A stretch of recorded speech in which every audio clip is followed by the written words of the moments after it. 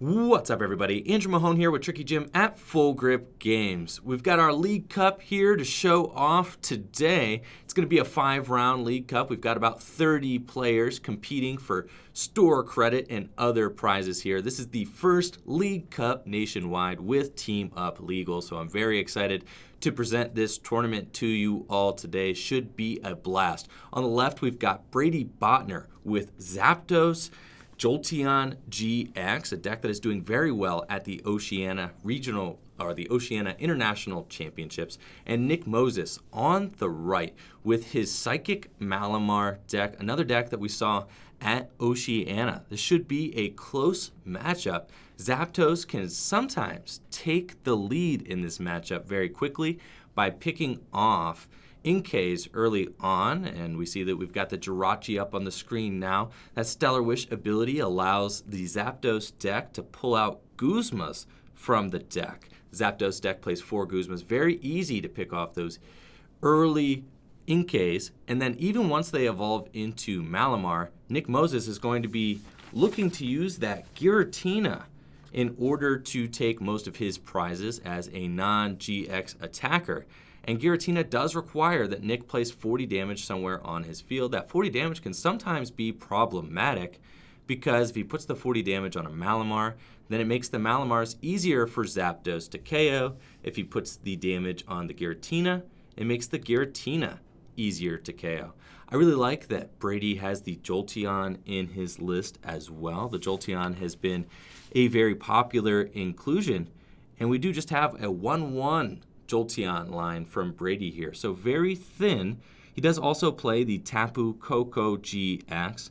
Looks like he's also choosing to run an Oranguru and an Absol. We did see that the Absol was a card being used to tack for the mirror, stopping other Jirachis from being able to retreat for free with Escape Board. So we'll see if that card gets to come into play here at all during this round 1 match. The Absol, an excellent tech card.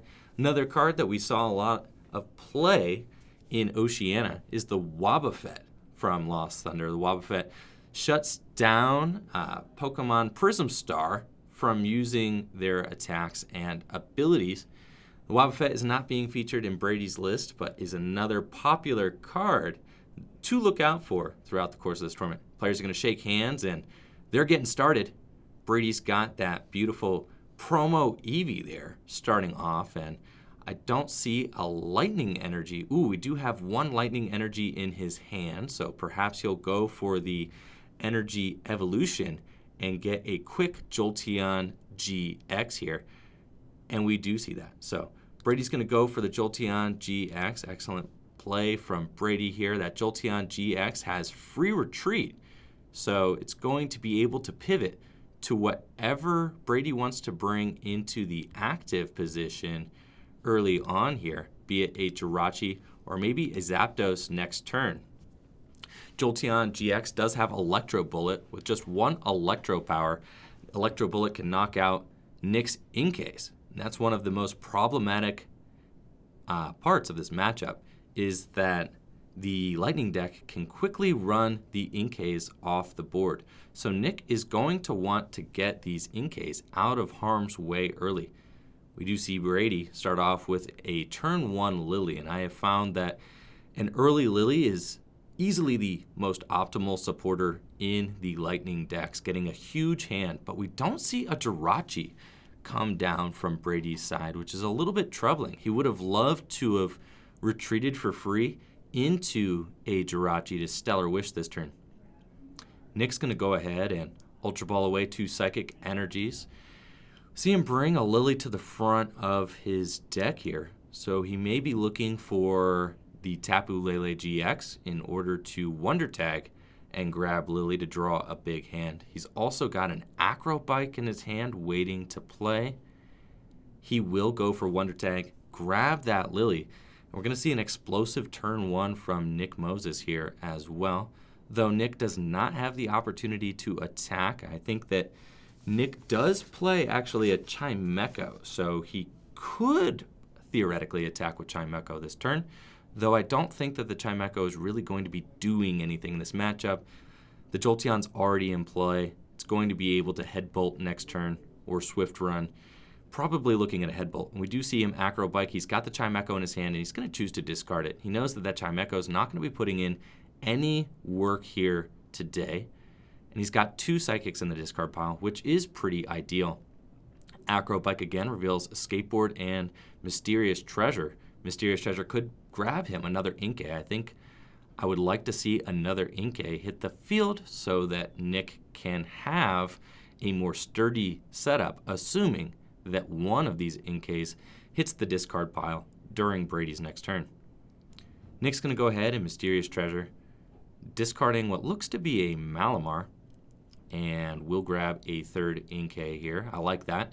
Setting up his board very well in the face of the more aggressive Lightning deck. Nick is going to have to stabilize his board quickly so that he doesn't get run off the field. Now, Nick unfortunately did have to play down that Tapu Lele GX. The Jolteon does very well to take out Tapu Lele GX. I mean, with a Choice Band, it only needs an Electro Power, and that Tapu Lele GX will be knocked out. Nick benches Jirachi and gets a huge Lily here to start things off, but it looks like he may just have a hand full of supporters, Cynthia's and the like. Do see a Malamar, a Viridian Forest. The Viridian Forest is going to be great so that he can at least grab an energy to retreat that Inkay into Jirachi so that we can see a Stellar Wish here. And that way Nick will also protect the remainder of his Inkays, unless, of course, Brady has a Guzma. So I like this play from Nick Moses. Just making sure that he protects his Inkays. Those are his most valuable resource right now. It's okay, honestly, if the Jirachi goes down early, because he really just needs that one turn here of Stellar Wish in order to get him maybe some Mysterious Treasures, some Ultra Balls. And it looks like Nick is trying to figure out what to do here. Retreating into Lele and pass. Wow. I'm not exactly sure what this route is. I think Nick wants to keep the Jirachi, but Brady will obviously go for the Volkner here, and he has got to be licking his chops. He knows that this Jolteon is about to take a huge knockout on that Tapu Lele, and I'm just wondering, why did Nick opt to promote the Tapu Lele? We know that this is easy pickings for a Jolteon GX. Looks like Brady goes for Nest Ball, though, off the Volkner, so he may already have the Electro Power in his hand to take this knockout.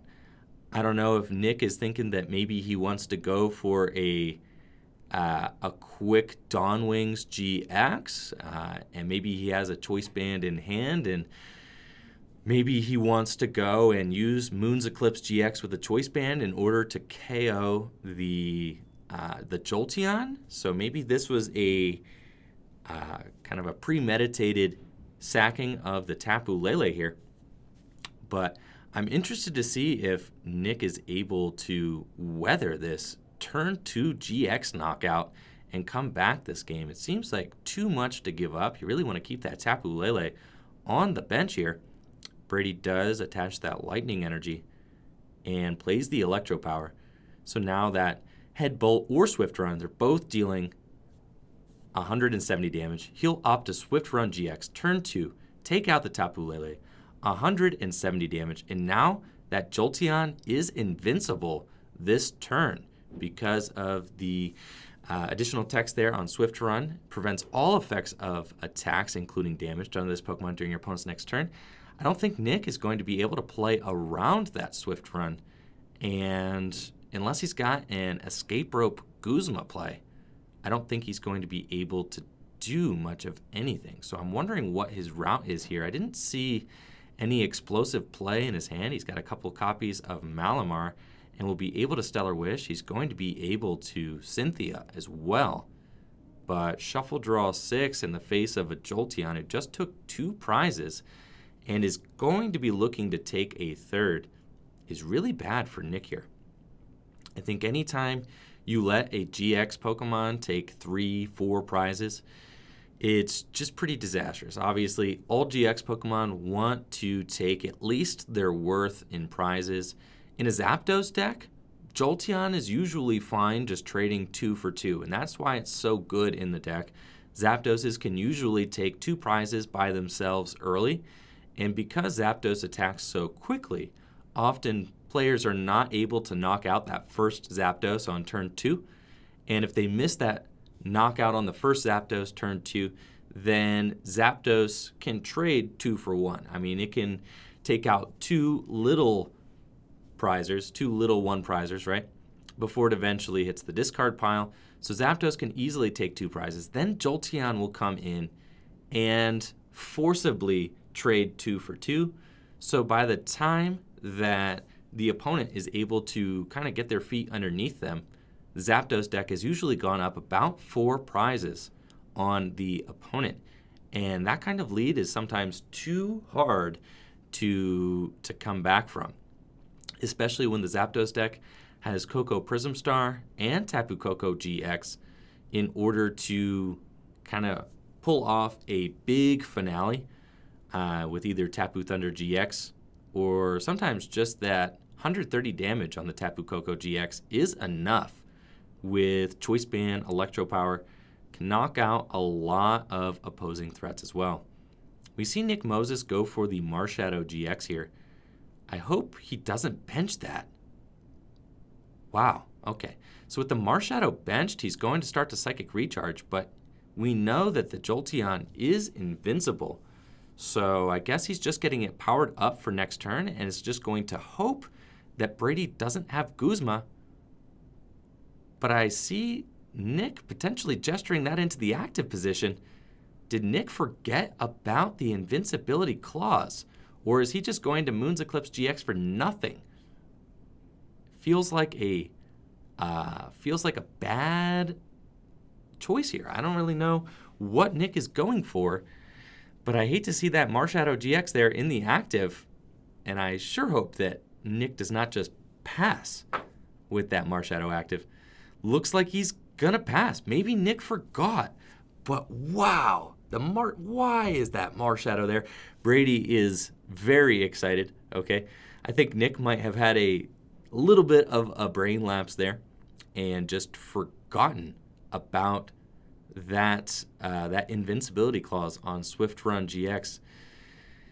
Looks like Brady's going to retreat into Jirachi, and this game is home free for him at this point. He's got Volkner in hand, so I'm assuming that Brady has Switch in his hand already, and he could grab the Electro Power off of the Volkner. If he's got Switch in hand, he will just switch back to Jolteon and take this knockout again, going down to 2 prizes remaining. And Nick will most definitely not be able to come back from this lead. Just going to call that now. It is too much, right? Too much. I think got a player in the chat, Will, saying that Nick got a little tilted there. Sometimes I think so. Playing on stream can do a lot to players' mental fortitude sometimes, and you just make missteps that you wouldn't have any other time of day. Brady is going to be able to play that Electro Power there. Yep. And Nick is kind of shortcutting things. He's throwing the Marshadow in the discard pile. We could see that he is not happy with himself for missing that, right? All right. Nick's going to draw with 2 prizes remaining to 6. I think that there's nothing that Nick's going to be able to do. Twice he has promoted a GX attacker into the Jolteon, and that Jolteon is just hungry for these GX Pokemon with less than 200 hit points. That is Jolteon's bread and butter there. And it's okay. This happens to the best of us. I certainly have made missteps on stream plenty of times. Nothing new here. Happens on every stage there is. Happens on the world stage. Happens on the national stage for sure. And sometimes here at Full Grip Games as well. It's okay though. Nick is going to use Cynthia here and see if there's anything he can grab off of these 6 cards here to help pull him out of this tailspin. He's got a Let Loose Marshadow. Looks like he's got some sort of rainbow rare card in that hand as well. I'm not sure what it is. Looks like another Marshadow GX. So hopefully he's able to pull this knockout here. I think that with 3 Psychic Recharge, he should have no problem taking the knockout. But that poor Marshadow GX just has 150 hit points. Very easy to knock out for the opponent. No problem whatsoever. I think that if Nick can, he's going to be looking to use that Moon's Eclipse GX here in order to make his Marshadow invincible for at least another turn. But I think that Brady's deck with Jirachi's on board, he's got 4 Guzma in the deck, he should be able to find a way around a Moon's Eclipse GX. Even if he doesn't find Guzma, he could still potentially find an escape rope to get himself around the Marshadow for a turn. And really, at this point, Brady absolutely does not mind just promoting a Jirachi and using Stellar Wish and waiting a turn. That could definitely be something we see here. So we'll see. Yep, Nick will opt to use that Moon's Eclipse GX and make himself invincible with Shadow Hunt there, allowing the Marshadow GX to use any of the attacks of any basic Pokemon in your discard pile. He's got the Dawn Wings Necrozma GX in that discard pile, allowing him to perform that attack. Brady is going to Nest Ball here, see if he can find maybe another Jirachi, another Zapdos, just something to throw onto the bench here. I don't even think I mind if he puts another Eevee down, but does not have the Eevee, right? He only plays a 1/1 line. So he'll grab Absol instead. That is a good choice, and it could potentially slow Nick down this next turn, since that Stellar Wish Jirachi will not be able to retreat for free with the escape board. But Nick does have 3 Psychic Recharge Malamars on his bench, meaning that he could just attach an energy from hand to the Jirachi and then retreat into a 3 energy attacker next turn anyway. The Viridian Forest is ensuring that both players are finding their energy just fine this matchup, and we did see Viridian get a lot of play at the Oceania International Championships. It is a great supporter in Lightning decks. We saw it a lot in Pikachu Zekrom, but also a fantastic addition to the Psychic Malamar decks, Ultra Necrozma decks, being able to pinpoint whatever energy you want from the deck, bring it to your hand once during your turn, also sending cards to the discard pile. Both valuable things for both Lightning and Psychic decks. Brady's going to use Oranguroo's Instruct to fill his hand to 3, and he's still got that Stellar Wish in the active, so he'll use that on Jirachi. Look at the top 5 cards of his deck, see if there's any trainers he wants to bring there. And Stellar Wish Jirachi has proven to be just a total all-star in this new format. Players are teching against him already in the form of that Absol we see on Brady's bench. But it can really help piece together any strategy. We've seen Stellar Wish Jirachi with basic Pokemon like Zapdos. We've seen it paired with evolution Pokemon like Malamar.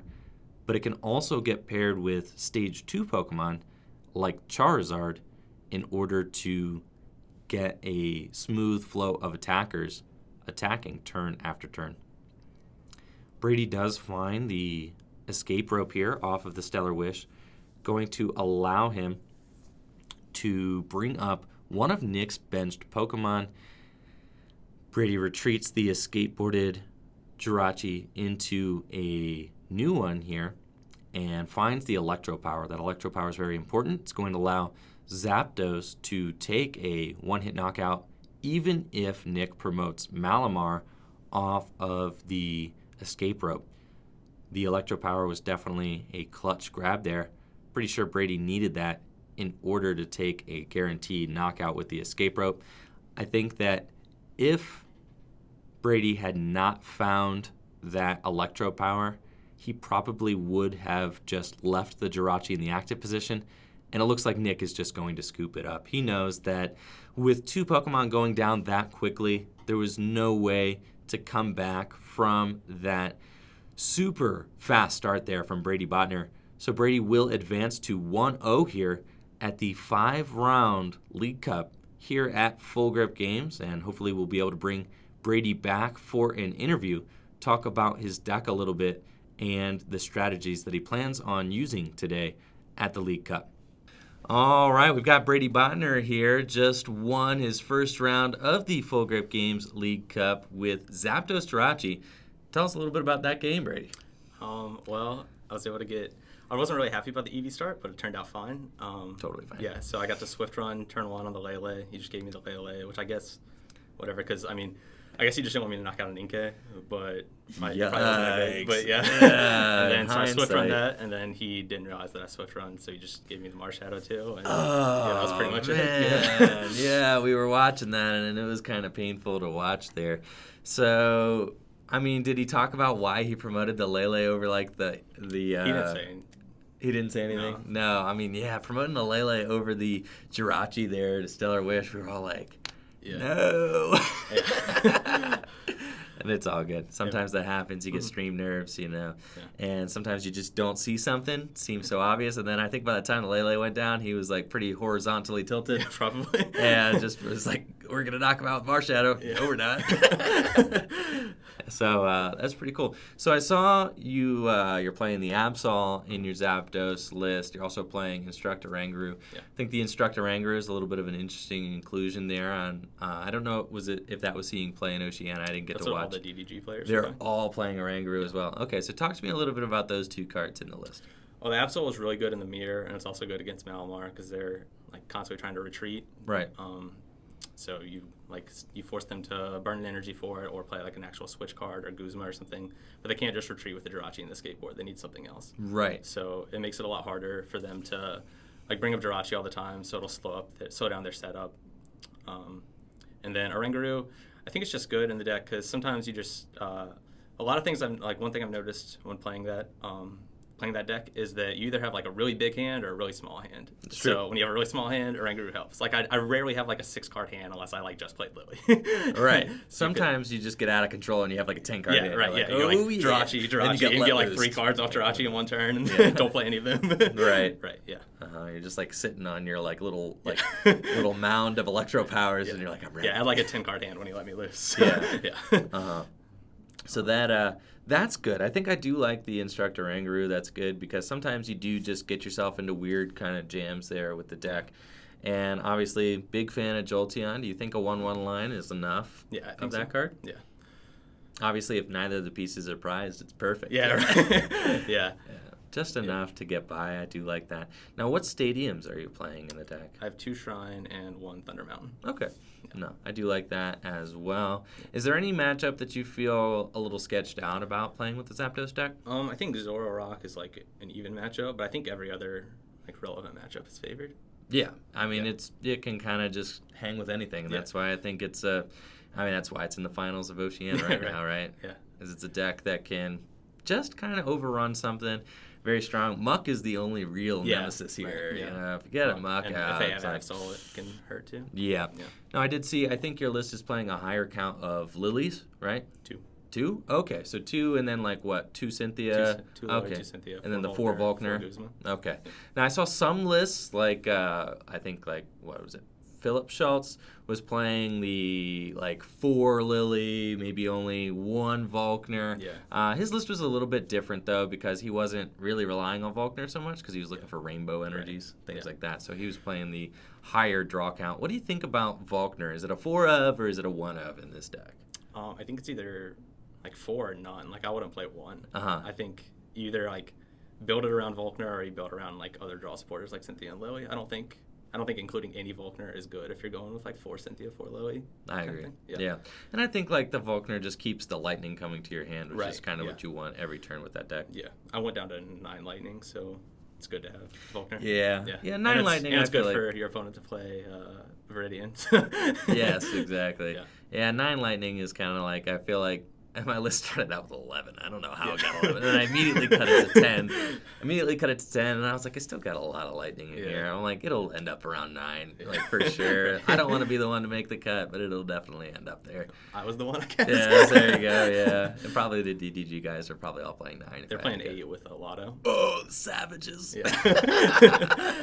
Yeah, well, some greedy person's going to cut it to 8. Oh, golly, with a lotto.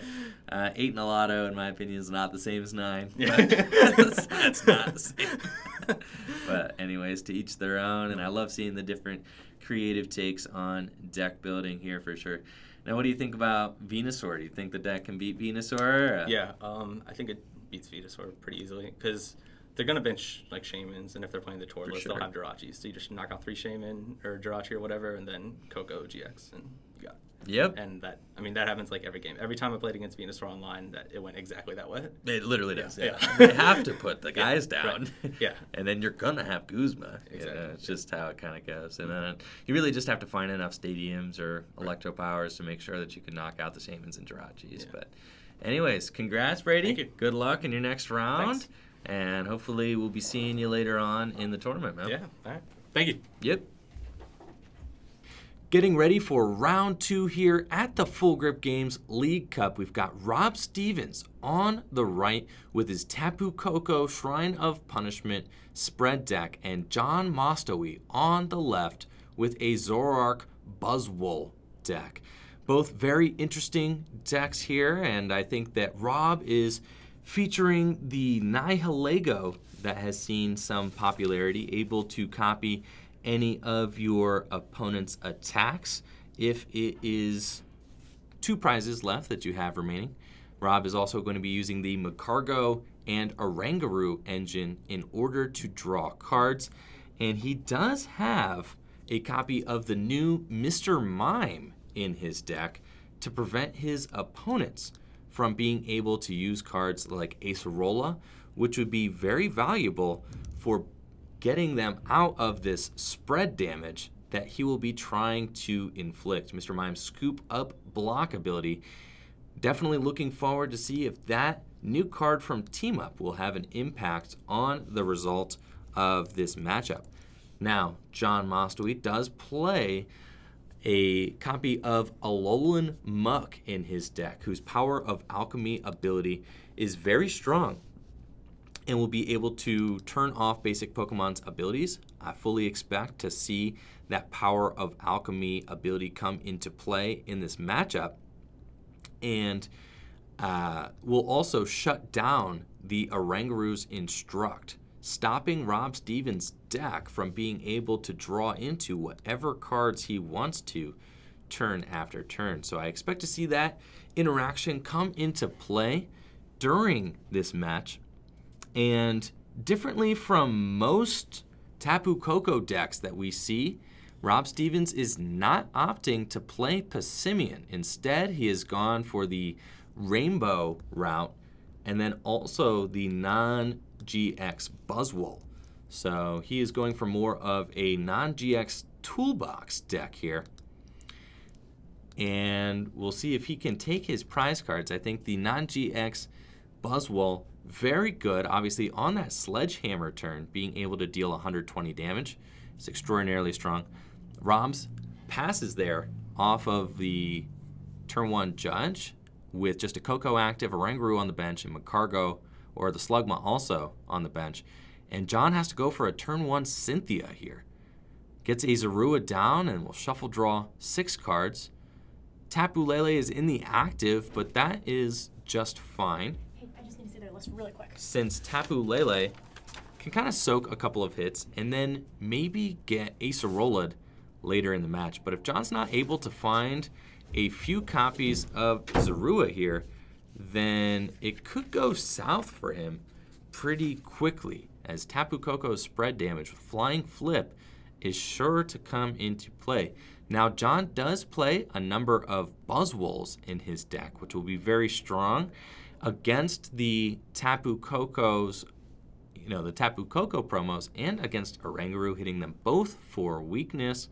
That will be very good. So maybe John can kind of tank with Buzzwoles, or maybe use his own Sledgehammer Buzzwole But with John playing a Zoroark deck, he really wants to spread his bench out, really wants to get a ton of Pokemon into play, and that very much will play to Rob's advantage.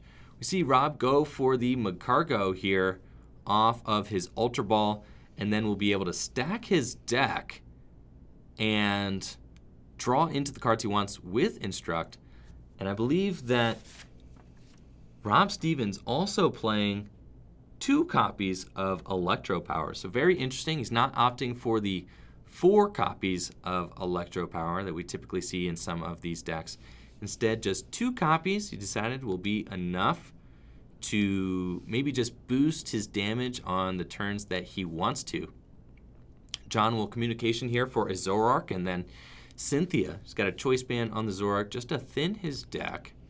He knows that Rob will not be playing down any copies of Pokemon GX for him to take advantage of at all.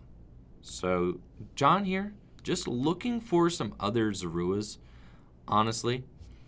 I'm going to look at John's healing cards in his deck. He does play 2 copies of Acerola. He definitely wants to find a Ditto Prism Star sooner rather than later so that he can shut down this deck and stop the Oranguru from using Instruct, stop the Mr. Mime from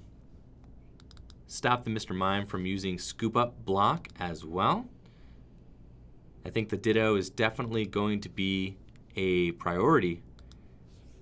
But we see John go for another copy of Zorua here to just stabilize his board. He wants to get more Zoroarks into play. He wants to be able to trade and draw more cards. It looks like John also plays a copy of Beast Ring in his deck so he can accelerate fighting energy to Buzzwoles. And John just has to pass into a Tapu Koko. So we can fully expect to see another flying flip here come into play. And John's slow start could be problematic. Rob definitely in the driver's seat here, doing everything that he wants to do. And we see John laying his John Cena out there, yes. And that being corrected there by the judge, thank you. John, now is not the time for memeing, okay? You are on stream. Rob Stevens also memeing with his Pikachu GX counter. Rob will stack his deck, play Electro Power, and then is going to draw into the cards he wants. He stacked a Shrine of Punishment, which is going to be able to tick away at the Zoroarks and the Tapu Leles here. And that Flying Flip is going to be dealing 50 damage this turn because of the Electro Power that Rob Stevens played. And Rob only plays 2 Electro Power, so he's only going to get 2 of those supercharged flying flips throughout the course of this game. But I guess the hope is that he will be able to overwhelm the board with just pure spread damage. We also see that he's playing the Tapu Lele there, which is able to rearrange the damage counters on John's field. And I assume that Rob is also playing copies of Counter Energy to be able to use that Tapu Lele's attack. We also see he's got Rainbow Energies too. I'm going to take a look at that energy count there. He's got 4 Counter Energy, 1 Beast Energy, 4 DCEs, 1 Fighting, and 1 Rainbow in Rob's deck. So John here trying to figure out what his route is going to be. He needs to get more Pokemon in play, but also doesn't want to take more damage from Rob's flying flips. So he's kind of stuck. Looks like he's just going to attach double colorless and hit into the Tapu Koko there for 80 damage. That feels really rough, not even taking a one-hit KO. John seems to be in a horrible position here while Rob continues to set up his deck masterfully, getting everything that he wants. He'll attach the Rainbow Energy to the Tapu Lele there on the bench, and will use Smooth Over to search his deck for the cards that he needs. I think the Rainbow Energy there on the Tapu Lele is definitely a good play. It puts a lot of pressure on John to kind of deal with it. John now has to eye up that Tapu Lele, has to say, okay, Rob has 90, 100, 110, 160 damage on board. At any point, Rob doesn't even have to be behind to unlock that Tapu Lele now with counter energy. He could just attach another energy and rearrange the damage counters however he sees fit. So very strong play there from Rob. And then we're just going to see another flying flip, staying the course. This is exactly what this deck wants to do. I think that Rob does want to get that mime down, and I don't think that he hasn't prioritized getting the mime into play, which makes me think that either the Mr. Mime is prized or he just hasn't gone for it yet. But the Mr. Mime could very well be prized since we haven't seen it come into play. John does not have Ditto Prism Star down, and there's nothing stopping him from finding Acerola except for the fact that he just has not seen it yet off the top of his deck, and I'm assuming he desperately wants to go for Acerola here. I don't think Rob minds letting this Tapu Koko get knocked out. Notice he did not retreat into the other Tapu Koko in order to spread with a fresh one. He's just going to let that prize get taken, and I think Rob knows that if he just lets a couple prizes get taken here, he will eventually be able to sledgehammer, and he's kind of looking forward to his 4-prize sledgehammer turn. And what I like about Rob's deck is that using the Magcargo engine is going to allow him to search out those 2 copies of Electro Power just on the turns that he wants them.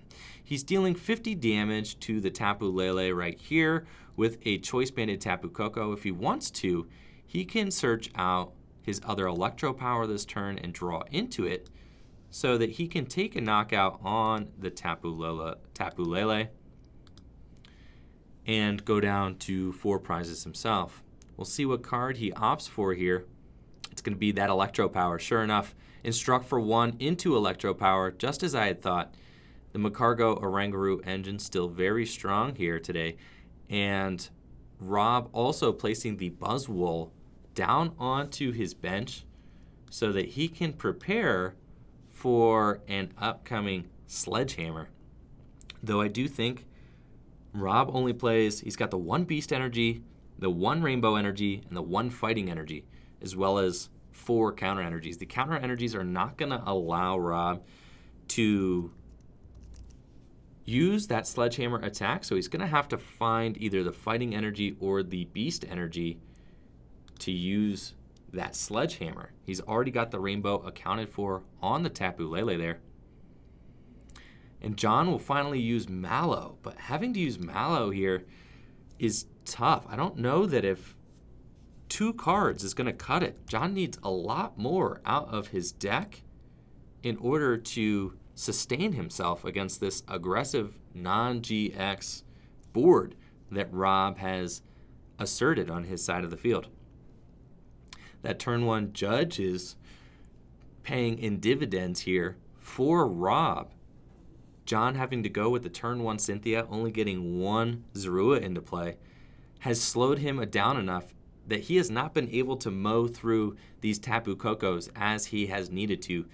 As a Zoroark deck, you really want to knock out these Tapu Kokos every turn and make sure that Rob doesn't get any sort of repeat flying flips going on. But falling this far behind, not sure if John's going to be able to sustain. He does find the Buzzwole and a Ditto Prism Star there, which is good. The Ditto Prism Star is going to allow him to evolve into Muck, going to allow him to slow things down. But at this point, might just be too little too late. There might be too much damage done. And he may not be able to come back from this very speedy start here from Rob. Both players opting to play Buzzwole. Very interesting. We did see, wow, and a pass from John. with a Zoroark with a fighting energy on it, assuming that John is going to look for some Acerola plays here in the future, knowing that without taking a knockout, Rob will not be able to use his Sledgehammer to knock out the active Zoroark. I guess unless he finds Choice Band and Beast Energy. If he finds Choice Band Beast Energy, he could take a knockout, even though it's not his 4-prize turn, with Sledgehammer. We see him eyeing up that second one there. If he's got one of the combination pieces in his hand, he could make it happen. He either needs the Choice Band or he needs the Beast Energy, but it looks like he's just eyeing up the Shrine, gonna opt to spread a little bit more. And I think with John having a fighting energy on the non-GX Buzzwole, I think John is going to be looking to use his own Sledgehammer and hoping that Rob doesn't take a knockout. But I think since Rob did go for the Shrine there off of Magcargo's Smoothover, we can assume that, yeah, Rob's not going to be taking this knockout here. He is just going to be using Flying Flip and dealing more spread, preparing for a Tapu Lele play later in the game. This is going to open the doors here for John to either heal or potentially Guzma and take a Sledgehammer knockout. But we want to see both happen, but you can only choose one. John does trade into the Alolan Muck there, which is very good, and will trade away another fighting energy. So he can't Acerola and Guzma in the same turn. He could Acerola the Zoroark. I'm assuming he's probably just going to Acerola the Zoroark in the active. And we see the Ditto turn into a Magcargo, actually. And John is going to use Guzma to Sledgehammer Rob's Magcargo. So that is another way to stop this engine from working, is to just take the Magcargo out. You could either stop the Oranguru with Alolan Muck, or you could just knock out the Magcargo. The Magcargo is a lot of times the kind of the backbone of these non-GX decks, keeping them drawing whatever they need every turn. It can be very oppressive to play against one of these non-GX decks when they have the Magcargo in play. So taking that out, definitely a stellar option for John here, and is going to put him in a slightly better position. We see Rob go for the counter energy on his Tapu Lele there. So he could be looking to use that damage swapping attack on the Tapu Lele in order to rearrange the damage counters, of which he has amassed quite a few now on John's side. And maybe take a knockout with Magical Swap. Rob does have the option of Magical Swap here, and John has 240, 260, 280 damage on his side of the board. It's enough to knock out one Zoroark, but I feel like Rob wants a few more turns of Flying Flip. You don't want to ever really Magical Swap for just one knockout when you could Magical Swap for more. So Rob will go for another Flying Flip here, but I feel like now is the time. John has got Acerola in his hand. He's going to be looking to heal off one of these very heavily damaged Zoroarks. Rob has not been able to find that Mr. Mime yet and get it into play. The Mr. Mime would be hugely punishing against John's board position. John evolved his Ditto Prism Star into Magcargo and not an Alolan Muck. So I think John is just hoping that that final prize is going to be the Mr. Mime, right? John's just hoping, hey, well, he hasn't seen Mr. Mime yet, so hopefully I don't ever see it. John also might not know that Rob plays Mr. Mime. So John's going to stack a Zorua onto the top of his deck here and trade into it. He needs more of a board state, that's for sure. The Zorua is going to help him get a clean Zoroark into play. Clean in air quotes. I mean, it will probably sustain some damage from Flying Flip, but not as much as these other two. John will go for his second trade here. He's already got the Acerola in play in his hand. So he'll play the Acerola. And probably just going to keep that Buzzwole there in the active position, I imagine. He's got Beast Energy in his hand, so he can buff that damage output with the Beast Energy if he wants to on the baby Buzzwole. And I thought he had a second Zorua, but he might not have. It looks like he doesn't. I thought he stacked the Zorua. I could have been mistaken there. Looks like John will go for an Ultra Ball, so maybe now he's looking for one. That's because I think if Rob knocks out John's only Zorua, probably a clear path to defeat there. So I definitely think that, yes, John wants the second Zorua. I thought he got it off of the smooth over, but he's going to end up with it either way. And I really like this play from John, just establishing his board, making sure that he doesn't fall victim to a Guzma here and leave him with just a single heavily damaged Zoroark GX. Now, John does play Pal Pad in his list in addition to 2 Acerolas, so he's going to be able to start bouncing these Zoroarks around, and we'll take that knockout there on the Tapu Koko. Rob taking a look at his discard pile here. John only has 3 prizes remaining to Rob's 4, and now Rob is in a little bit of a tougher spot. He's got no Magcargo in play and won't be able to easily find the pieces that he needs. John is off of his Beast Ring, or Beast, I shouldn't say Beast, the Sledgehammer turn. So Rob is not going to be able to Sledgehammer for 120 damage. John is Sledgehammering for 120 damage. That's how he's able to knock out the Tapu Koko this past turn. But Rob is off his Sledgehammer turn now.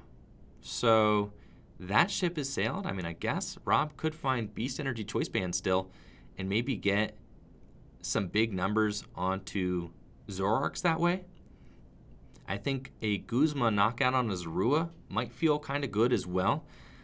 I think if I'm Rob here, you have to take a knockout and get John off of this Buzzwole turn, because John is turning the tides of this game with that non-GX Buzzwole running rampant in the active, and if Rob doesn't answer it right here, then John is just going to take another knockout, which would feel really bad, as he kind of just Acerolas in the background turn after turn.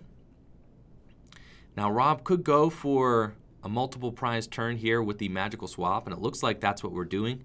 So Rob says enough of the Sledgehammer. I'm going to make sure we take 3 prizes here, and Rob will go down to a single prize remaining. I think he's got maybe enough to knock out a Zoroark and a Zorua. He might not. Actually, no, just 2. Okay, so he's short. He had enough damage before, but on Magical Swap, he can only knock out the Zoroark GX and then has to leave just 10 damage on John's Buzzwole there with the Tapu Lele. So still a very tight match. I think now that Rob has laid his Tapu Lele play down, John's like, okay, I survived the Magical Swap, right? Survived the Magical Swap, and that's really the worst of it, right? Now he's got no damage on board. Rob still has 2 prizes left to take. He can't use his 4 prize Sledgehammer turn. I think that those final prizes will be very tough for Rob to make up. So let's see here. John is looking at his deck here with smooth over, deciding what to take. I mean, he's got to love having a clean board position for sure. And will stack something to the top of his deck with that smooth over ability. And we'll see what that is here. He's got Guzma. He's got double colorless. He's going to Guzma up the Slugma, and I think that that is a very good choice from John here. Being able to take out the Slugma, knows that the Magcargo really is a lot of the issue with this deck. The deck does not draw well if it's not stacking its deck every turn. So he opts to take out that Slugma with Riotous Beating there, dealing plenty of damage to knock out the poor Slug. Now Rob's board is just looking too light now. I don't think that Rob, even though he started off in such a commanding position, I think Rob letting that turn wait one too many and giving John the opportunity to find the Acerola, Rob not being able to find his Mr. Mime. It's got to be in the final two prizes. That's got to be absolutely devastating for Rob. He plays the Mr. Mime for a reason. But, you know, the one of cards, you can't play two. Playing two Mr. Mime makes no sense whatsoever. It would just be too heavy of a tech. At that point, you really just hope it's not prized. That is what you do with a tech card. You play one, hope it's not prized. Playing two, you're just seeing it way too much and not using it nearly as much as you see it. Rob is going to grab the Beast Energy here off of Acrobike. And he can deal a substantial amount of damage to this Zoroark with a Beast Energy Buzzwole, and that's just what he has to do with two prizes remaining. Looks like he is using Judge here. Both players will shuffle up and draw 4 cards. He's just hoping that he can hit into this Zoroark for what it's doing, 120 damage right now, and that John doesn't have an Acerola off of the 4 cards. It's not where you want to be as Rob. You would definitely rather have the Mr. Mime down, but he's got to go all in with this Buzzwole and just hope that John can't respond. It's certainly possible. I mean, John is limited to 4 cards in his hand and only has 1 Acerola in deck. So he's going to be looking for that 1 Acerola, and he can't. I mean, I guess he could just stack it, though, with the Magcargo. So there's really no getting out of this. I think that John will just stack the Acerola onto the top of his deck unless he's prized his other one, which is a possibility. I'm not sure. And it looks like Rob is doing a whole 180 damage, so a ton of damage to the Zoroark. John has pretty much no choice but to go find Acerola off of this Magcargo's Smooth Over. But the question is, will John be able to take a knockout? I don't think that John can take a knockout and Acerola in the same turn. He might not be able to get all of those pieces. So it looks like John's just going to opt to grab a Diancie here and maybe will transition into his Sledgehammer Buzzwole himself off of Acerola. I kind of like that. Just dealing 60 damage with a non-GX feels pretty good, or 50 damage with a non-GX feels pretty good. And then John is going to want to find his own Acerola. He's going to want to find Palpad eventually as well to shuffle his Acerolas back into the deck. Nestballed for the Diancie here. He's got Ultra Ball. It looks like he's going to thin a little bit. He plays the Alolan Grimer. He's going to get rid of the Beast Energy as well. We do see the Palpad is in his deck. He's just actually going to Tapu Lele for the Acerola. Okay, so I like this. This way he can use the Smooth Over and stack whatever else he needs right now. And we see him kind of going in all at the same time. He Ultra Balls for the Lele, Wonder Tanks for the Acerola, and will also Smooth Over for, let's see what he's got here off the top, trading away a double colorless for 2 cards. He's got an Acerola, and what other card does he have in that hand? Devoured Field. It looks like it is Devoured Field. He's taking the knockout here with the Zoroark. He got Devoured Field, got every piece that he needed there off of the Smooth Over and the trade to take 130 damage, Riotous Beating with the Devoured Field. So John definitely in the driver's seat now, was able to clean his board up entirely, and it looks like Rob's deck is just fizzling out. He does have access to counter energy now, but the counter energy doesn't look like it's going to be enough to power up a substantial enough attack to one-hit KO a clean Zoroark GX. And it looks like John is just in command. He's only has to take one more prize. Rob desperately looking for something else off of this Cynthia, but with no Mr. Mime throughout the entire course of the game, looks like Rob is just going to extend his hand. And that's it. John mounting a masterful comeback here in this game. Absolutely crazy. At first, I thought Rob for sure had this one. He's showing off there in the prizes. The Mr. Mime was prized, and John is showing off, yeah, prized. Not an option for that entire game. We knew it all along. Rob would have loved to have gotten that Mr. Mime out, would have changed the course of that entire game. But when Mr. Mime is in the final two prizes, what are the odds? Good game all around. Great play from John, being able to rally back and wrangle that tough Shrine matchup back into control. Gonna grab John here momentarily and bring him back for an interview. All right, we got John here, fresh off his win round 2 there at the Full Grip Games Cup. Congrats, John. Thank you, sir. So, walk us through that matchup a little bit. Yeah. What was going through your head? Why Buzzwole Zoroark? Yeah, lay it on me. Sure. So I was watching the stream last night for the International Oceania Championships. Saw a lot of Pikachu, saw a lot of Zoroark, and so I'm like, well, I don't really feel like playing Lycanroc like every other person. I'm going to roll with Buzzwole, which has nice matchups against those particular cards. But for this matchup particularly against Tapu Koko, I personally thought he was playing Basimian. So in my mind, I'm scared. So I'm like, oh no, what am I going to do? And if you'd watched that game, super slow start, super unconventional. I mean, he judged you turn 1, right? Oh my lord! Like if anything could have gone wrong, it did for a little bit. Oh, we thought for sure you were out of that one. Oh yeah, so did I. I'd written myself off. I was donezo. I was like, oh whatever. But thankfully, we were able to sneak back in there. Acerola super key in this matchup. Oh my gosh! Dude. And he prized his Mr. Mime. Right, we saw you get the Ditto Prism Star out. I'm like, okay, he's probably going for a Lola Muck here, but I was like, at this point, you might have actually evolved into Macargo. Exactly. It ended up saving you, and you just kind of assumed like, I haven't seen the Mr. Mime yet, for sure. So So without the Mr. Mime, I didn't even know that if Rob did or did not play Mr. Mime. That's what I had to assume, yeah. So that's where I was at with that. Macargo was able to find the Acerolas for me when I needed them. Devoured Field, super key. I was really glad I saved that. I'd field blower the Shrine earlier. Right. And I held on to the Devoured Field thinking, you know what?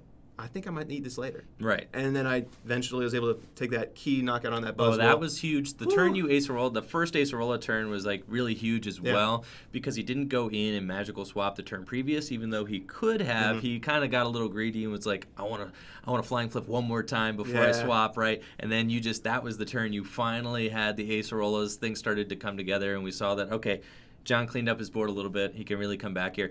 And what's crazy is that I think it might have ended up actually kind of working a little bit in your favor too, just having a very confined bench because he wasn't able to flying flip for 120 every turn. Exactly. Really only flying flipping for 60, 80, 100, right? So absolutely. Definitely good stuff. So how do you feel about Zoroark Buzzwole? I've seen you play this deck before. It's not your first time playing it. How do you feel about this deck going forward here? Not my first rodeo. And I just love the way that Beast Ring can just be like, people are like, okay, what's this dude playing? They see the fighting energy and they think immediately Zoroark Lycanroc. Exactly. But with Buzzwole, you can just take big knockouts out of nowhere. I like the fact how you can hit really hard with Buzzwole GX straight off the get-go with Jet Punch. So just dinking at Pikachu, at Zapdos on the bench that might have some resistance problems. I'm pretty confident in the deck moving forward. It might be a play for me. You didn't hear from me here for next weekend at St. Louis. Exactly. Awesome, awesome. No, I love that I love the Baby Buzzwole inclusion in the deck. I think it's really strong with Macargo, being able to find your Beast energy, being able to find your Beast Rings, things like that, being able to find all the pieces you need. I mean, Buzzwole can obviously take huge knockouts on cards like Pikachu, stuff like that. So, great stuff, John. Good luck in your next rounds, man. Thanks, Andrew. The chat's looking at my backpack. They want to show off the backpack, so I'll go ahead and do that for you guys here.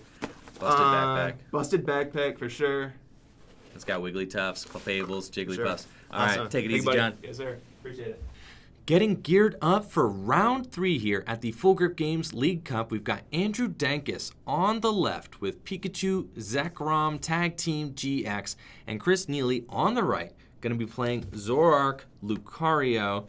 And I'm excited about this matchup. This is a little bit of a taste of what we got at the Oceania Finals. I know the Oceania Finals is more of a Zapdos versus a Zoroark deck, but Andrew Dankus does play Zapdos in his deck. Lightning versus Zoroark, a classic matchup for the ages here.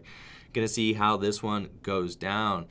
Chris Neely's Lucario GX and that Aura Strike attack should be very strong against Andrew Dankus's Pikachu Zekrom tag teams. However, Andrew Dankus does play a couple copies of Zapdos himself. One copy of Zapdos himself. So we're going to see if that maybe one copy of Zapdos can get in there versus Chris's Zoroark deck early enough to take some prizes, or maybe if Andrew Dankus can power up a quick Pikachu Zekrom and full blitz his way to victory here. Should be an exciting match either way. We see those nice full art blinged out Ultra Balls in Andrew's deck. I know he's also got some Emerald energy there. The energy cards from that Emerald set just absolutely stunning. They've got that matrix power, that matrix pattern on them. Super cool energies, very hard to find. Pretty expensive as well. So very nice swagged out deck that we got there from Dankus. And these players are going to get started here. Chris Neely starting Zorua. Andrew Dankus on the draw, starting with a Zoroark GX. And he's going to start off by Ultra Balling away a Lightning Energy and a Lily. Maybe not opting to go for the turn 1 Lily here. Maybe he's got another supporter card in his hand. But he will be searching out, I imagine, either Zapdos, or he does not play Jirachi. Say a lot of times you want to go into a Jirachi here if you play one, but Andrew Dankus' list is not playing Jirachi. So he will be looking for maybe a Pikachu Zekrom to set up. Andrew Dankus does not know that Chris Neely is playing a Lucario version, so he's just going to go and start setting up his deck as usual and is aiming for that Pikachu Zekrom tag team. Now, Pikachu Zekrom tag team GX, very powerful card. I mean, not to be underestimated. If Chris Neely fumbles in his setup at all, he's going to be able to take advantage of that and get in there quickly with the Tag Bolt GX or a full blitz for 150 damage. And it looks like Andrew Dankus did have a backup Lily in his hand. So he Ultra Balled away a Lily in order to play a Lily. He's going to go in with Nest Ball here. Search his deck for a basic Pokemon. And looks like he's eyeing up the Tapu Koko Prism Star. That Tapu Koko Prism Star is going to allow him to get probably a turn 2 full blitz, which is what this list is geared to do. This is a turn 2 full blitz list, no Jirachi. I've heard a couple players talking about these speedier Pikachu Zekrom lists, not opting for any sort of Stellar Wish. They don't want to waste their turns with Jirachi in the active. They want to go straight for energy attached to Pikarom. Speaking of energy attached to Pikarom, we see Andrew Dankus, ultimately punished here in this hand, was not able to find himself a basic Lightning. He Ultra Balled one away. Obviously, you do want a copy of Lightning in the discard pile so that you can use Tapu Koko Prism Stars, Dance of the Ancients. But without a Lightning Energy in hand, Andrew Dankus is a turn behind here. Chris Neely, starting with the Tapu Lele GX, is going to search for a Professor Elm's Lecture, assumedly, and then we'll grab 3 basic Pokemon. So we see him, he's got the Lecture and a Rockruff, a Ditto, and a Zorua. Now, I don't believe that the Ditto can evolve into Lucario. If we look at Lucario GX's attack, it says if this Pokemon evolved from Riolu during this turn. The attack does 90 more damage, so Chris will Pokemon Communication for the Riolu so that he has the option to Aura Strike this next turn. And what's absolutely frightening about this board position from Chris is that he can tee off on turn 2 to get a turn 2 Aura Strike for 120 damage, which can knock out any Pokemon on Andrew Dankis' board. What's even more frightening still is that he does have a Rockruff on his bench, now with a double colorless energy, meaning that he can Bloodthirsty Eyes and bring up the Pikachu Zekrom if he wants to. And if that is not scary to Andrew Dankis here, I don't know what is, especially considering Dankis did miss that turn 1 energy attachment onto the Pikarom. With 3 copies of Electro Power in hand, Dankis just has to go for the Cynthia here, which feels bad. A blind Cynthia just into the deck. He needs more than 1 card to make this turn buff out. I mean, if I'm Andrew Dankis here, I want to see a Lightning Energy, an Energy Switch, and a Nest Ball. I want a 3-card combination. I want a Zapdos to go knock out that Zorua. That is it. And if that's not the play that I see from Andrew Dankis here, I'm going to be sorely disappointed because I think that Chris Neely's deck is just geared entirely to take this Pikarom deck down. This is a deck that we saw play from Stefan in the finals of Oceania. He's in the finals of Oceania with a Zoroark Lucario Lycanroc deck, I believe. So similar ideas here coming from Chris. Andrew Dankis considering his Acrobike. Does he want to get rid of the Absol? And he will discard the Absol, keep the other card. He's not seen a Lightning Energy yet. So Andrew Dankis going in for the Let Loose. Still no Lightning Energies to be seen. He's discarded 1 with Ultra Ball and has been dry on the rest of his draws. No Lightning. That could be disastrous. Now, if I'm Andrew Dankis, I really like going for the Zapdos early against a Zoroark deck, though I know his deck is geared up to get a turn 2 Full Blitz. We're not seeing that happen this turn. And we're not seeing that happen probably, potentially even this game. I think going for the Zapdos is the safer play than the Pikarom, just to take a quick knockout on Zorua. It feels good, right?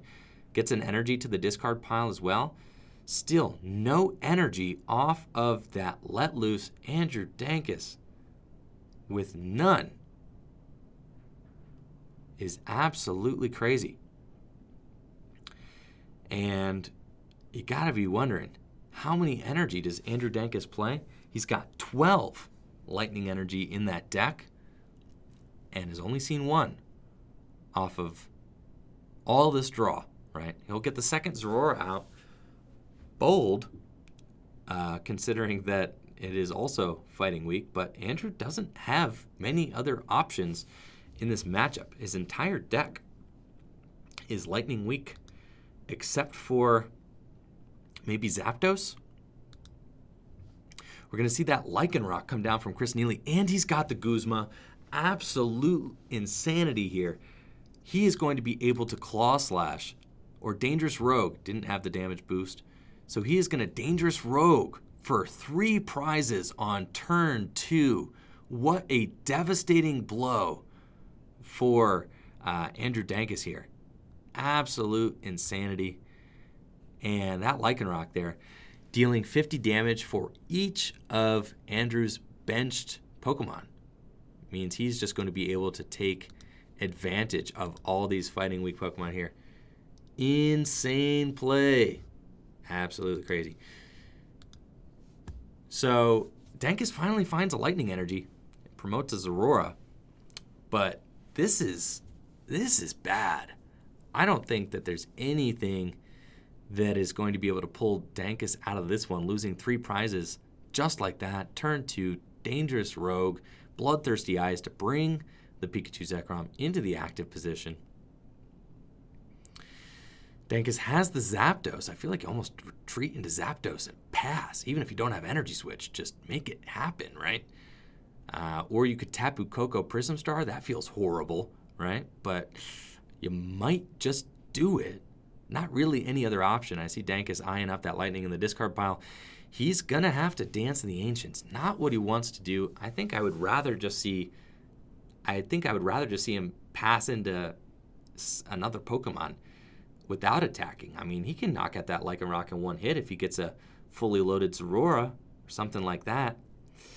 I'm not sure that the 80 damage here is going to make too much of a difference, but Andrew Dankus on the ropes, uses his Tapu Koko Prism Star for just one Lightning, feels absolutely horrible.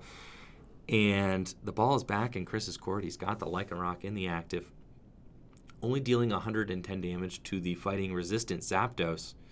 Means that he's going to either have to find a Professor Kukui or maybe a Zoroark that he can retreat into and a double colorless.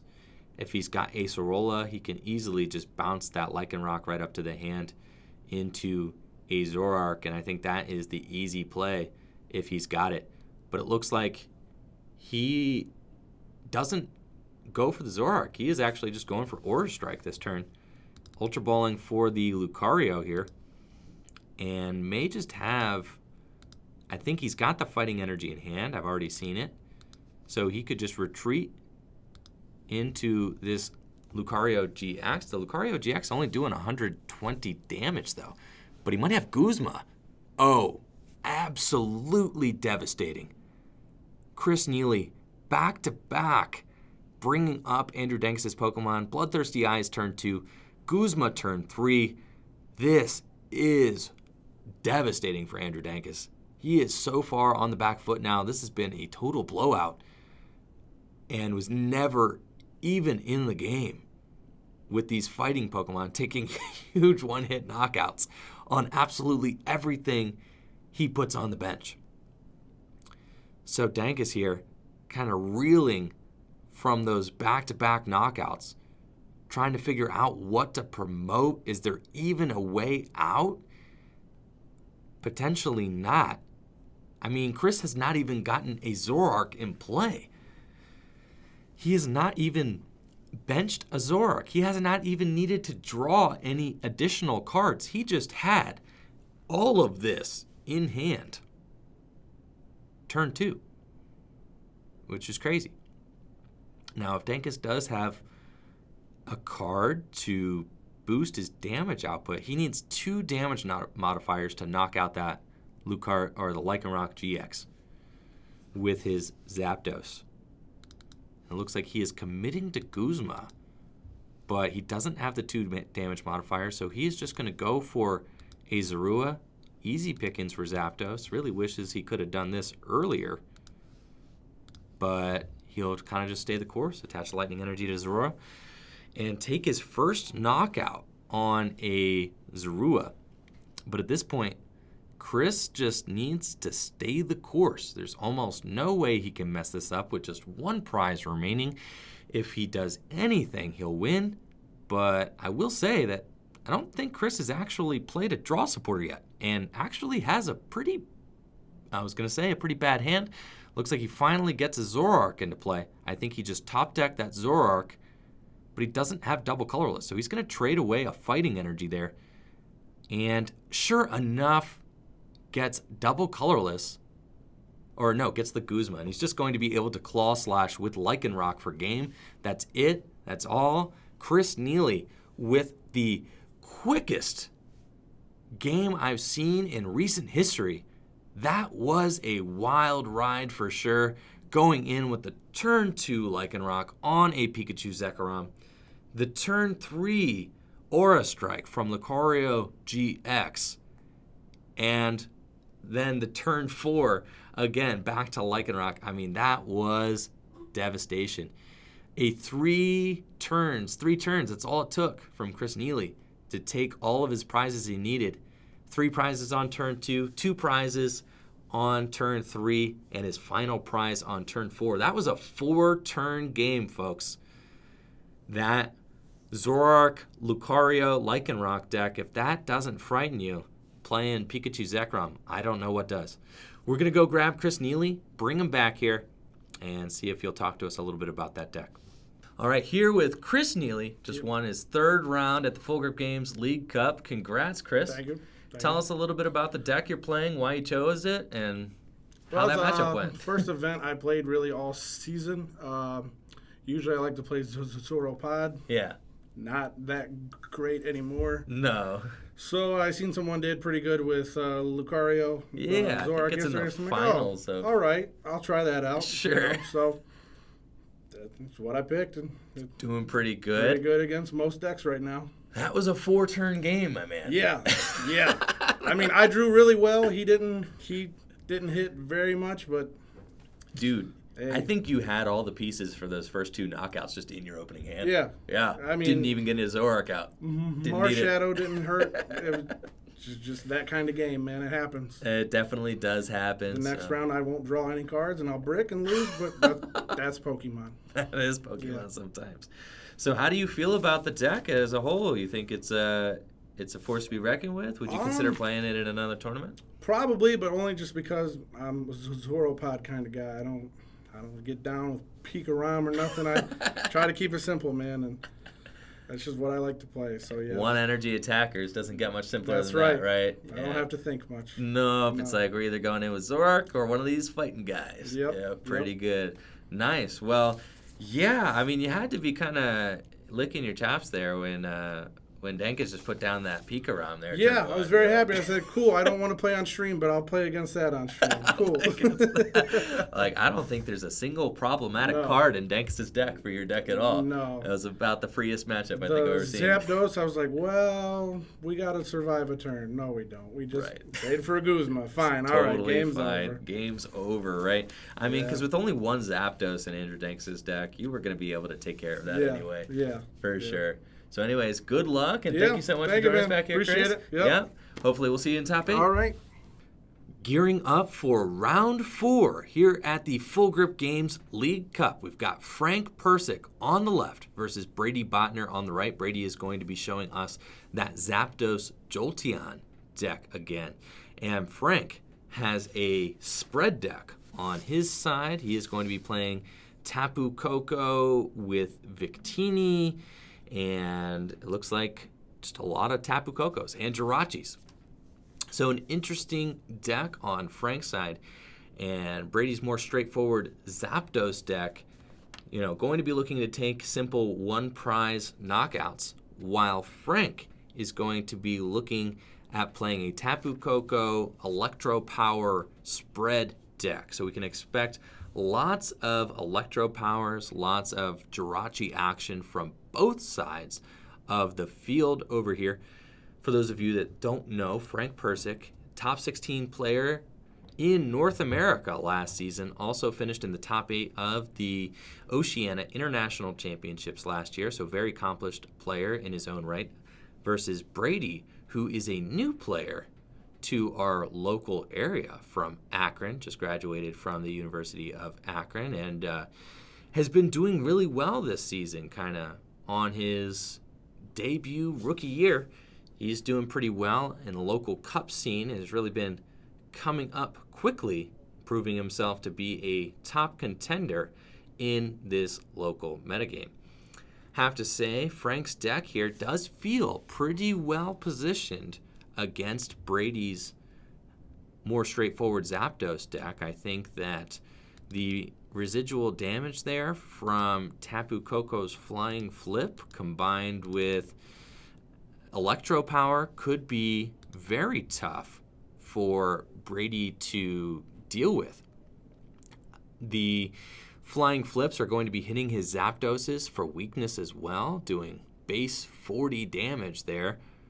With Electro Power, they'll be doing 100 damage just straight up to a Zapdos, meaning that it is just one more Flying Flip away from being knocked out on the bench. The Jirachis also only have 70 hit points.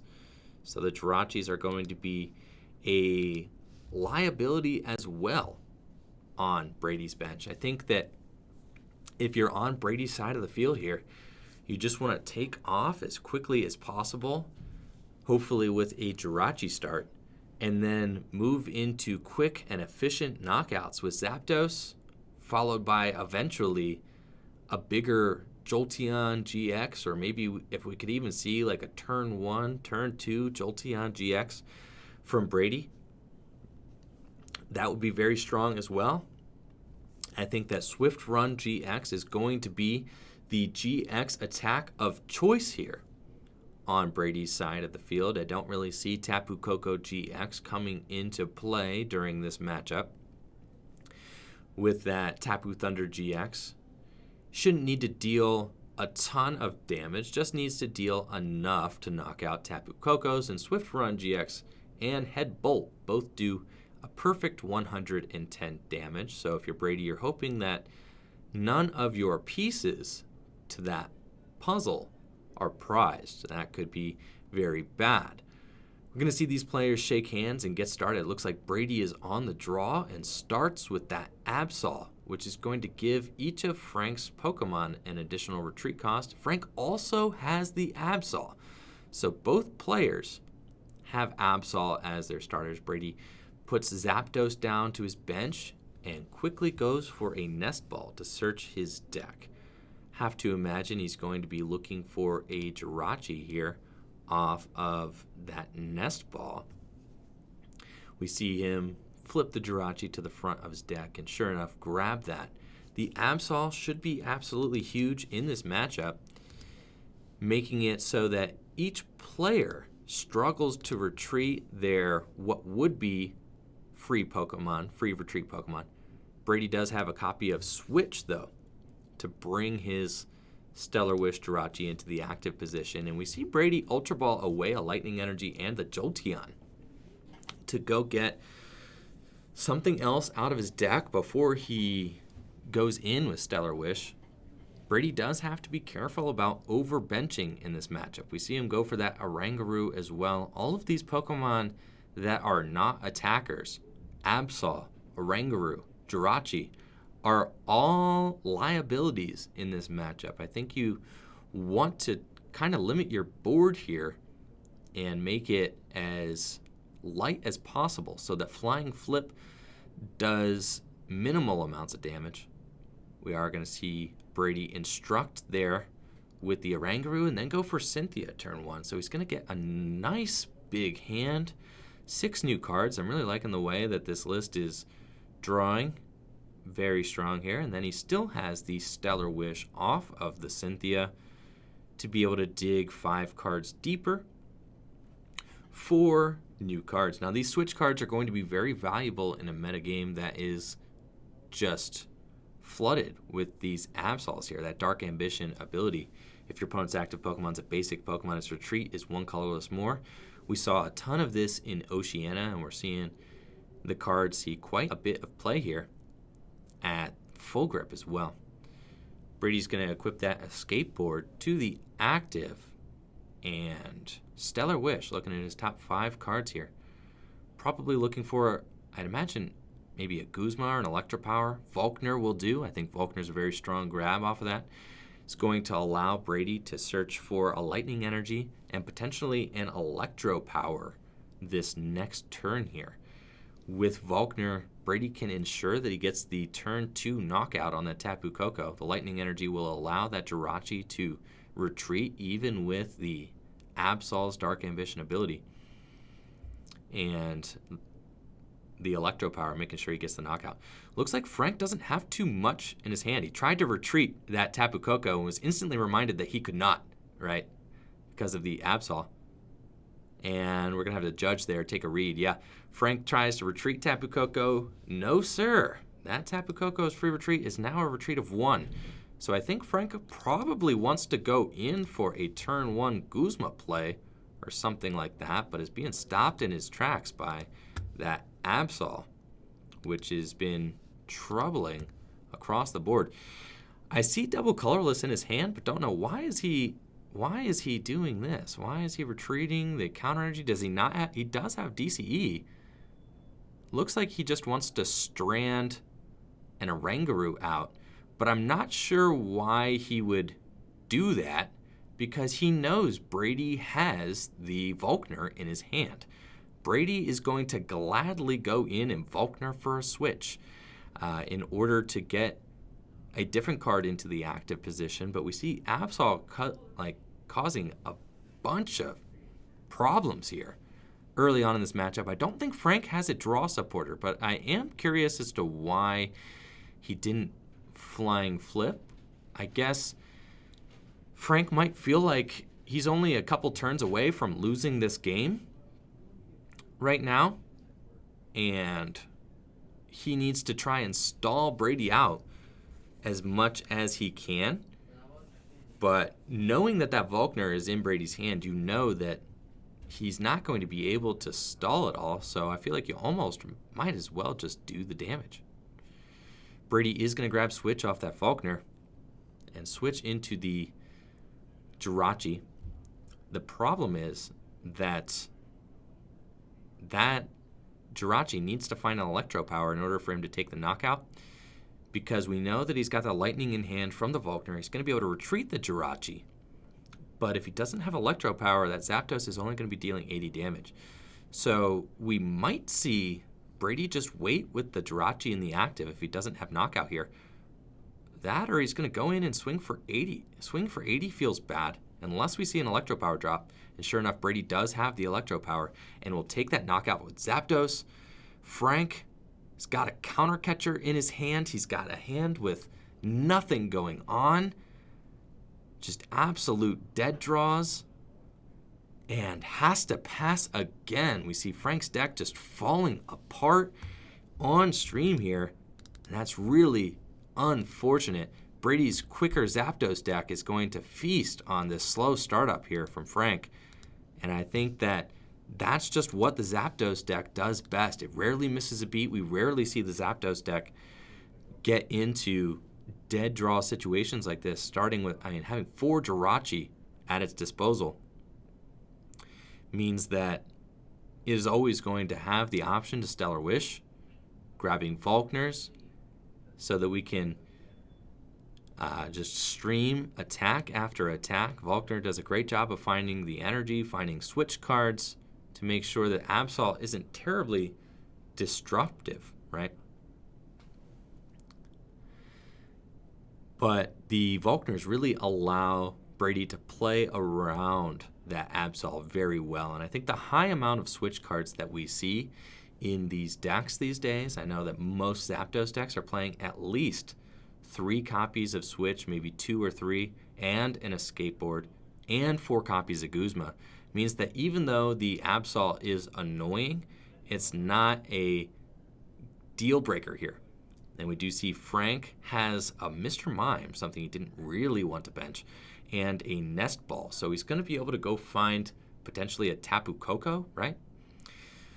But Frank doesn't have an attack to launch this turn unless he has a Guzma in hand and can Guzma up the Oranguru again.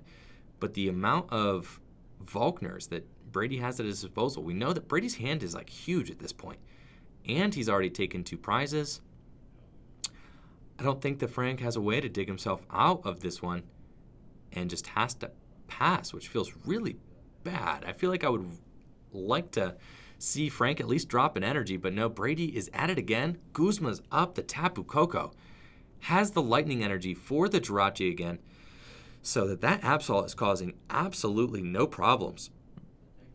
Brady will find another Guzma. He's going to keep this train moving, taking knockout after knockout, while Frank just sits here like a sitting duck, not drawing any supporter cards off of his top.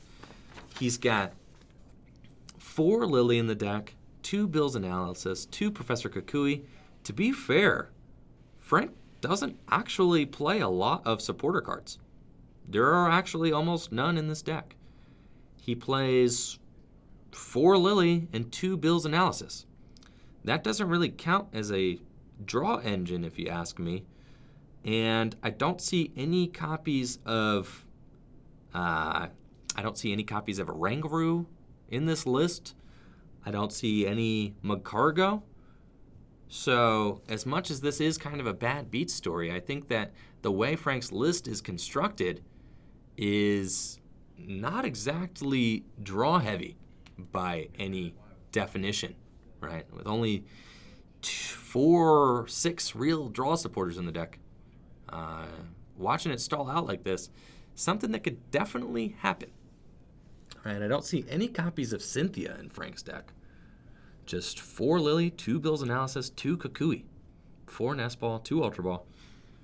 And that's it. So we've got the Absol on the active with the counter energy on it. That counter energy is activated. But it looks like Brady just has Guzma again. And it's going to be going to town with this Zapdos. Just taking knockout after knockout. He grabs another Guzma off Jirachi. And we see this engine here just so systematically doing what it needs to do. Even though it's only 80 damage a turn, it can be boosted with the Electro Power. He's hitting the numbers he needs to hit. He hits the Lightning every turn he needs it. I think I do probably want to see Brady grab the Tapu Koko Prism Star eventually so that he can maybe accelerate energy that way. Now I want to see what in the world is this Absol's attack here. See the judge go to read it. I'm going to read it as well. Apparently it knocked out that Zapdos. The attack on the Absol reads Shadow Seeker. This attack does 30 more damage for each colorless Pokemon, your active Pokemon's retreat cost. So Zapdos would have had a retreat cost of 3 after the Absol's ability came into effect there, and would have done it. So Shadow Seeker taking the knockout there on Zapdos with the counter energy and the DCE. But if Brady can find a way to knock out this Absol, I think Frank is done for, if not already. Brady only has 2 prizes remaining. I do want to see, I think, a Tapu Koko Prism Star here to go and get maybe some more energy onto his Pokemon. I think that would definitely help.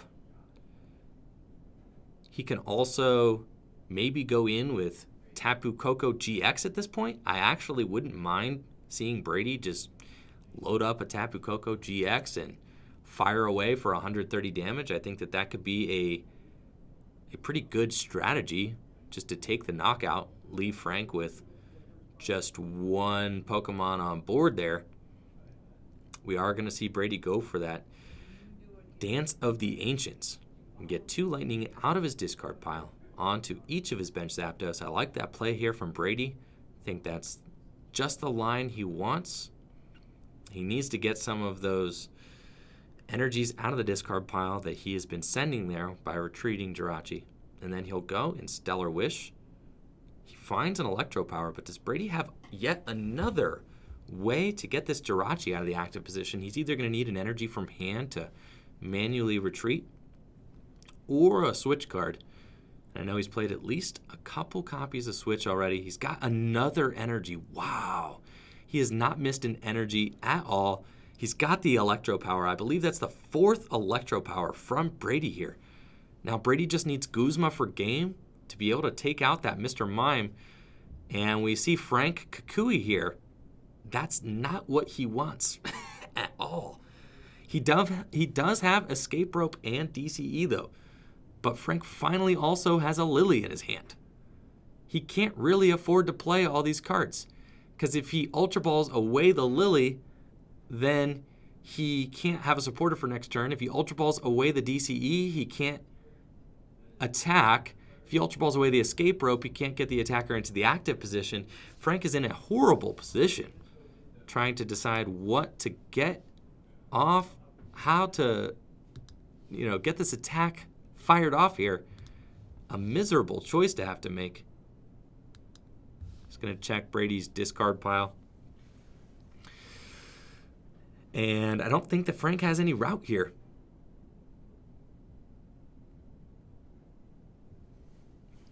And Frank will attach the double colorless, and I think he just is going to use Mr. Mime's attack.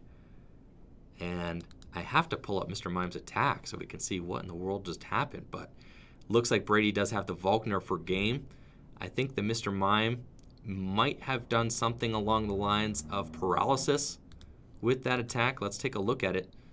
Side Bolt on the Mr. Mime there would have been able to paralyze Brady's active Pokemon. Looks like Frank just wanted one more turn. Unfortunate game for Frank, but like I said, not a lot of draw cards in that engine. So Brady will go on to 3-1 here at the Full Grip Games League Cup. Frank dropping to 2-2, putting him out of contention, I believe, for top 8. Might be able to squeeze in there at 3-2 every once in a while. One does make it. But Brady's Zapdos deck looking very commanding over a spread deck that I thought would have had a better time against the Lightning Weak Zapdos, against the small Jirachis as well.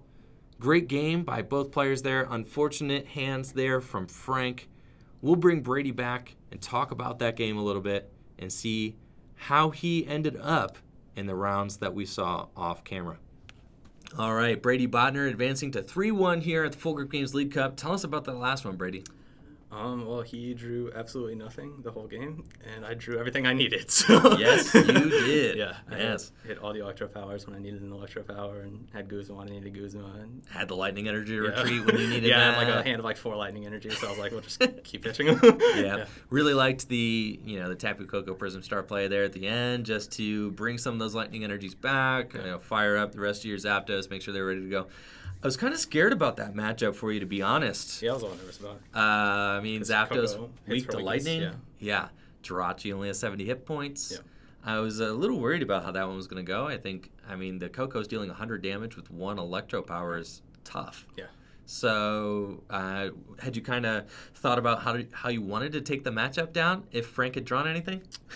Yeah, I just knew I had to be able to like Guzma or like switch onto Kokos whenever I could and Electro Power them, and I just knew that like that was the only way I could win, is if I was constantly knocking out Kokos. For sure. Yeah. You have to put that pressure on. You have to not let him get repeat flying flips off of the same Tapu Koko. Yeah. So I think you did exactly that. Had Jolteon crossed your mind as a possibility to knock out Tapu Kokos as well? Yeah, I guess because Koko's not weak to Lightning.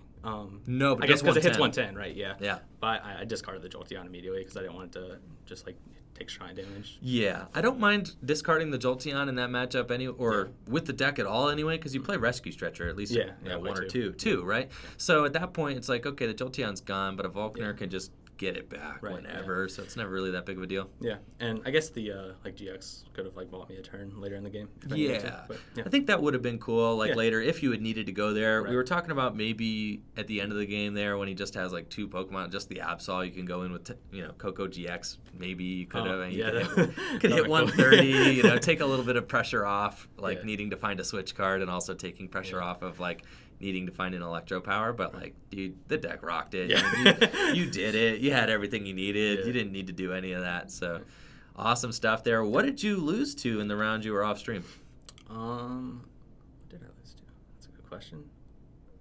I lost to Pikachu. Pikachu. Yes. Okay. I drew nothing the whole game. I didn't play a supporter until like the 5th turn. Oh, man. Yeah. I was just telling the chat, Zapdos never dead draws. Yeah, I did once. Okay. Yeah, I need it. I still almost won. I could have taken a 5-prize turn because he had Jolteon. I was about to die to Shrine. And if I had 2 Stellar Wishes. If I had Guzma and Electro Power off both of them, I would have been able to get the Pikachu Zekrom. But I only got the Guzma. I didn't get the Electro Power. Tough stuff. Yep. All right, and then you've beaten Coco. What did you beat on camera? Did you play on camera yet? Yeah, I played the first round. Yeah, against that was Nick, right. Nick Malamar. Right. Okay. And then this is your 3rd win. What else did you win against? I beat kind of a mirror, I guess. He played Lele. That was the main difference I noticed. A Tapu Lele GX. Yeah, 2 of them. Oh. Well, so you knocked one out. Yeah, I knocked one out for game. Oh, for sure. Yeah. Right. Yeah. Yeah. I don't really the Zapdos deck plays more like a non-GX deck in my opinion. Yeah. You just have a few GXs to supplement it because sometimes you can't hit the damage numbers. Oh, for sure. Yeah. Zapdos does only do 80. Right. Okay, Yeah. so you do need somebody to do more of the heavy lifting. Yep. Yeah.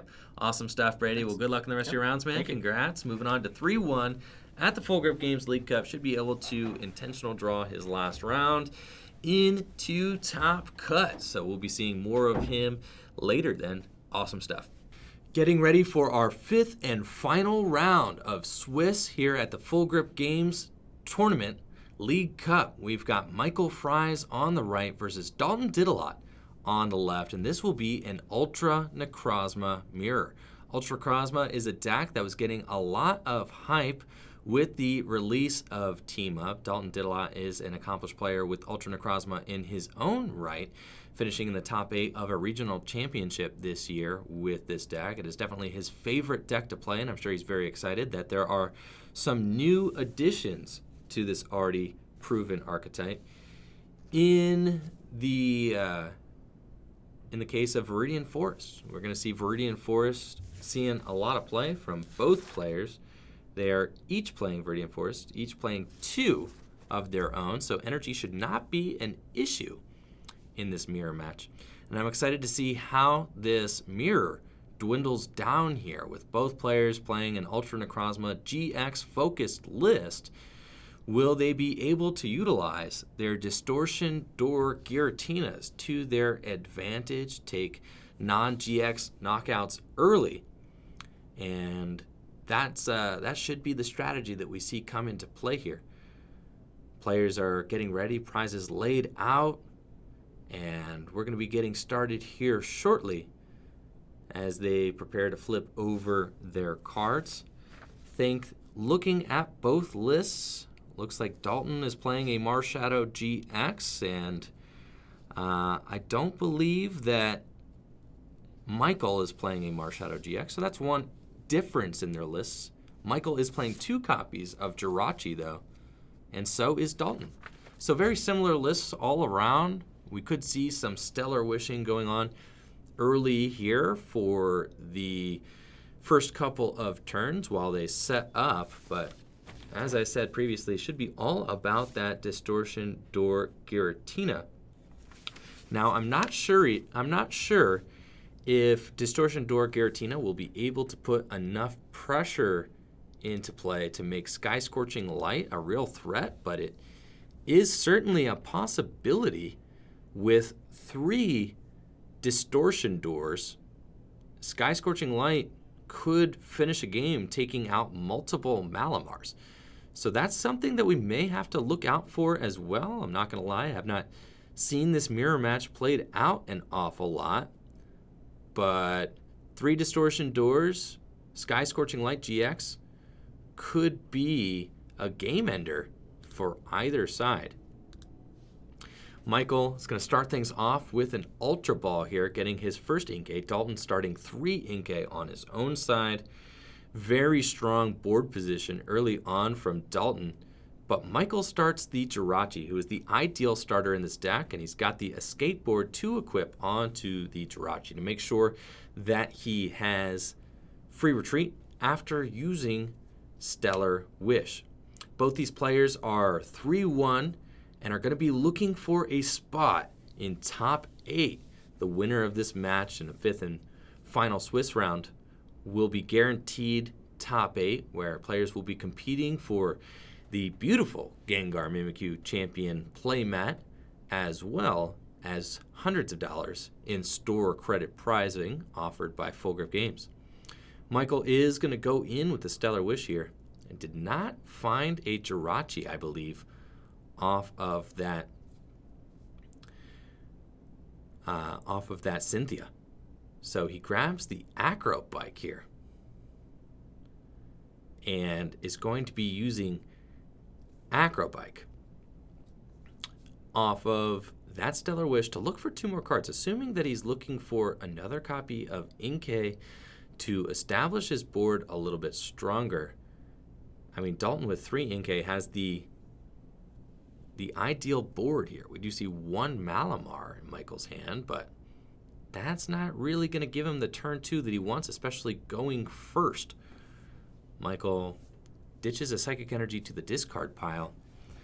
Looks like he's considering another search option. He's got Mysterious Treasure, so that was an easy pick, and is going to discard his Giratina, which is fantastic. He can get the Giratina into the discard pile, and we'll grab an Inkay. Like I said before, if Michael can get 3 Distortion Doors onto 2 Inkays, it is possible that he could utilize Sky Scorching Light in order to take a 2-prize turn at the end of the game.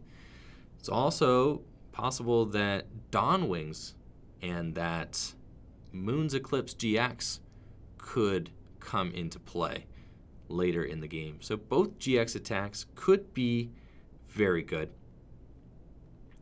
Michael looks like he might have one more card that he wants to equip here. He's just going to trade away his Choice Band with the Viridian Forest to get himself another Psychic Energy. I like that play. Thin the deck a little bit more and get himself prepared for next turn.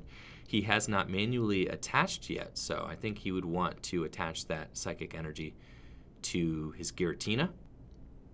And at this point, he has a stable board position. He doesn't have 3 Inkay like Dalton does, but he is going first. He did play the first energy down. He's probably going to get the first attack off as well.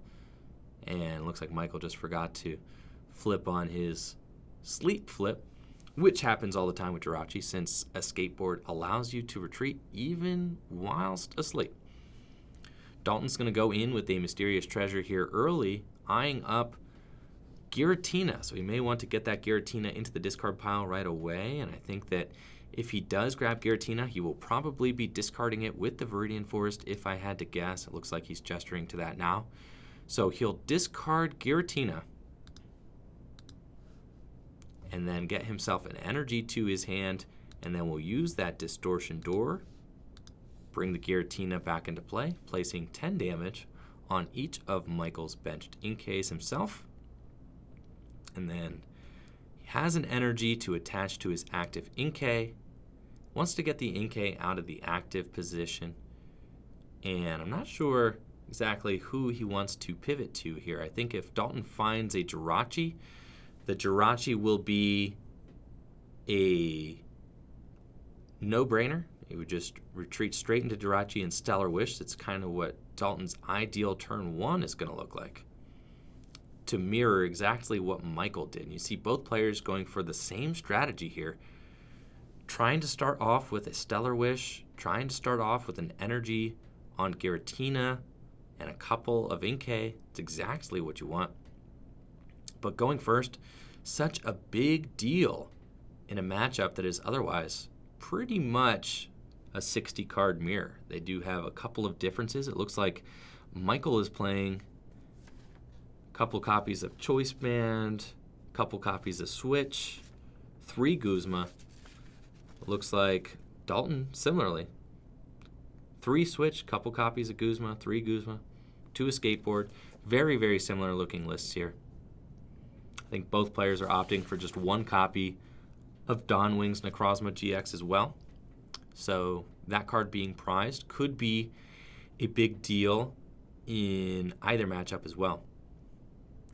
Sure enough, Dalton does find Jirachi and is able to retreat to Stellar Wish turn 1 to mirror exactly what Michael is doing on his side. And at this point, this matchup should get kind of weird. It's probably just going to be back and forth, shadow impact, to really march down the prize cards. And then the excitement should come as those prize cards start to dwindle down with shadow impact back and forth. Be interesting to see how each of these players wants to utilize their GX attack in order to advance their board state as things start to get very close.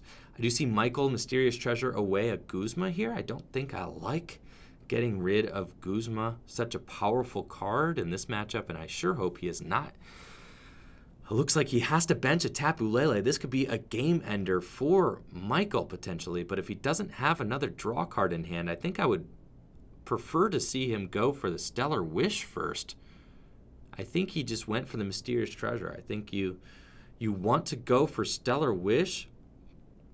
Putting the Lele on the bench could easily throw this entire game, because if Dalton is able to limit his board state to just Malamars and Giratina, he is going to be in the upper hand. So I don't mind just wasting the Stellar Wish there early. You really want to Stellar Wish first, hope you hit a draw supporter off the Stellar Wish, and then use your Mysterious Treasure for a Malamar instead. I think seems like the safer play for sure. Michael is going to evolve into one Malamar here. So he's got that. And then will Viridian Forest here for another Psychic Energy to attach from hand to his Giratina, assuming he's got a Psychic Energy in the discard pile. He'll be able to get the turn 2 Shadow Impact, but even though Michael will be taking this first prize card, I fully expect Dalton to be able to respond later in the game to that bench Tapu Lele.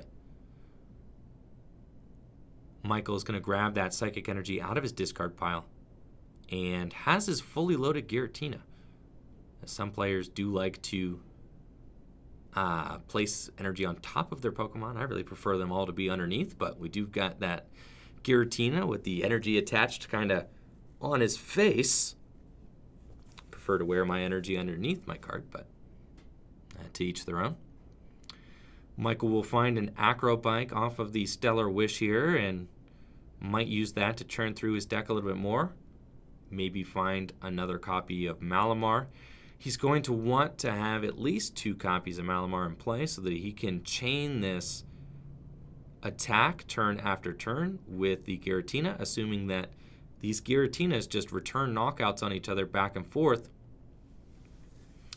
And another question, where does Michael decide to put his 40 damage from Shadow Impact?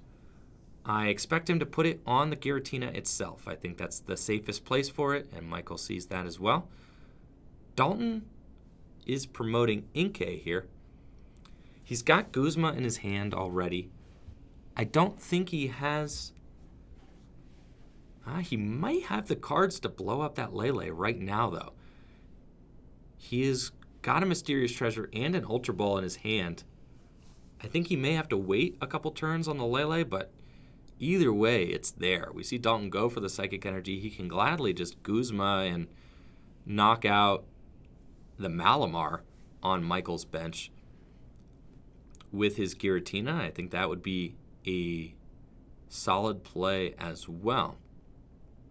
Dalton knows that Viridian Forest is going to stay in play the entire game, so will gladly Mysterious Treasure an extra copy away for another Malamar there, so we can get that going. And then we'll Ultra Ball away a Psychic Energy, and he's going to consider his next discard and a Cynthia. Probably for another Malamar, if I had to guess. He's going to want at least 2 Malamars in play to allow him to Psychic Recharge twice. We know that he'll have the manual attachment from hand because of the Viridian Forest, so he's guaranteed that. And sure enough, he's got double Malamar. And then we'll Cynthia. So, Dalton needs to find a couple things this turn. He does need to find a Switch. He plays 3 copies of Switch in his deck. Definitely a reasonable out to find that. I mean, he has Acro Bikes as well. 3 Acro Bikes. He can churn through his deck a little bit more if he doesn't find it naturally. But it looks like he may just have a bunch of Ultra Balls here. So he might have whiffed it, which would mean that he has to go for the... I don't think he plays Marshadow. I was going to say he might have to go for the Let Loose, but I don't see Let Loose in his deck. So I don't think that Let Loose is going to be an option to find more cards. Dalton is going to have to go Dawn Wings here. So missing the Switch, Dalton is going to have to Dawn Wings, Moon's Eclipse GX here. With both players having a GX Pokemon in play, I mean, anything could happen. But we do see Dalton hurriedly grab that Dawn Wings, whose Invasion ability is going to be able to bring it to the active position, even though he whiffed a Switch card. So Dalton knows he needs to keep up the pace of this trade. He cannot afford to miss an attack, that's for sure, in such a tight mirror match, and we will see him flip that GX counter. So Dalton is going to use his Moon's Eclipse GX here, making the Dawn Wings invincible And we already know Michael decided to get rid of a Guzma there. I think it was off a Mysterious Treasure or an Ultra Ball last turn. But it does appear as if he has the Guzma in his hand. So he will be able to get around this Dawnwings. I think I see a Guzma. He maybe has a Guzma there. If he does, he's very lucky because he discarded one the last turn. But I believe that's the supporter I see. Michael's eyeing up a Mysterious Treasure. He wants to get a second Malamar into play. If he's able to get another Malamar into play, he can Viridian Forest for the final energy that he needs. And go for a Shadow Impact with the Giratina. I don't know about putting the extra damage counter there on the Inkay instead of the other Malamar. I think loading them up on both Malamars feels better, in my opinion. Michael's going to Mysterious Treasure away that Metal Energy, go for the second Malamar. But loading up the damage on the Malamars feels good because if you put them in the same spot, then you can go in potentially with the Sky Scorching Light for game. All right, we're going to see Giratina be able to attack here, and he's going to trade away Acrobike with Viridian Forest to get himself the energy that he needs to attack with Shadow Impact.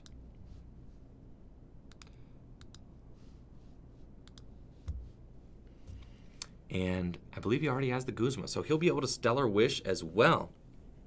Get another card to his hand. He's got the attachment from hand because of the Viridian Forest. He's got the double Psychic Recharge. Plenty of Psychic Energies in the discard pile. And before he Guzmas, he's got to use the... Well, don't forget to... sometimes you forget to Stellar Wish. That's okay. So Michael didn't Stellar Wish there. Sometimes it's easy to forget. Stellar Wish still a brand new card. This is the first weekend that it's legal. And he will place the 4 damage counters on his own Giratina there. Dalton will promote Inkay. It doesn't really matter that one of the Malamars went down. He's got a fully loaded Dawnwings, which is capable of attacking. But if Dalton does want to pivot to a Giratina this turn, it will make it more difficult.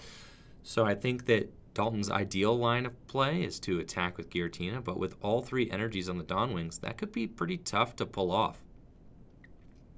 So we'll have to see if he's able to find the cards to make that route work. Grabs a Jirachi off a Nest Ball here and shuffles up his deck. I'll have to see what's in the remainder of Dalton's hand here. Could be a Lily or something. It looks like he's shuffling up real good, so he's not going back into the deck right away. I do see an Ultra Ball there, though. And he'll switch into Jirachi. And I believe he's got Lily in his hand as his draw supporter for turn. So it looks like that is what he'll do. He's going to Lily for a few cards here. And it looks like Dalton was able to find an Acrobike, an Ultra Ball, a Metal, and a Psychic. He hasn't Stellar Wished yet. So it doesn't really matter. I mean, I guess he can always attack because he's got the Dawnwings. So attacking is not something that he's worried about. He knows he'll be able to attack, but I don't think he's got the combination to attack with Giratina. He needs to find like a very specific card. He needs Switch, right? Now he can go for the Switch with Stellar Wish, which he's going to here. And if he finds Switch, he's got the attack with Giratina, I think, because he can Invasion, Retreat, and Switch. He finds Guzma. He's already Lilied, so he's not found the Switch yet, meaning that he may have to send that Dawnwings back out into the active position. That Dawnwings does not want to be there anymore. Dalton would much rather attack with Giratina this turn, promote a non-GX, but sending the Dawnwings out into the line of fire is going to be a risky play, but he doesn't have any other choice. He needs to attack this turn. He needs to keep the prize trade going because Michael is at 4 prizes remaining. He may have the switch in hand already. He does appear to be powering up the Giratina, or he may just be getting ready.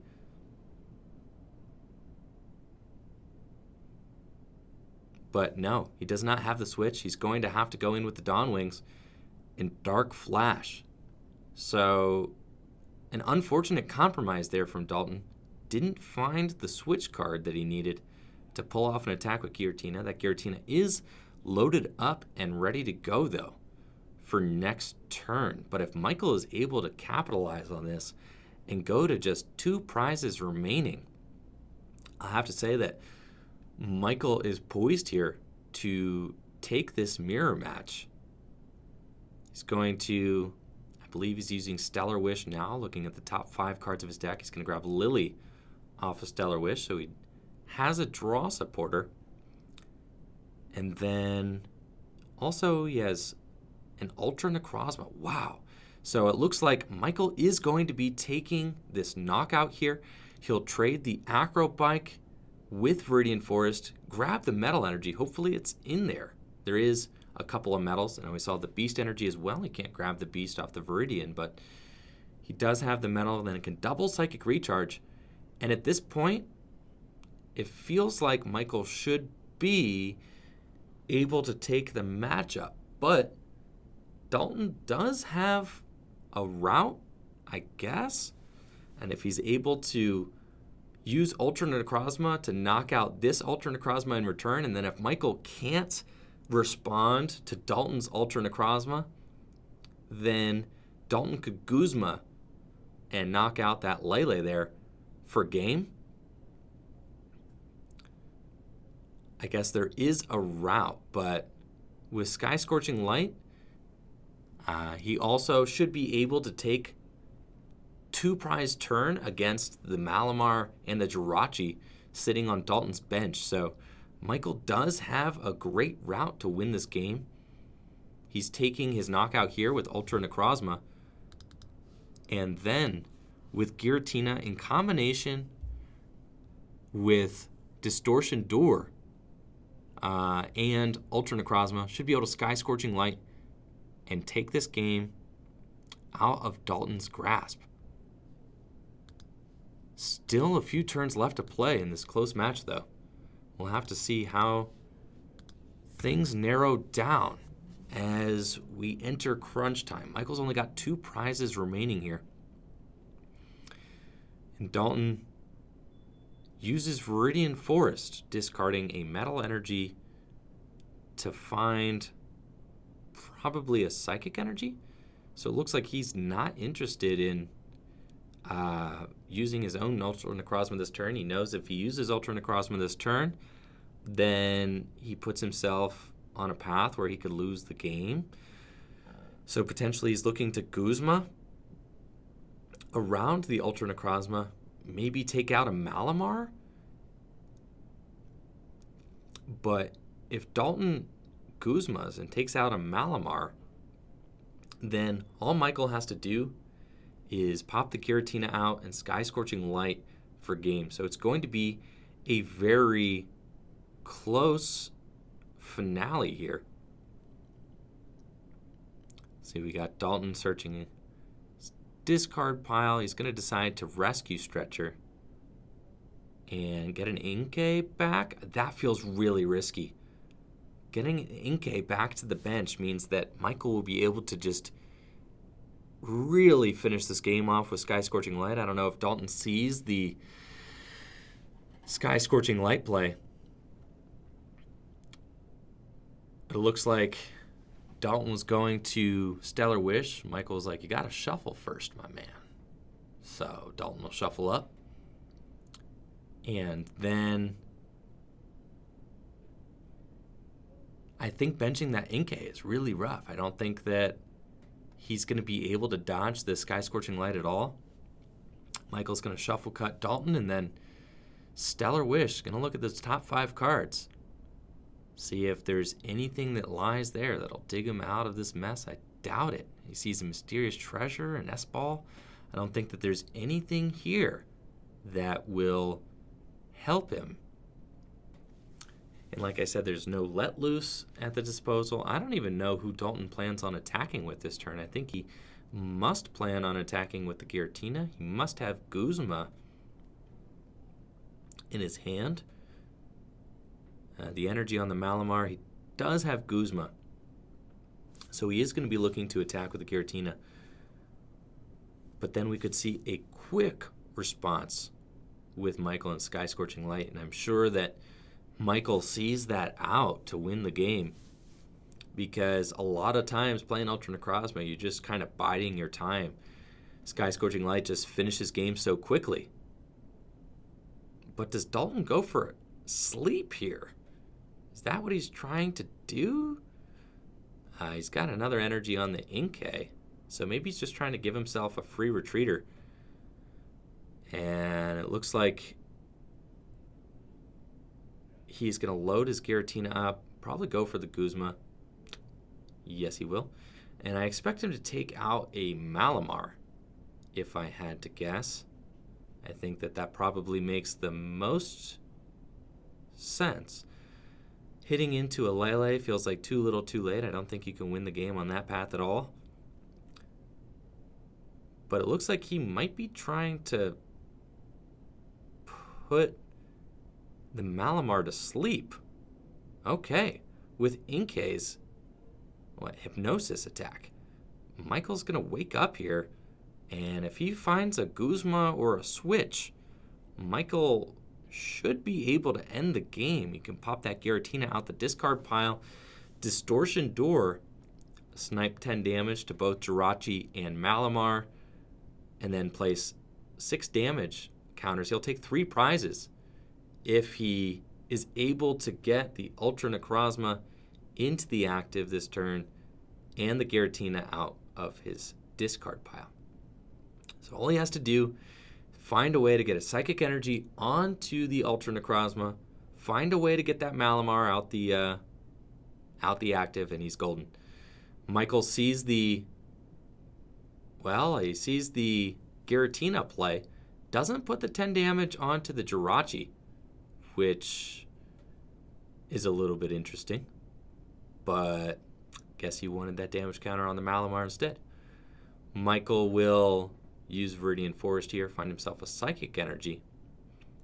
And then it shouldn't matter so long as he's able to get the Ultra Necrozma into the active. None of this matters. Where he puts the Giratina's damage almost doesn't matter so long as he just put it on one of the Pokemon that he needed to. But it looks like he's not going to Sky Scorching Light. He's just loading up the Giratina. And then, oh no, Michael had it the whole time. He had game in his hand with Sky Scorching Light, but didn't do it. Oh, this is tough. Michael is going to look at this later and probably kick himself. This is a tough one, guys. All right, so Michael has missed the fact that Sky Scorching Light was going to win him that game and has tossed the ball back into Dalton's court. Now, I still maintain that I don't think that there's any way that Michael can mess this up. He should still win. Dalton can't take 4 prizes this turn. He just cannot. So I almost just want to say Michael's never going to be punished for that line there. But surely he'll watch the tape back and say, you know what, guys? You're right. I should have done that. All right, Dalton is going to go and find himself a Psychic Energy, probably wiping some sweat off his forehead, saying, all right, well, I'm glad my opponent didn't win just there.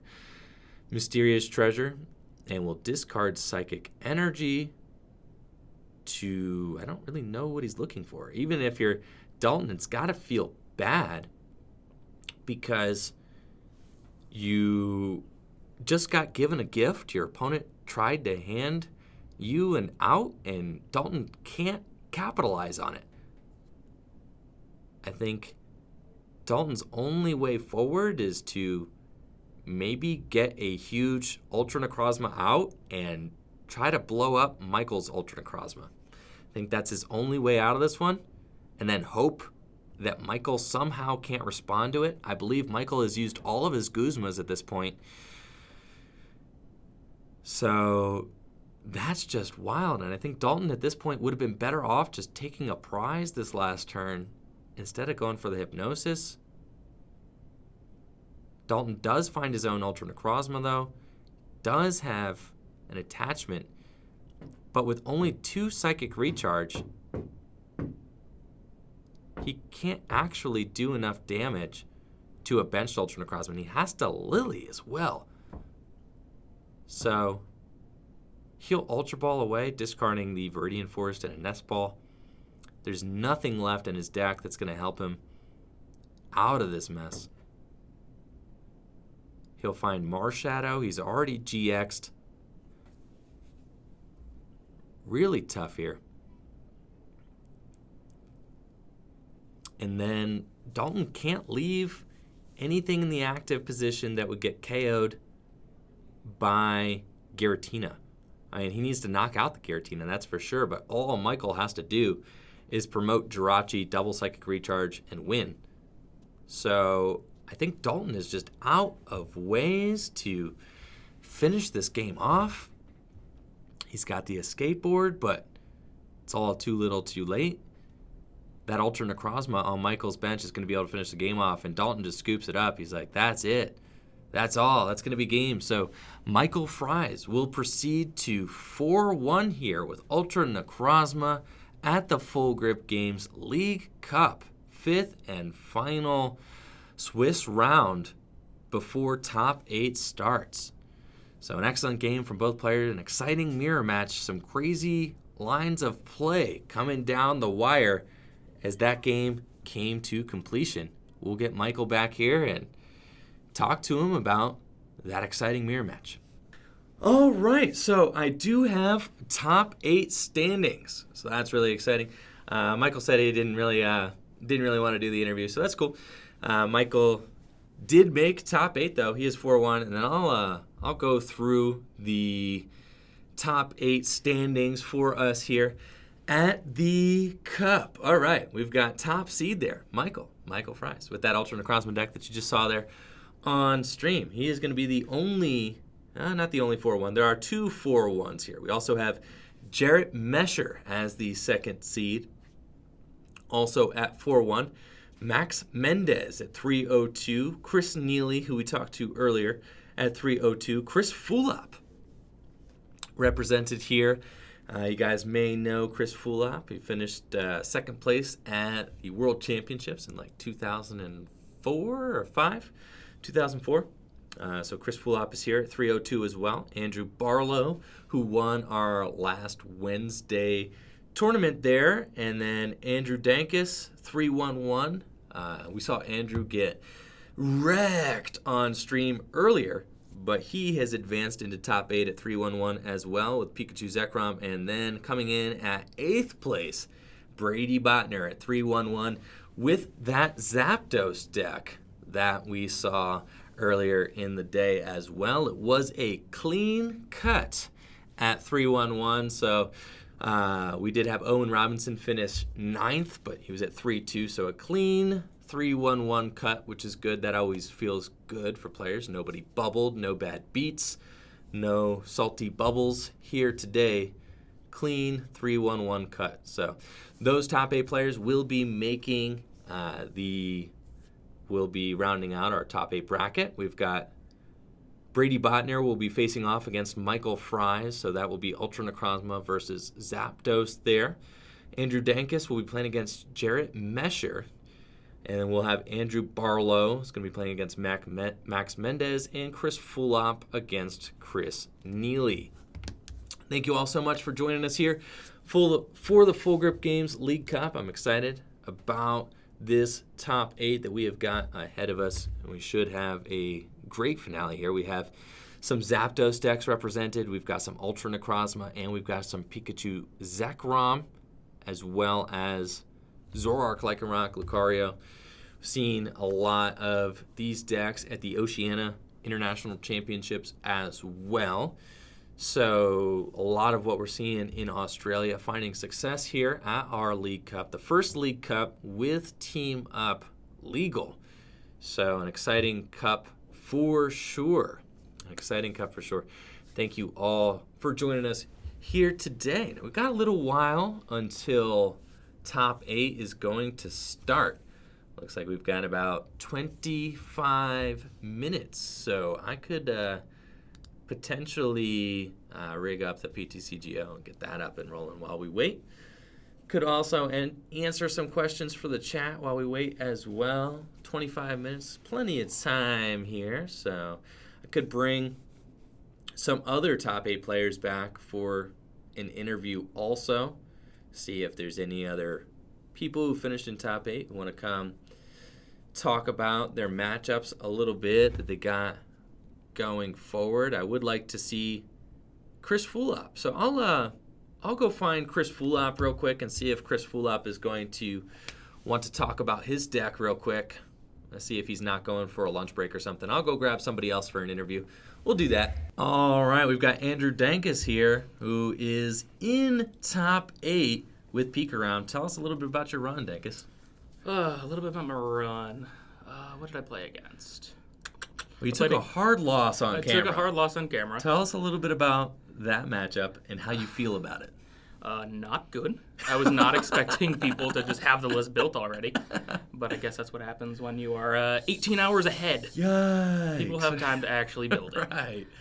So it's not very good. I'm hoping to dodge it and cut. I know Chris Neely's playing it, and then Andrew Barlow is also playing it. Oh, wow. So two of the top 8 players. Yeah. Okay. And I know Barlow is in my bracket, so... It's kind of brutal. Yeah, so I'm playing a Zapdos Jirachi match. Yeah, so Dankus, you are playing Jarrett Mesher. He's playing Zapdos Jirachi? Yeah, I beat him round 2. Okay, so you've already won against him. Yeah. Okay, so how did you feel about your matchup against Jarrett earlier in the day? Wasn't too bad. I thought he was like dead drawing a little bit, and then he got a surprise knockout on my Pikachu. With Tapu Koko GX. Yeah, and Zoroark just kind of started to go in. Okay. Just using Thunderous Fist. I think it's the attack. I'm not sure what it is. I don't know. I also forget. I just pointed the card. This attack. This one. So I was able to do that for a few turns, knock out. He dropped a Lele on board. I was able to knock that out. And then he got a surprise Coco GX. Okay. Because I let him get an energy. I could let him keep an energy on the board. I already knocked out his Coco Prism, which I thought was basically game ending. Right. And so he was able to... I had 4 energy in play, so that was a little bit my fault. But I needed it for energy switch later on. So I was able to let loose into the game-winning Electro Power. But I'd already gone through 3 in both of my choice bands. So whoa! So never punished. Never punished. Never Real punished. Nail biter there to beat the Zapdos deck. Very cool. So you beat Zapdos. What were your other wins then? I beat Zapdos, Jirachi. I beat Malamar Spread. Okay. He had really unfortunate prizes. He had double Malamar, double DCE prize. Wow. Okay. So we take those because he played Onyx. For sure. And, I mean, yeah, when you just leave Onyx up there and you're able to take like 2 knockouts at a time. Yeah. And take out their only Malamar when you have no more in deck, then pretty good. Yeah, the Onyx could have been good against you. Yeah, he swung for 170 with an Oranguru and Shrine damage. On my Pikachu, which felt really bad. Oh, for sure. Yeah. And I couldn't find a replacement stadium until the end of the game. Yeah. Okay, so cool. So you beat that, and then what else? I beat that. What else did I beat? I beat like a Buzzgarb Shrine, Weavile. So I let loose him, and he didn't really draw anything. And he actually put me asleep with Icy Wind on Weavile. Yep. But I was able to find a Guzma because I stayed asleep and take 2 prizes to go down to 3. And his board was only Trubbish and Sneasel with no cards in hand. Oh my gosh, right. So I think, it sounds like the deck did well all around, but that matchup against the Zoroark Lucario is probably the swiftest loss I think I've ever seen. It was 3 turns. It was a 4-turn game. Starting on turn 2, it took him 3 turns to win the game. Yes. Yeah, something like that, yeah. Well, because he took a turn 2 knockout, a turn 3 knockout, a turn 4 knockout. Yeah. boom, that was it. Yeah. Well, his setup was probably like the most ideal setup you want with that What's deck. insane is that he didn't need to even trade into any of the cards. I know he played a Zoroark at the end of the game. He just He had just them. had them. He had a 3-card hand. I had to let loose him, but I let loose him into like everything he needed. Granted, he only needs like an energy and Right. the Lucario to knock me out. Just didn't matter, right? Yeah, it was not the best matchup. So hoping to miss it, and maybe if I play this next week in Collinsville, I could figure out how to beat that matchup, or just pray I don't play it. Right. Now, I saw that you're not opting to play any Jirachi in your Pikarom deck. Tell me a I'm little bit not. about that thought process. I don't know. I originally tried it with Jirachi and wasn't a huge fan. I'm getting like turn 2, what is Full it? Blitz. Full Blitz. Probably like 3/4 of my games, which is really good. And I just don't really have a need for it because like then you have to play skateboards, potentially maybe switches, and you're just like cutting back on more consistency cards. Not that Jirachi isn't a consistency card because Right. obviously it's probably one of the best ones we have. But I just didn't really feel a need for it. It's like super aggro, and I don't know. You're just I enjoyed going it. turn 2 full blitz or bust, Yeah, basically. yeah. Okay. Well, much respect. All right. Well, good luck in top 8. All right, thanks. Hopefully we'll see Appreciate more it. of you, Andrew. Thanks. Yep. Take it easy. You too. All right. We've got Chris Fulop with us, Hey. also in top 8 of the Full Grip Games League Cup. Chris, what are you playing today? I am playing a very interesting take on Ultra Necrozma Malamar. Okay. In that I'm running one Ultra Necrozma. And One. I'm focused on actually running like this mainly Giratina spell tag, Okay. which is really, really good against Drachis and everything. Sure. And just lets you play the one prize game. I'm actually running one Ultra Necrozma, and I threw in a Marshadow GX just because it helps so much against the Zoroark matchup and against the Pikarom. Yeah. I never know what hybrid name to call it. Like, Right. Well, it's definitely not Pikazek, okay? I'm taking a hard stance on that. Yeah, no, It's not Pikazek. I was just gonna do it like longhand and just say the whole name, which would have been eventually would get really irritating, I'm sure. So, Yes. Yeah, no. Wow. So what a cool deck.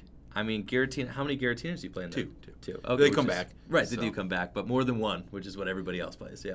Right. Yeah. It's just you need it in almost every matchup. I'll jam it against almost anything. Like it doesn't matter if they one hit it or not, or if it's not one hitting them. It's just Right. you get to do with the spell tags and distortion door. It's not hard to do like 180 damage in a turn cycle That's crazy. with Yes. a non-GX that comes Right. back every single turn. Which is amazing. So, yeah. Yeah, and I've even got to the point where like I've got one choice band in there because I'm running an adventure bag. Okay. So I get a nice little toolbox. So it's I like an actual that. toolbox. Yes. So that way you can do like, okay, I will put 40 damage on you, and then I have 130 plus the 30 from the choice Sure. band. And then are you running Jirachis as well? I'm running two. Okay. And then are you Um, running a skateboards as well? Two of them. Which makes with the the adventure third bag off even the, better. Yeah. Yeah. So the bag can grab board, choice band, or spell tag. Yeah, it's 3 spell tags, Yeah. one choice band, 2 escape boards, and 2 switches as well. That's really cool. And then 4 Guzmas for the... And I'm assuming you play the one Dawn Wings, right? No. No Dawn Wings. No Dawn Wings, no Lele. Whoa. I at the last second switched over from playing Shrine of Punishments with Blend Energies Okay. to 2 Viridian Forests and actual metals. Okay. I don't know which version is actually correct, Uh-huh. but I really don't want to play GXs down. I don't want to get this stuff sniped off by the Zekrom Pikachu nonsense. I'm going to try to go something different every time I say it. But yeah, no, I'm trying to not play those down. I was Yeah. even considering looking into a build without the Jirachis. Yeah. Not because I don't think the card is really good, but I think that people are playing cards like the Absol. And Yeah. it's a liability in the mirror match where so much of it comes down to Sky Scorching Light. Right. And you don't want to leave liabilities on the field. So Right. I was like, okay, and I'm looking at something like that for Collinsville. Oh, okay, so sweet. You are going to be going to Collinsville. Yeah, I am. Excellent. I just found out was the last glad second. to get you back, pull up. You said hey. you had been done. You were going to retire to Cube for the remainder of the season. You know what? If Cube was more readily available, that's a good option. Right, yeah. But no, I'm up to. I was 262 championship points because I fantastic. used the same deck. Okay. Without Jirachi last weekend at a cup. Oh, And very I got cool. second. I lost to Blacephalon, which is a really good matchup in the finals because I played one supporter in the whole match. Yeah. But yeah, I made a couple updates. I'm not confident that this is close to the right list. I came down here on a whim, just Yeah. kind of updated the deck. I've got a week to kind of refine it since we now know what decks are what builds are the decks to beat now. So I think what you've got going on with the snipe thing is very powerful. I think that the spell tag is a card that has yet to have been like fully have its potential realized, I think, in standard. Well, I look at it this way. Sky Scorching Light is absolutely incredible. It is. It's one of the best maybe the GX best decks. attack in the game. Yep. And with Spell Tag and Distortion Door, and someone in the chat, I noticed out of the corner of my eye, asked about Tapu Koko, which I do not currently run. That doesn't mean he's off the board.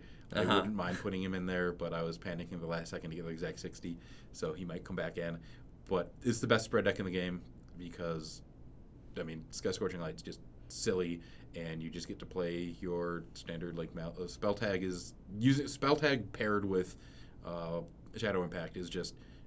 I'd rather be doing that than jamming Flying Flips and Makes even sense. like the RCS stuff. Like that stuff's fine, but it really I don't want to be playing that against Zoroark ever because they have 130 so much base damage is just wild. Right. You can win not to mention okay, now I'll put 40 damage on your Tapu Lele and then Guzma 130, knock it out. Game. And anytime nobody's you playing have Field Blower. Right, and you can break and you shouldn't play Field Blower Because you of have to the be able to Prism deal Star with Stadiums. Right. So you have to play counter stadiums instead. And you have of those Absol to deal with the skateboard. Right. And it's weird. I'm not entirely sure how much I like the Absol gimmick yet, especially once people adjust to it. I don't But think we'll I see. really like it. I just like play more Switch cards. Yeah. I like a hybrid. For me, I'm really happy with the 2 Switch and the 2 skateboards with the Adventurer bag. And I like 4 Guzma in all decks right now. Yeah, because the Jirachi makes it so that you can. That's what I'm saying. Really So with 4 draws and stuff. Guzma, how often is the Absol really sticking you?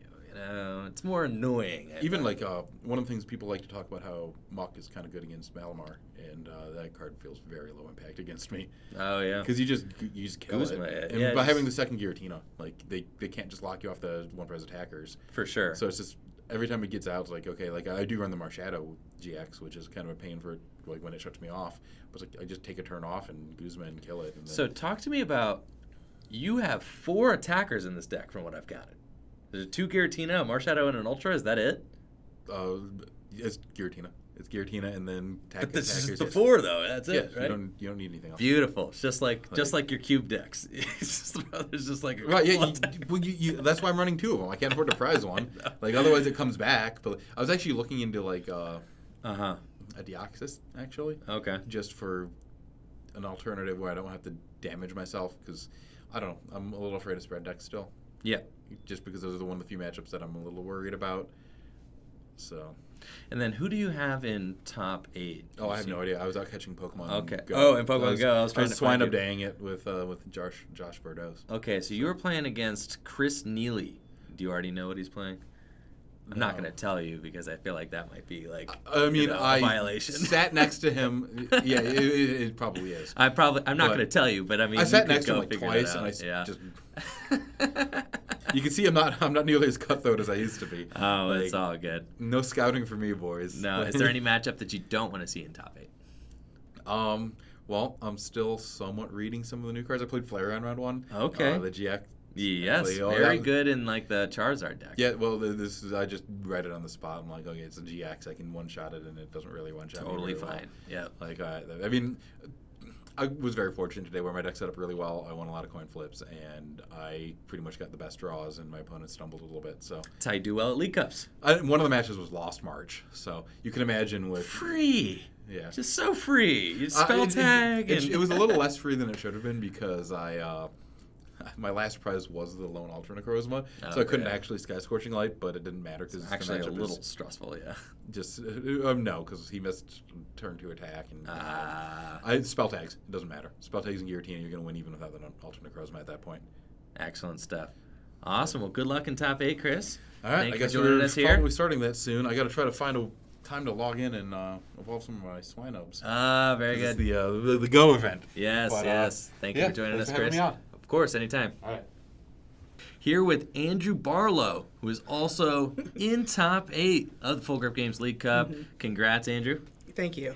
And what deck did you play today? I brought Zoroark, Lycanroc, Lucario. Sick. Okay. We saw that deck on stream earlier, and it absolutely eviscerated a Pikarom deck. It was beautiful. Yes, Yeah. I was hoping to hit more of them. I did not see a single Pikarom. Oh, no. Okay. So tell me a little bit about your matchups. I think you're 3-0-2, Yes. right? Okay, so you won 3. Tell me about the 3 games you won. All right, first matchup was against Jesse. He also plays here Wednesdays. He's Yeah, Jesse Parker. Yep, he was playing Ultra Malamar, Okay. and he won the coin flip, so I was a little nervous because Sure. I saw the Malamar, but he started Lele, which really hurt him because You can take that. You knock it Yeah. out. Yeah. yeah, and then he just wasn't able to get up multiple Malamars that game. I was Oh, yikes. able to take one Malamar early Yeah. or an Inkay early, and then I was able to take out the Giratina he wound up attacking with. Yeah. And he just wasn't able to stop Guzma the second. He was able to Guzma one Rockruff and kill it with an Ultra, Yeah. but I had a second one set up and he wasn't able to deal with that, so that got GX'd. Ah, yeah. And I almost thought my last 2 prizes were going to be Tapu Lele, but Yeah. because I hit it earlier in the game and had 120, but he had Acerola, Oh, okay. Wow. but his Giratina's just Played Ace Rolla in his Malamar deck? yes. Yes, I was surprised by that too. All right, talk about big brain right there. Yeah, but he just wasn't able to get up another attacker after the Malamar and just had I had 1 prize left and Guzma's kill anything on the board. Yeah, awesome stuff. So that was your first win. What were your other 2? All right, round 2 I played Frank Persick with his spread list. We did see that. Yep. Yeah. And tell me about how that went. That one started really sketchy for me because I started Lone Riolu and Yikes. I had a Cynthia and I hit nothing. Off your Cynthia, turn 1. Yeah. So if he goes like double electro power, you just Yeah. lose. Yeah. Actually, I did hit one thing. I hit Fighting Energy. I hit Detect with the Riolu because I went second in that matchup as well. Totally fine. So next turn I have nothing. Yeah. I have Pecom though. I draw Pecom for turn, Mm-hmm. and then I go with a really risky play. I Pecom for the Lucario, Never punished. and then I had Mallow to set up for a Lily next turn, Yes. and so I did that. Knock out a Coco or something, right? Yeah, knocked out a Coco. Okay. And then it was just he wound up I was finally able to get Zorua set up. Yeah. He Coco'd spread me once with a couple electro power. I prayed down Wondrous Labyrinth because I was just still not setting up as fast as I needed to. Yeah. And so he's like, "Oh, how do I do that?" But he was down on prizes, so he wound up actually attaching counter energy and electro powering Uh-huh. the second Coco attack to kill the Lucario. Yep. Because he also, I was able to have Absol down Yeah. and a Ditto down, so he wasn't really able to get a Guzma play off on the Ditto before I evolved it into an Alolan Muck. Because he had a Mr. Mime that prevents Acerola. Right. Yes. So I was able to loop 2 or 3 Acerolas and stop him from ever getting a critical massive damage, so he could Tapu Lele swap. Right. So tell me a little bit about the Wondrous Labyrinth in this Zoroark Lucario deck. It seems like at face value, a card that, unless you're a fairy Pokemon, you have to pay more to attack. Zoroark costs 2 to attack, Lucario costs 1. You're telling me you want to put extra energy on there? It doesn't seem intuitive, but it seemed very powerful also. How has this card been good for the deck, and why is it good in the Zoroark Lucario deck? It's really good, especially with there's a 1 prize attackers like a lot of Zapdos decks, and it really helps you play around them, and that prevents them from just going off every turn. Okay. And also a big thing was it prevents the possibility of a Buzzwole just out of nowhere with a rainbow energy That's true, yeah. just to come up and sledgehammer you Okay. because you're against a lot of those decks. They're playing the Zapdos with the Buzzwole. Sure. And prevents them from just straight up going because they usually never have multiple energies for like an energy or a Coco. Right. So you're telling me sometimes will you put like a double DC on a Zoroark? Or are you Yeah. like DC Zoroark- fighting? DC fighting most of the time. Okay. Or I'm going in with like Lucario or I would usually use it up with Lycanroc and use the GX. Dangerous Rogue with Yes. the DCE. Yes. Get it, right? get it, and then And they'd then you just might be also stuck. stuck them. Yeah. I stick them, and then next turn I would wind up bouncing it, usually with a Viridian Forest, or they would be forced to bounce it with typically a Shrine. Yeah. And so I would do that, and that way next turn I could. They couldn't attack, or they were forced to spend resources they didn't want to spend to try to find a way to deal with the stadium. Yeah. Awesome. So that was your second win. Your third and final win, what was that against? That was against Zoroark Buzzwall deck. Oh, is that John Mostowy? Yes. Okay. On up against John. He unfortunately started Lone Zorua. He almost, but he Cynthia. He was able to find a Buzzwall. Mm-hmm. But I had a really great setup. I started I had 3 Zoruas on the bench, a Ditto, and a Rockruff turn 1. And so next turn I was able to kill the Zorua, and he just wasn't able to get going. Right. The one turn he finally got a Zoroark up to try to help him draw some cards. Yeah. I was able to just Guzma that, kill it with a Claw Slash with Lycanroc. And then he just never found either a Beast Ring or any way to accelerate the energies Right. on the Buzzwall. So the Buzzwalls never got to 3 energy and just able to kill he had 2 Buzzwalls out and just, they were jet punching, which Right. at that point in the game was just not enough. For sure. Well, awesome stuff. Do you know what Chris Fulop is playing? Chris Phillip Tap 8? he is playing Ultra Malamar. Okay. Now, how do you feel about that matchup? It is very 50-50. Okay. I know he's playing spell tags because I've been talking with him and he's been really liking spell tags, so Okay. that might mess with some of the math Yeah. because he's able to. A big thing is it lets him avoid having to deal with having to get choice bands every turn Okay. because that way he only needs 3 energy to attack with Ultra instead of needing that 4th or that choice band, which Okay. seems kind of scary. Right. I forgot you're not playing against Chris Fulop Oh. in the next round, but you are playing against let's see, Max. Is I that- don't know Max that well. Do you know what he's playing? I do not. No, me neither. I wouldn't tell you anyway, but Yeah. because that might be, I don't Well, know. you'll be on stream if you find out. We gotta get started, Andrew. All right, sorry. excellent. Thank you. Congrats, Andrew.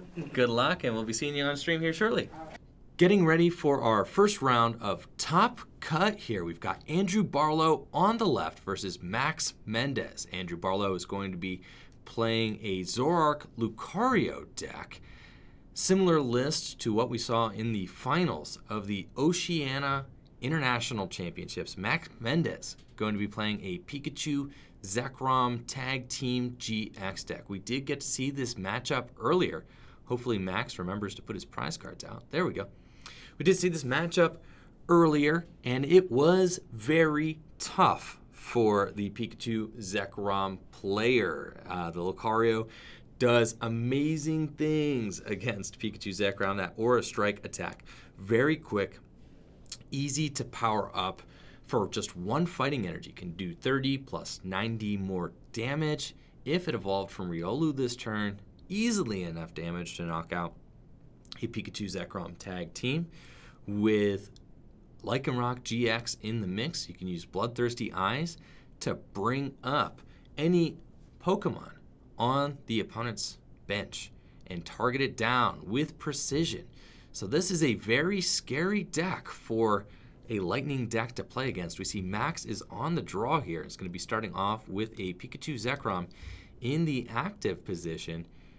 And that's probably not the starter he would want. I mean, maybe it is, maybe it isn't. He's starting against a Riolu, so maybe he does want to see that Pikachu Zekrom. Maybe getting a turn 2 full blitz into that Riolu is exactly what this Pikachu Zekrom deck needs in order to sustain itself in this sketchy matchup. I think the only way Max can win here is to overrun Andrew Barlow with just full-out aggression. I'm talking we need to see a turn 2 full blitz. We're going to need to see a Tag Bolt GX here eventually. Andrew would also have to whiff a number of things. We did hear Andrew Barlow talking during his interview a little bit earlier that he was able to use that Riolu's Detect to his advantage earlier in the day, so maybe Andrew will be looking to start off with a turn 1 Detect again. That turn 1 Detect could be a game changer on the Riolu. Allows Andrew to flip a coin, and if heads, he will be able to make that Riolu invincible next turn. Max getting a big Lily here. 5 additional cards to the hand. He's going to bench Absol, increasing the retreat cost of Andrew's Pokemon. Really want to see a lightning energy attachment, but I haven't seen the energy yet. So Max just going to let loose. If we whiff another turn 1 lightning energy, this is going to be absolutely devastating. I don't want to see that. I really want to see Max at least get a lightning energy attached. He's drawn 5 cards already off of Lily. He'll draw 4 more here. So if he gets to see 9 cards and none of them are lightning energy, that would be really tough. 4 more here. And sure enough, no lightning. He does have another Let Loose Marshadow in his hand. Do you really go and let loose again? This is the second time that I've seen these Pikarom decks go in, discard a lightning early, hoping to find one off of the supporter for a turn 2 full blitz attack, but I just can't believe it. We haven't seen it yet. Haven't even seen the attachments. So Max is going to be using Nest Ball. He's got an energy switch and a Let Loose in hand, so I mean, he could technically get an energy attached the roundabout way by using Dance of the Ancients and then energy switch it up to the Pikachu Zekrom, but that's not what you want to do turn 1. I think if you're Max here, you almost have to go double Let Loose. But it looks like he's just going to pass, and I think that's fine. Hope that Andrew Barlow has absolutely nothing going on in this hand.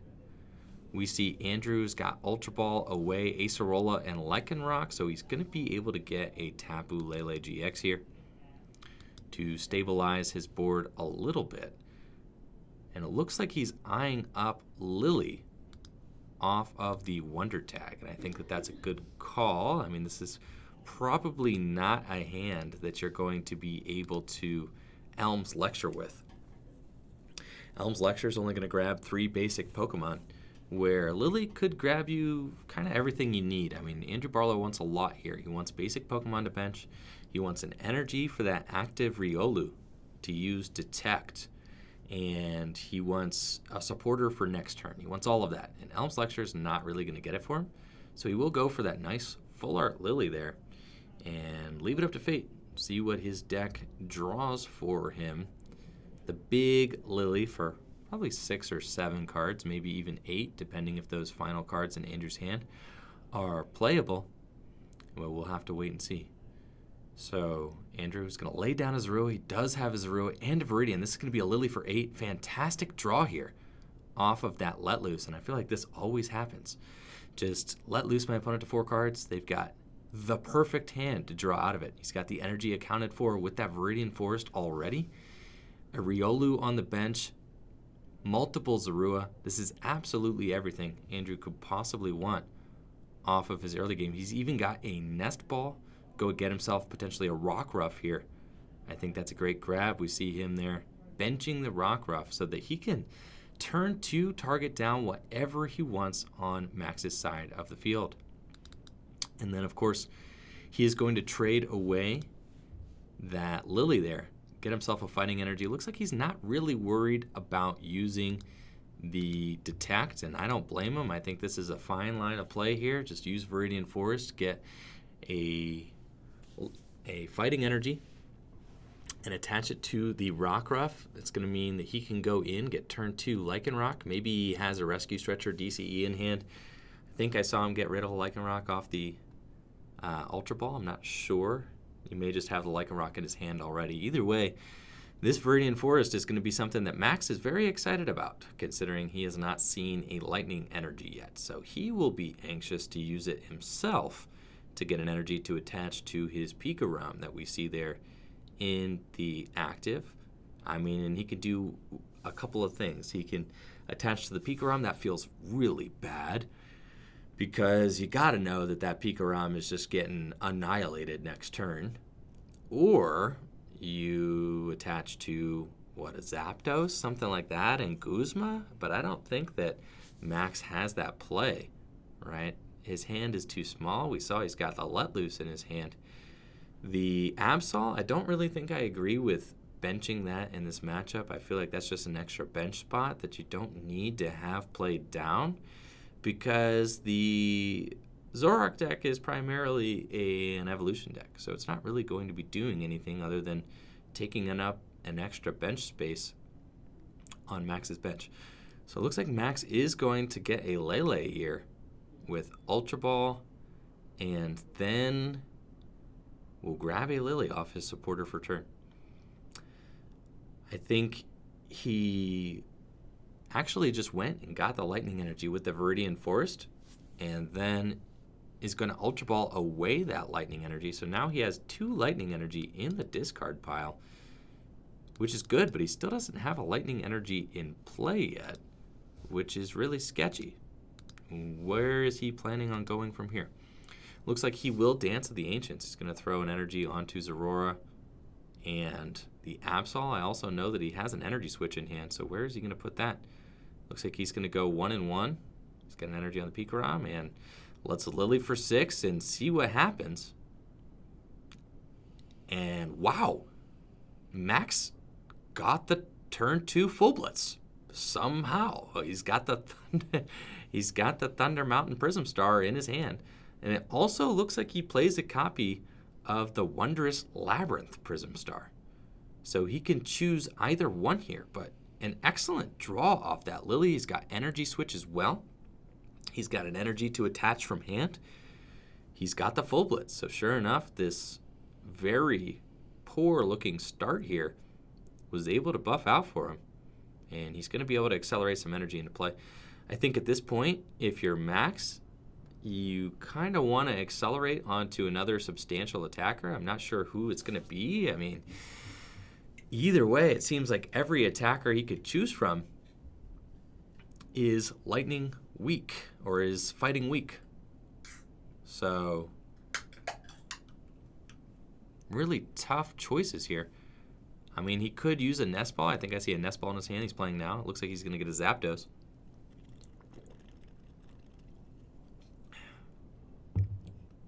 So he'll be able to full blitz, and I imagine that he's going to be powering up that bench Zoroark GX on the bench. Having 2 fully powered lightning attackers is good here. He's got an energy on the Zapdos, and I actually like this play a lot. He's just going to go take the knockout with the Zapdos. It's a fine play. I don't know. It seems rough either way. I don't know if I like using this energy switch already. Oh, that's a wild play. Okay. So Max is actually going to try and stick Andrew Barlow with the Wondrous Labyrinth, which is interesting. Both players play Wondrous Labyrinth in their list. And instead of opting for the full blitz here, Max could kind of smell that his attackers were all in danger. And that was an interesting turn of events. Double energy attached to his own Zapdos to be able to try to blockade Andrew Barlow from taking an efficient attack with the Wondrous Labyrinth Prism Star, which makes it so that all non-fairy Pokemon have to pay an extra energy in order to attack. Now, Andrew was telling us in the interview before this match that he likes to use Zoroark GX with Wondrous Labyrinth Prism Star in play, and what he'll do is he'll attach a double colorless energy to his Lycanroc with a fighting on it, and will Dangerous Rogue GX. He says it's one of the easiest attackers to use under Wondrous Labyrinth lock. Now, he does have an amazing turn 2 setup here. He's got 2 Zoroarks, a Rock in the active. He'll trade away with 1 Zoroark here, draw 2 cards. We already know he's got the Lycanroc in hand. And there's that double colorless. He's got everything he needs. Andrew Barlow is going to be able to Dangerous Rogue GX that benched Pikachu Zekrom for 3 prizes on the second turn of the game. That is crazy. We see Andrew draw into his own Wondrous Labyrinth, but he doesn't need it. He's going to bring up that Pikachu Zekrom. Wow. Lycanroc GX putting in work. Bloodthirsty eyes. An incredible ability. He's got the double colorless. Doesn't matter that the Wondrous Labyrinth is in play, and now that Wondrous Labyrinth could be dealing more damage to Max than it is dealing to Andrew Barlow. See Andrew playing right through that Wondrous Labyrinth with Dangerous Rogue GX. Wild play there. Now Max definitely on the back foot here.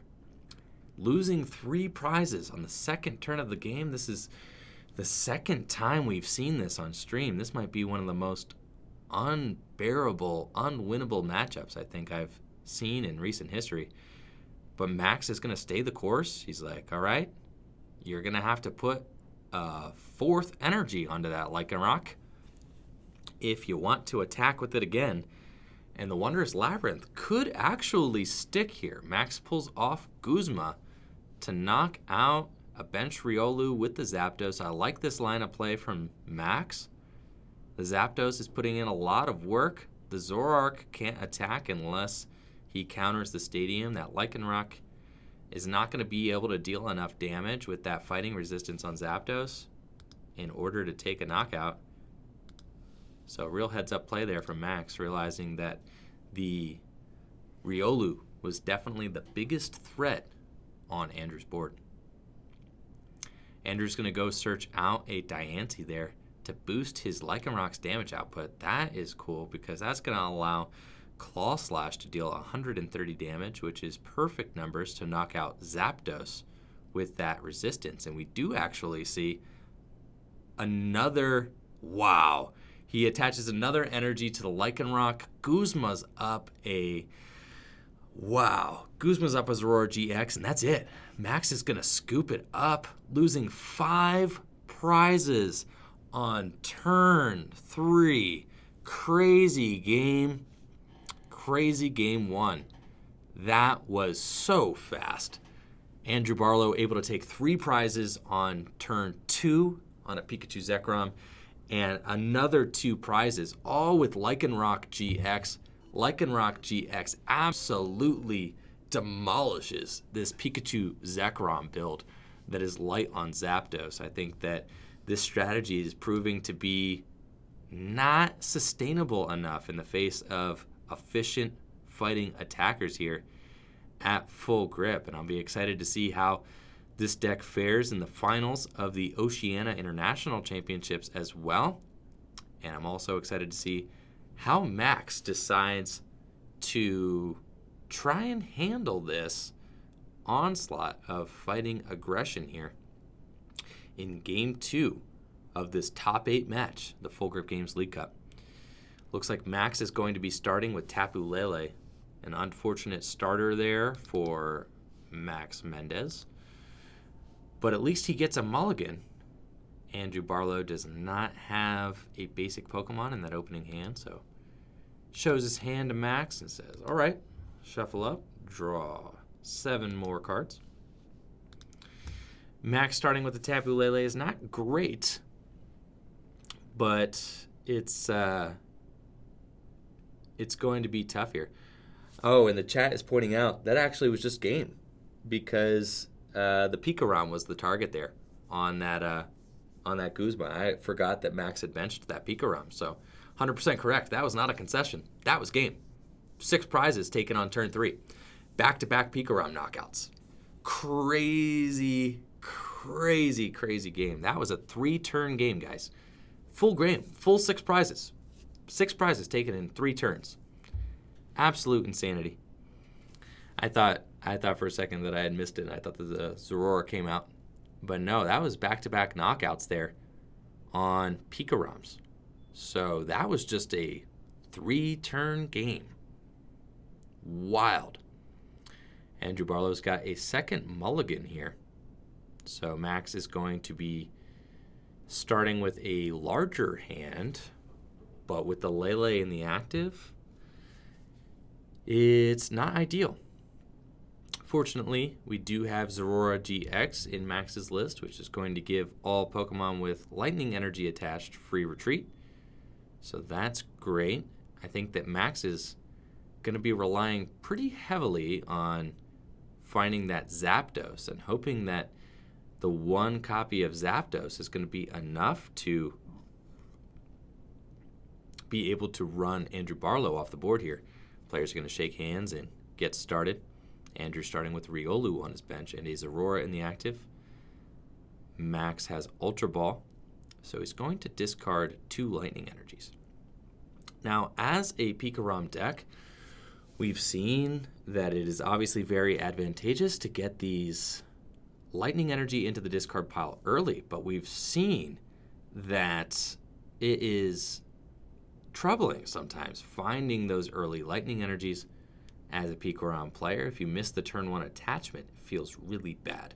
Now, I think I do see a 3rd Lightning Energy potentially in Max's hand, which could be good, meaning that he is going to get the turn 1 attachment, but we see him go directly for the Tapu Koko Prism Star, whose Dance of the Ancients ability allows him to get up and rolling here quickly.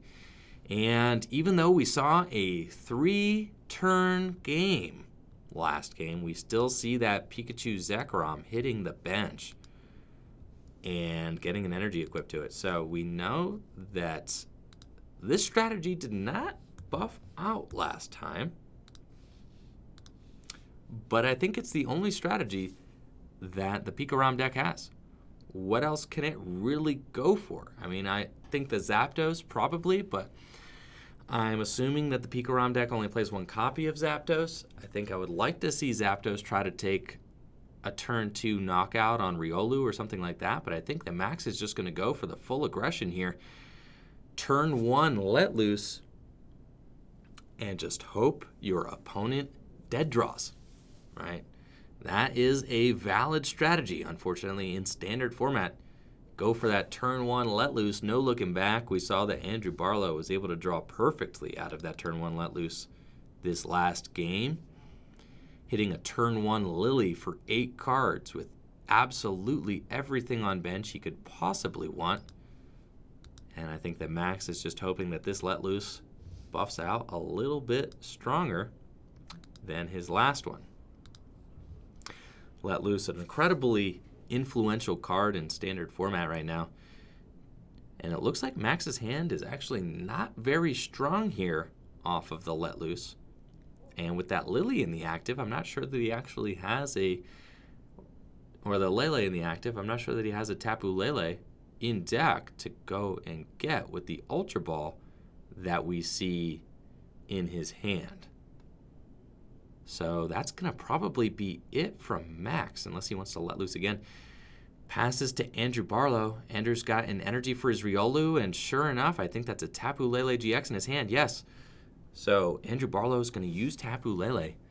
Go get himself another big turn 1 Lily. Wow, that is crazy. So Andrew able to pull out of these turn 1 let looses both games with very strong turn 1 draw here, thanks to Tapu Lele GX and that Wonder Tag ability. Very, very good. And has a substantial board setup as well. He's got a Zorua in the active. He's got a Riolu there on the bench. He's got everything that he needs for turn 2.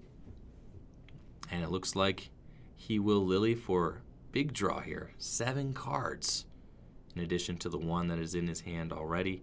He's got double colorless, Ultra Ball, a Pokemon Communication as well. I'm assuming that Andrew Barlow is going to want to look for a second copy of Zorua here in order to get another Zoroark option in play. The active Zorua could very well get punished by Max's deck. Could get full blitzed for sure, but I know if Max has got his eyes on anything this next turn, it's going to have to be that Riolu with the fighting energy. That is definitely scary.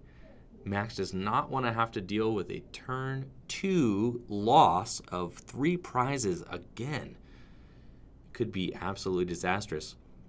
Andrew does opt for the second copy of Zorua. Very strong there, stabilizing his board. I like this play. And we'll shuffle up. And then it's just going to end up passing here. I think that this is good. His board is everything that he wants. He's ready to go. Max needs a lot. All he has is an Ultra Ball and a bunch of lightning in his hand. He's got Eevee as well. So it's cool that he plays Jolteon in this list. But I'm not sure that the Jolteon is going to help him here. I think he's got Ultra Ball in his hand. He may have to go for a second Let Loose, right? That, or he may just retreat the Lele, Dance of the Ancients, and then he may just GX here. I could definitely see a GX happening, especially with Max's hand being very suboptimal. It looks like Max does have a switch too. But the Jolteon is coming down. The cool thing about the Jolteon is that it can make itself invincible for a turn with that Swift Run GX there, which at least can buy Max one more turn. But no, that's it. Max actually doesn't attack. So he just evolves into Jolteon and passes. Wow. And I think Max's hand is really bad.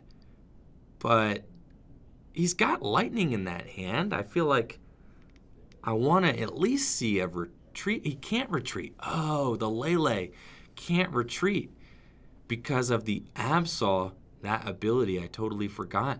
Absol's ability is stopping Max from being able to retreat, so he can't and has to pass. That is absolutely horrible.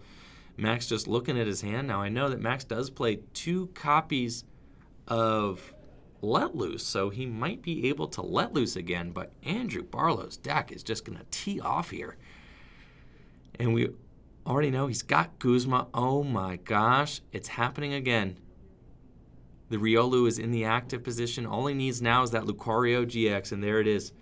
Lucario GX is in the active. He's got the second energy as well, and will take a turn 2, 3 prizes. This matchup is absolutely atrocious. I don't think that there's anything that Max can do to save himself from these Lucarios, fighting type Pokemon. This is abysmal. Max just has to promote Jolteon and Swift Run GX. How miserable. That is not good. Even in the face of a Swift Run GX, Andrew can easily Acerola anything. It doesn't really matter. He's taken 3 prizes to Max's 0. That is bad. So Andrew's going to eye up his hand here, see what his options are. He has 1 trade available to him. Trade away a Zorua. Finds himself a Nest Ball, couple of Nest Balls here. He wants to see another Zoroark for sure to keep drawing cards. But he's going to choose to use Nest Ball. Probably wants to find himself a Rockruff or another Riolu. I think either of those would be good choices. He's going to fail the first Nest Ball, go in with the second Nest Ball here, and grab himself Rockruff, I think is what it looks like he's eyeing up. So he'll bench that Rockruff off of Nest Ball. And this may end up just being a passed turn here from Andrew. Not able to take down this invincible Jolteon unless he has Guzma around it. He didn't have the Rockruff down the turn previous, so that is what it's looking like. And it looks like Andrew just has a Lily here for 4 cards.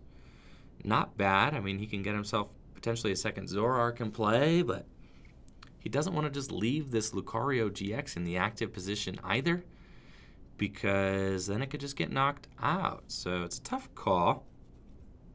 And Andrew just has to pass.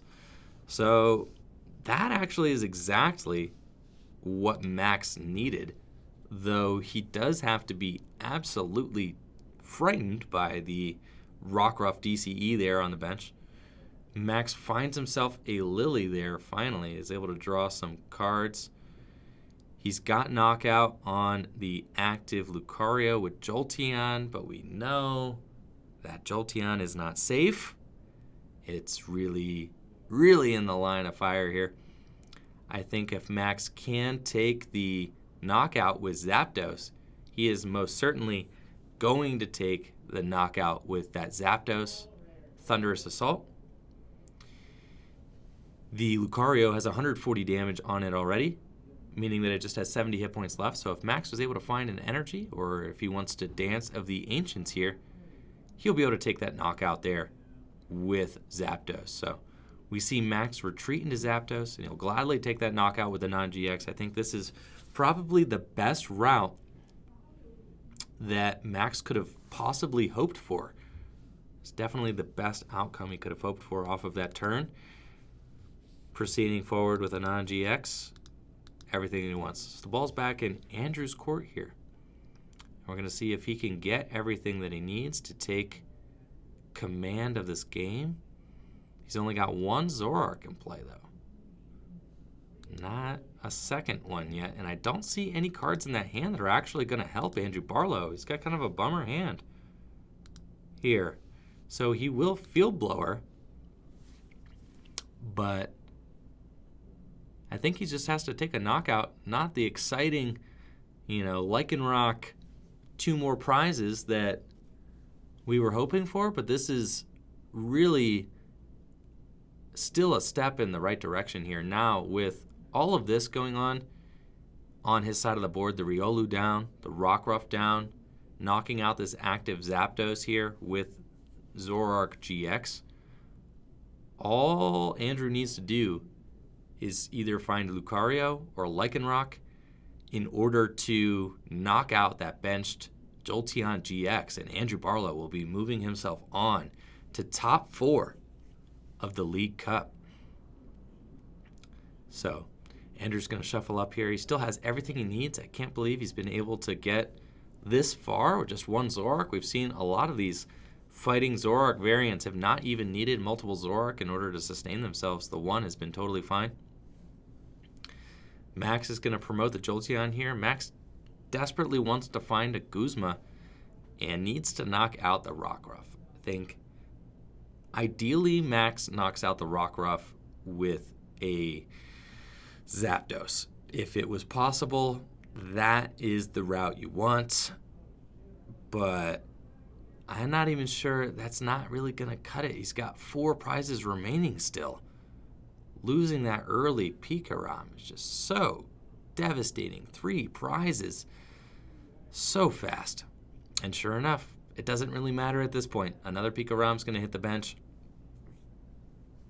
I mean, what's 3 prizes when your opponent only has 2 left? Max will Dance of the Ancients here with Tapu Koko Prism Star.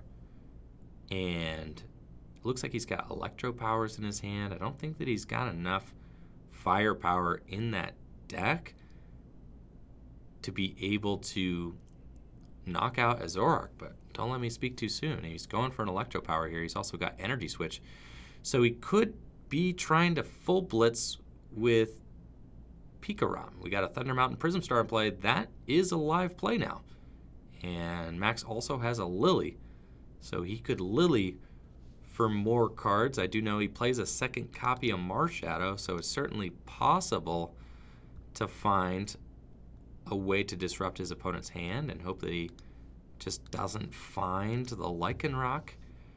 Though I definitely feel like Andrew Barlow is just in the commanding position here and only needs to take the 2 more prizes. I mean, he's got so many ways to be able to deal 240 damage to a lightning-type Pokemon. It is no problem whatsoever. I think if Max has a let loose, you go for it and just kind of hope that your opponent doesn't draw much. Though I will say Andrew has not actually done too much on his side in the way of playing supporters. I think he's played like a couple Lilies. He's still only got 1 Zoroark in play, so you do know that his hand is not that strong. And sure enough, here we go. Looks like we've got another Electro Power. So Max is going to take a knockout here on the Zoroark GX, meaning that Andrew actually doesn't get to draw any more cards this next turn because he's out of Zoroarks.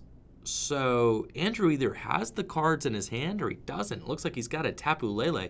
The Tapu Lele can get him a Cynthia. He's got a Viridian Forest in his hand as well, so he's going to be able to grab the Fighting Energy guaranteed. And then all he needs to do is just find that Lycanroc, and he can Dangerous Road GX for game. That's it. He's got most of the pieces accounted for, but losing that Zoroark is scary. And Max will go grab himself more energy here to throw into play. Andrew Barlow definitely in a commanding spot. Promotes his Rockruff, and we'll see if he has it. Max is going to throw all of his energy onto that Pikachu, even though he's already GX'd attacked. So Andrew top decks a Zoroark. This is really bad. He's going to be looking for that Lycanroc for game here. First, Andrew's going to Wonder Tag. I think he can grab the Mallow. Since he top decked the Zoroark, all he needs is Mallow, which we saw him shuffle into the deck earlier. He's got the Mallow. He's going to stack his deck with Lycanroc and Fighting Energy, and then can Dangerous Rogue GX for game. That's it. They extend their hands, and Andrew Barlow is the victor. Wow, 2 extremely quick games. This is a crazy matchup. If I am playing Pikachu at a tournament, this is the absolute last deck that I would want to see. This Zoroark Lucario Lycanroc deck is a monstrosity for any fighting weak Pokemon. What a cool deck. And it'll be very exciting to see this deck in action in the finals of the Oceania International Championships as well. Good attempt there by Max, but unfortunately too much of a mountain to summit going against that fighting deck there. And Andrew Barlow will qualify for top 4. So we'll be seeing him in the top 4 of the Full Grip Games League Cup here. Exciting stuff all around. All right, we got Andrew Barlow back again. Yes. Just qualified for top 4 of the League Cup here. How you feeling, Andrew? Good. I was finally hit the matchup I've been looking for do all day. Right. Yeah, you said you hadn't played against any in Swiss. That was pretty convincing. Yes. So do you think, is there anything that can even go wrong for you in that matchup? Anything you're worried about at all? Mainly just not getting out 2 of either a Rockruff or Rowlet. Or not Rowlet. Rockruff. Riolu. Rio and Rock. Yeah. If we have at least both of them out, that means they can't deal with both of them turn 1. For sure. Because they could just Zapdos 1 if you only got 1. So you're looking for both. So you got Let Loose early. Yeah. Turn 1 Lilies both time. Yes. Huge hands. Great setup there. Absolutely insane. I mean, I think actually I had said previously that the quickest match I had ever seen was a 4-turn match. You won a game in 3 turns. Yep. That was, have you ever won an entire, have you ever taken all 6 prizes in 3 turns before? I don't think I've done it that fast, no. Yeah, so that was wild, and definitely something for the books. All 6 prizes in 3 turns. Wow. So, pretty convincing win there. Do you think that, is Pikachu even still a viable deck with a deck like this, kind of rolling around? It depends. It really is. If it can get that turn 2, a big thing was he never hit the turn 2 full blitz. Right. And if he could full blitz, possibly, but it's a rough matchup. I think it's probably 80-20 to 90-10. Like, it's that. It's that bad. Almost, you would just have to get let loose into trash in order to that's lose. pretty much.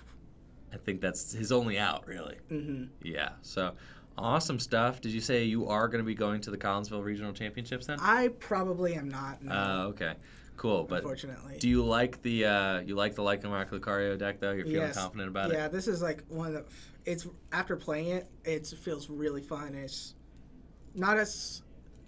A big thing I was talking with like Chris Fulop, he doesn't like Zoroark because it's a lot of thinking, but I enjoy it. It's just like thinking through the turns, and it's just when playing spread, it's just always, that's when your brain gets fried.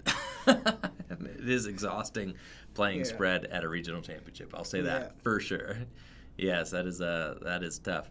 Now, it looks like, I'm not sure what the bracket looks like, but is there anybody who you're not looking to play against in top 4 here? I don't think there's any of the terrible matchups left. Chris Fulop with his Ultra Necrozma and spell tags seems a little scary because he plays Marshadow too. Yeah, the big thing is the Marshadow is just if he can get off with that. Right, and just like kind of take some quick knockouts. It's really me setting up as fast as I can. Right. I really think that the deck seems well-rounded, an excellent choice for today, and is obviously paying off for you. So I'm excited to see how you do in top 4, man. All right, thank you. Congrats. Moving on to top 4 of the Full Grip Games League Cup, we've got Brady Botner on the left versus Chris Fulop on the right.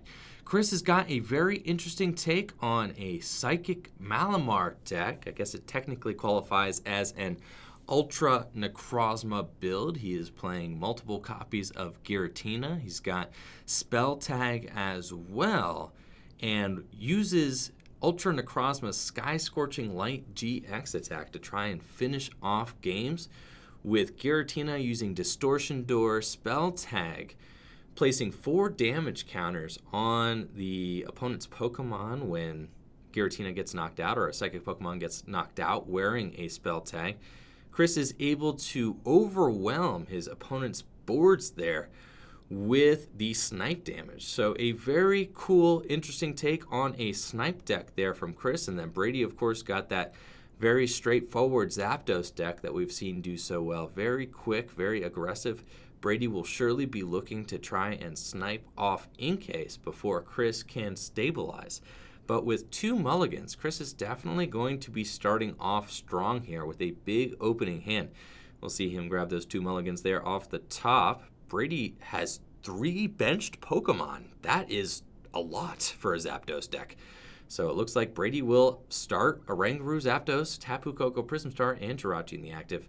Chris is on the draw, starting his own Inkay, and will Ultra Ball away 2 Psychic Energy to go grab a Pokemon out of his deck. And I assume that Chris is going to take a good look here at his deck, see if anything weird is in the prizes, make sure his one of Ultra Necrozma's in the deck. I'm pretty sure Chris only plays 4 attackers, which is crazy. With Giratina and that Distortion Door ability, you can afford to play much less attackers because his ability just brings him out of the discard pile every time he gets sent there. So Chris opts to discard the Giratina with that Distortion Door ability, and I think Brady might be learning the hard way that he did not want to bench all of these Pokemon against the Giratina early, though I guess he does not have a Jirachi on the bench. That would be the worst thing to have. I don't think that the damage will necessarily matter on Oranguru or Zapdos, but it might, right? I guess any opportunity to place 10 damage with Distortion Door is a good one. So Chris will get that Distortion Door ability activated here on the first turn of the game. We see him popping that Giratina out of the discard pile now. And we'll decide to place his 10 damage onto 2 of Brady's bench Pokemon. And thank you so much, Paul, there for the Twitch Prime sub. Appreciate you. Chris attaches Spell Tag, attaches a Skateboard to the active Inkay, and will Lily for a big draw. And we saw that Chris is playing Adventure Bag. He's playing a little bit of a toolbox of tools here. Funny how that reads. Toolbox of tools. He's playing 3 copies of Spell Tag, 1 copy of Choice Band, and 2 copies of Escape Board. So Adventure Bag is a great card here to help him search these things out. And it looks like Chris is deciding, does he want to retreat his Inkay because he did not find another Inkay off of that big turn 1 Lily. So he's trying to protect his Inkay at all costs here because you know the Zapdos deck is capable of just targeting down Inkay and knocking them out turn 1. Brady's already got the Zapdos on his bench. He can search for a card here with Stellar Wish, that Jirachi in the active position. And really all he needs is a Volkner. A Volkner will get him a Skateboard, or not a Skateboard, Escape Rope, and Lightning Energy, and he could just get that Inkay off the field turn 1. That's exactly what he wants. But he's eyeing up the Stellar Wish here. He may not have found the Volkner. The Volkner is everything he needs. He finds Electro Power instead. So that could do it. But Chris was telling me about his list earlier. He only runs 4 attackers in the list, and you might not even be able to count Marshadow GX as an attacker, right? I mean, I guess it counts as an attacker, right? But not if Muck's in play. So he only plays 2 copies of Giratina, 1 copy of Marshadow GX, and 1 copy of Ultra Necrozma. And that's the entire deck. Super crazy, right? But with only 4 attackers, it doesn't actually matter. The Giratina is the attacker that just keeps on giving, right? With that distortion door ability, every time it gets knocked out, he just brings it back from. All right, we should be live again there, guys. Sorry about that. Don't know what happened, but we are back online. Okay, my bad. Something technical happened there with the stream, but we are back live again, so the show must go on, right? Okay, so Chris actually doesn't have too much of anything here and just has to pass with the Giratina in the active, and Brady just has win, which is crazy.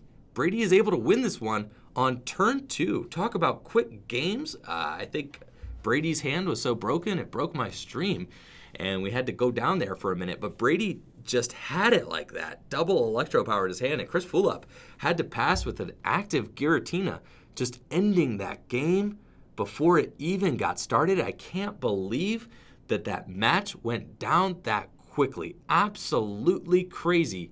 Brady was able to overwhelm Chris Fulop's board there, and Chris just didn't draw into absolutely anything off of that turn 1 Lily. A big turn 1 Lily draw there for Chris, but was not able to buff out, unfortunately. So crazy, crazy game there. And Brady will go up 1-0. He's just one step closer to making that finals here.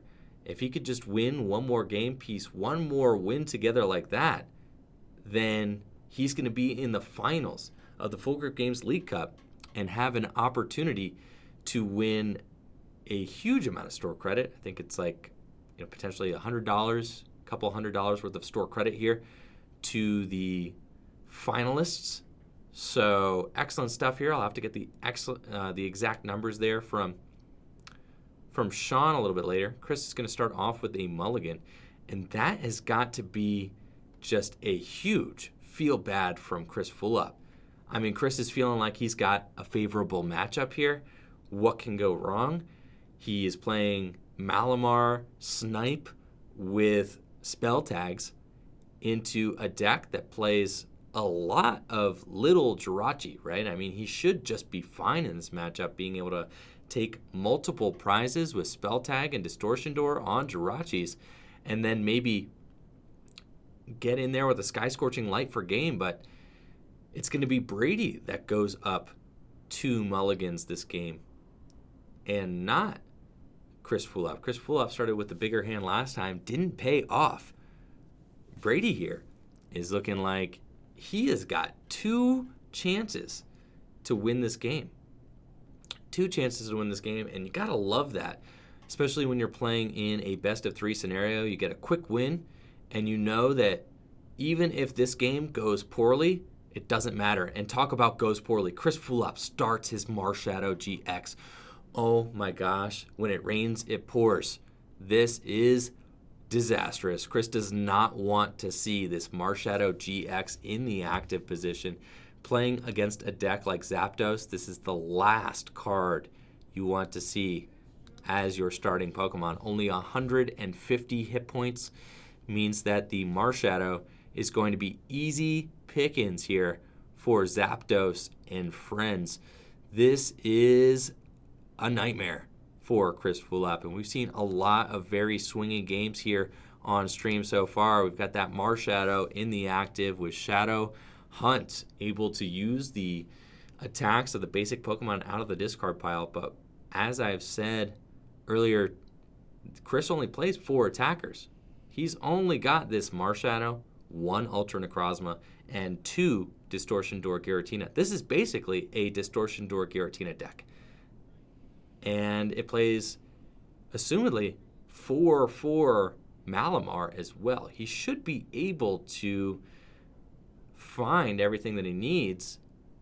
Typically, he's got 2 copies of Jirachi here, too. I mean, it should be pretty consistent. I'm assuming that Chris, definitely a deck-building mastermind here, is not taking any shortcuts when building this deck. So Chris Wow. Chris attempts to retreat into Jirachi, forgets about Brady's Absol that he just started. Insane here. So Brady is going to stick Chris with the Metal Energy Marshadow there in the active position. I can't believe it. And this is not the first time today that we have seen somebody forget about Absol's ability, which gives basic Pokemon one more retreat cost. That Absol has been absolutely crazy today. That's a big woof from Chris. Now what you want to see here, already upset that we started the Marshadow and then just completely blocked trying to retreat into Jirachi. Absol's ability, Dark Ambition. If your opponent's active Pokemon is a basic Pokemon, its retreat is now one more. So that Marshadow's retreat of 1 is turned into a retreat cost of 2, meaning that Chris needs to waste another turn. And Brady is just going to Volkner here. I wouldn't be surprised to just see him grab a Switch or something like that to get into his Zapdos. We know he's got energy in hand. That Viridian Forest is going to be very good. And sure enough, that's exactly what Brady wants, and I like this play a lot. Going for a Volkner just to be able to deal 80 damage to the Marshadow. I doubt that Brady is going to be able to deal enough damage to take a knockout or something like that, but he doesn't need to take a knockout this turn. Even just applying pressure to this Marshadow GX is good. And Chris's board is pretty disastrous here with just 1 Inkay to speak for, 1 Jirachi, which is not in the active. If there's anything that could have gone wrong for Chris, it is certainly going wrong for him now. So Brady is going to switch into Zapdos and Thunderous Assault for 80 damage into that poor Marshadow, who is just in over his head, not where he belongs. Marshadow should not even be in play right now. You know, if you're Chris, that's like the last card you want in play. Chris was telling me how much he likes that his deck plays as a non-GX deck. He doesn't even play Tapu Lele GX because he wants to I guess, avoid getting those GX knockouts. He really just wants to transition to Sky Scorching Light when he can, but he'll retreat into Jirachi here finally with a second energy. He knows he's not attacking this turn. He already knows that is the deal. But he's desperately looking for a supporter here, and sure enough finds a Lily. So the Lily is going to allow him to draw some cards, which is good. He needs to stabilize this board better. I think that he can stabilize and pull out of this kind of tailspin that he's in, but he needs to get some more Inkays down pronto. And Brady is not even giving Chris a Jirachi to snipe or anything like that. I mean, Brady has just got 2 Zapdos and an Absol. But when your hand has got the right combination of cards in it, that's all you need. We see Brady did elect to play an Electro Power last turn. I missed that, so he's dealing 110 damage to the Marshadow instead of just base 80. And Brady's hand is almost nothing but Lightning Energy, which is good for Chris. That means that Chris could mount a comeback here. It's possible. And we see him loading up that Marshadow. That is what he is looking for. Just an attack with the Marshadow. But we'll see what cards he ended up getting off of that Lily next turn. Brady's going to draw his card. He's got a Volkner in hand. Wow. He's got Volkner. It's going to allow him to get a switch. He can knock out that Jirachi again. He could go for an Escape Rope. I actually don't mind that either. Just Volkner for Escape Rope and energy, and then take out... I mean, I guess he might not be able to Electro Power. He may not have the Electro Power in his hand to be able to knock out a Malamar, but we do see Brady is playing 2 copies of Escape Rope. I think Escape Rope is a very, very good card in this matchup for sure. It looks like Brady is going to be electing to grab a Nest Ball here and probably wants to get himself a Jirachi, if I had to guess. He's going to have to start to use Stellar Wish here in order to find more draw cards out of his deck and stabilize a little bit himself. So he'll play the Nest Ball, grab himself, wow, Eevee instead. Okay, so he could be looking for a Jolteon GX play here using Energy Evolution. Now, I don't think that Brady has a great way to get the Zapdos out of the active position, so we might be seeing an underwhelming Thunderous Assault for 10 unless he's got a switch that I was not able to see. It's just a pass. Well, I don't think he should have passed. I think he should have Thunderous Assaulted for 10 at least, but looks like Brady did just pass there. So I think I would have liked to have seen Brady just... Oh, okay, he didn't pass. It's just Chris had forgotten to flip. Okay, my bad. So Chris had forgotten to flip for sleep, and then Brady is going to then Thunderous Assault for 10. Very good. All right, that was a little bit of a confusing line there, but we got to figure it out. Brady will attach his energy to his Eevee without using Energy Evolution. I think that's a fine play because you don't want to necessarily give your opponent 2 prizes, especially when they have a Marshadow on board, right? The Marshadow could definitely take a big knockout on a Jolteon GX if given the opportunity. Chris is going to go in with Stellar Wish here and hope to find something good off his top 5 cards that can pull him out of this awkward spot. He finds another Lily. So Lily is good for sure. Allow him to draw a few cards, but I'm still feeling like Chris's start has just been absolutely atrocious. And at this point, you know, Brady is kind of just set up his board. His Brady start hasn't been phenomenal either. It really has been very basic if you look at it. But being able to take quick knockouts so easily just makes Brady's board position looks better. So Chris is going to get that Giratina into play, discard it with the Viridian, get himself a Psychic Energy, and now his deck is starting to operate the way he wants it to. This is much better. If you're Chris, you got to be happy about this. Finally starting to get the whole Giratina Malamar thing going, finally, on what, turn 3, 4? And I think that Chris is probably, I'd imagine maybe he has a Guzma in hand. He's really loading up that Marshadow, and I hope he's got something going on here. He's got to keep the Giratina in the discard pile because he needs actually an attack to copy with the Marshadow. But unless, yeah, Chris does have a Guzma, he's going to take out the Eevee here, and I think that that's a fine play, though he is just really offering up the Marshadow, and he's saying, you know what, Brady, you're going to take 2 prizes here, and that's going to be just fine. So it's not what you want to do.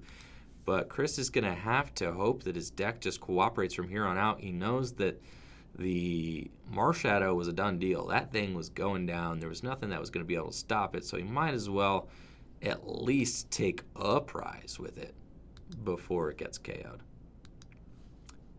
So the Marshadow will use Shadow Hunt to copy Giratina's Shadow Impact. And Brady's like, yeah, I know what to do here. Got a handful of energy. Just going to retreat that Absol and knock you out. Fortunately, Brady does have a Jirachi on the bench now. That is perfect. It's exactly what he wants. I think with a Jirachi on board, Brady's board position is stabilized enough that he can kind of withstand any sort of let-loose shenanigans that might be incoming here from Chris Fulop. We do see a Distortion Door come into play here, placing 10 damage onto Jirachi and Absol. And then Chris will, I guess, look for a supporter to play. Sure enough, but Brady's Zapdos is here, proving a force to be reckoned with. And it looks like Chris is going to Lily for a draw of 5 with 1 card remaining in hand. And then Brady is probably going to have the Zapdos go down. I mean, Chris does still need a few more cards here. I mean, he's not going to be able to retreat this Jirachi for free, that's for sure. So the Absol could be huge here if Chris does not find a switch card to get that Giratina into the active. I mean, every turn that Chris has to give up is just more and more painful. We do see Chris go for the Escape Board and the Spell Tag. But the Escape Board's not going to be enough. So I think double Psychic Recharge, I mean, with 1 attachment to the Giratina, I mean, he's not going to be able to pull off an attack unless he drew into Switch here. which could just mean that we see Chris pass again. Brady's going to cut his deck before he Stellar Wishes. Checking the top 5 cards, and Chris needs a switch or else it's pretty much over. I mean, I have to say, that with an attack could just be game-ending. But sure enough, Chris does find a switch, thankfully, off of that Stellar Wish. That's good. It's exactly what he needs. And will be able to fire off an attack, but he does still need, I think, another Malamar here. If he doesn't have the other Malamar, then yes, I was going to say he's got to go for it. So we are seeing a let loose here from Chris Fulop. Both players are going to shuffle up and draw 4 cards, and Chris is in hot pursuit of a second Malamar. So we see even though he got the switch off of the Stellar Wish, it actually would have been more optimal, I think, to Stellar Wish after the let loose, because he now needs to find a 2-card combination. He needs Switch and Malamar off of 4 cards. And that is, that's not good, right? All right, so Chris does get a second energy there. And will, yep, just have to pass with his Jirachi there in the active.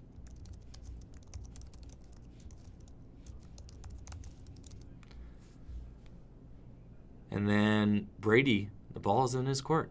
He's got a Zapdos active. He's got a new 4-card hand here. And is trying to decipher what to use. He's got Volkner. That's perfect.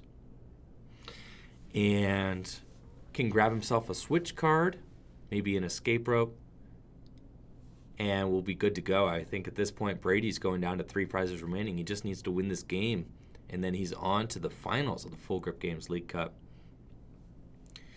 Volkner, I think just a switch is good, and you kind of just go in with the other Zapdos again, right? Wait until Chris forces that Jirachi into the active position, I think. I mean, kind of seems like the whole deal here. And what's been crazy about this game is that, I mean, that Absol just putting in a ton of work, stopping Chris. Literally, we are seeing it just buy Brady another turn. And I think that every turn that Absol gains you as a Zapdos deck is worth it in my book. I was a little bit uncertain about the value of the Zapdos or of the Absol before, but seeing it in action here has definitely made me a believer. Off the Volkner, Brady is going to grab a skateboard and a lightning energy and be able to probably put the skateboard onto his Jirachi. He may already have a switch card in his hand. If he's already got a switch in his hand, he would gladly just switch into the Jirachi and throw the skateboard on the Jirachi. That would be very good. But he wants to have that just to kind of stabilize his board. But we do see Brady actually opt to attach the skateboard to the Zapdos, which is fine, and gives himself a retreater that way. Though he does lose the energy on the Zapdos, he might not have had a switch left in deck, and I think that that's probably what we're seeing here, is that Brady just didn't have a switch left and didn't want to skateboard either, because if he, or didn't want to escape rope either, because if he uses an escape rope, then Chris could put something into the active position that Brady was not going to be able to knock out. So Chris anxiously promoting his Giratina here.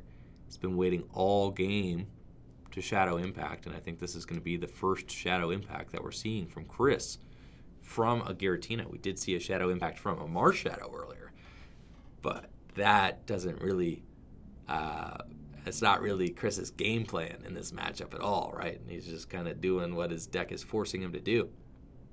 At this point, Chris wants to force Brady into attacking his spell-tagged Giratina. That's the only way that Chris is going to be able to have any sort of chance here. Chris is going to grab a second Giratina and pop that thing to the discard pile with Viridian Forest, grabbing him another Psychic Energy. And Chris gets another Malamar into play as well. So he's got 2 Malamars. His board position's finally established, but Chris would have liked to have seen this board position take form multiple turns ago. He'll snipe 10 damage onto the Absol, and 10 onto the Zapdos as well. Double Psychic Recharge to the benched Giratina. And Shadow Impact for knockout, dealing 4 damage counters to himself. Brady will gladly promote his Jirachi. This is the first Stellar Wish he's going to get this game. He has just been kind of going in without using Stellar Wish so far, which has done well for him. He's been able to just pivot back and forth between Zapdoses and take 3 prizes, which is very strong. Put him in a commanding lead here. I would be very impressed if Chris Fulop is able to pull out of this one. Brady searches for a Lightning Energy there off of the Viridian Forest. Discarding Choice Band, he knows that Chris is not going to be giving him any other GX Pokemon to knock out. So we see that Choice Band hit the discard pile, and Brady will probably go in for a Stellar Wish now that he's thinned his deck. I like that, going in with the Viridian Forest first, then using Stellar Wish. He gets himself an escape board, but I think the board alone is not going to be enough, though he does... Oh, he finds a Guzma. Guzma is going to be very good. I mean, I think any turn that Brady can delay hitting into the spell tags is exceptional. So I think we're probably going to see him bring up that Malamar on the bench and take a knockout with Zapdos' Thunderous Assault. That is really good for Brady. That 4 damage counters there, very relevant. I really like that he's got another Jirachi, but every Jirachi he puts down puts him potentially in harm's way, because we do have to worry about Giratina combined with Sky Scorching Light here for game. You know that Chris is kind of just in wait. That's what he's looking for. He is hanging on tight. See if he can't create some sort of board state here where he just wins. So I believe Chris has 3 prizes remaining. It looks like 3 prizes remaining. And I guess his out here, I think Brady honestly needed to not bench that other Jirachi. If Chris only has 3 prizes remaining, which I believe is what I see, then he's kind of opened a door here for Chris to potentially win the game. All Chris has to do is knock out the active and then double Giratina, or Giratina plays 2 damage counters on the things, and then use Sky Scorching Light for game. That could be really devastating there for Brady and bring us to a Game 3 situation here in top 4.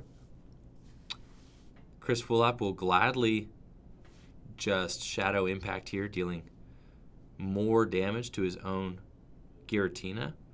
He's like, listen, if you're not going to knock out my Giratina, I'm going to knock out my Giratina so that then I can place those damage counters and try to win the game. If Brady is able to take this next prize here without, if he's able to take this next prize without KOing a Giratina, then Brady could just run away with the game and have it. But it looks like Chris does have 4 prizes left. Okay, so Chris did not have 3 prizes left. I was going to say, I felt like he didn't have 3. He only has 3 prizes left now. Okay, so Brady is in a much better spot than I had thought. He rips a Guzma there off of the Stellar Wish, and is going to be nest balling for another Zapdos if it's in deck. If his Zapdos is prized, then this could be really bad. But I think I did see a Zapdos in his deck. See here, he's got Jolteon, and there is a Zapdos. So I think he's just going to go for Zapdos and knock out an Inkay. He's got the Guzma in his hand, and if he could just get around this Giratina one more turn, he knows that all he has to do is whip up an attacker that can knock out a Giratina for game, and that's going to be it. So let's see, is Brady going to find an attacker here off of this nest ball? Definitely want to see Zapdos come into play. That's going to be the optimal choice here. Sure enough, Brady goes for a Tapu Koko Prism Star. And let's see what's in his hand. He may have the Rescue Stretcher already. He does. So he doesn't actually need an S-Ball for the Zapdos because he's already got one. Oh, wow. Brady is going to go for the GX attack here with the Jolteon GX. That is a wild play. So Brady is thinking Swift Run here, and then I'm home free. But hopefully Brady does not knock out the active Giratina. That gives Chris, a chance to, I guess, Sky Scorching Light. I don't know, and like snipe some Jirachis. Sketches me out. I don't like it, but I think that so long as Brady just takes a knockout, he should be good to go, honestly. With 3 prizes left on Chris's side, I don't think that Brady's going to give him a 3-prize turn to work with. And Brady is just going to Guzma around the spell tag. I like that a lot. He's going to target down that Malamar, and this is pretty much game, folks. Brady has got the Swift Run GX here all lined up, dealing 110 damage to that Malamar and bringing himself to just 1 prize remaining. We're seeing how aggressive this Zapdos deck is and how Jolteon GX can just make an already substantial lead even bigger. I think Brady has used maybe 3 Guzmas so far. These Zapdos decks play 4 Guzma just because you want to be able to target down a bench Pokemon every single turn. And Brady's Jirachi is looking strong. I'm not sure that Chris has a way he can fight his way out of this. He has not been able to make Brady hit a spell tag this entire time. Chris will bring out the Ultra Necrozma, though. I think he has to go for it. I mean, what else can he do at this point? But Brady has Swift Run GX'd. I mean, he would have to pull off some crazy play where he maybe Escape Rope Guzma to get around the Jolteon GX, but I don't think that Chris even plays Escape Rope in his deck. He's going to go grab the Metal Energy there with the Viridian Forest. And I'm not really seeing where Chris is going to be able to line up 3 prizes here. But you know that, Chris is a very good player. He's going to play to his outs. Even if his out is not good, he's going to try.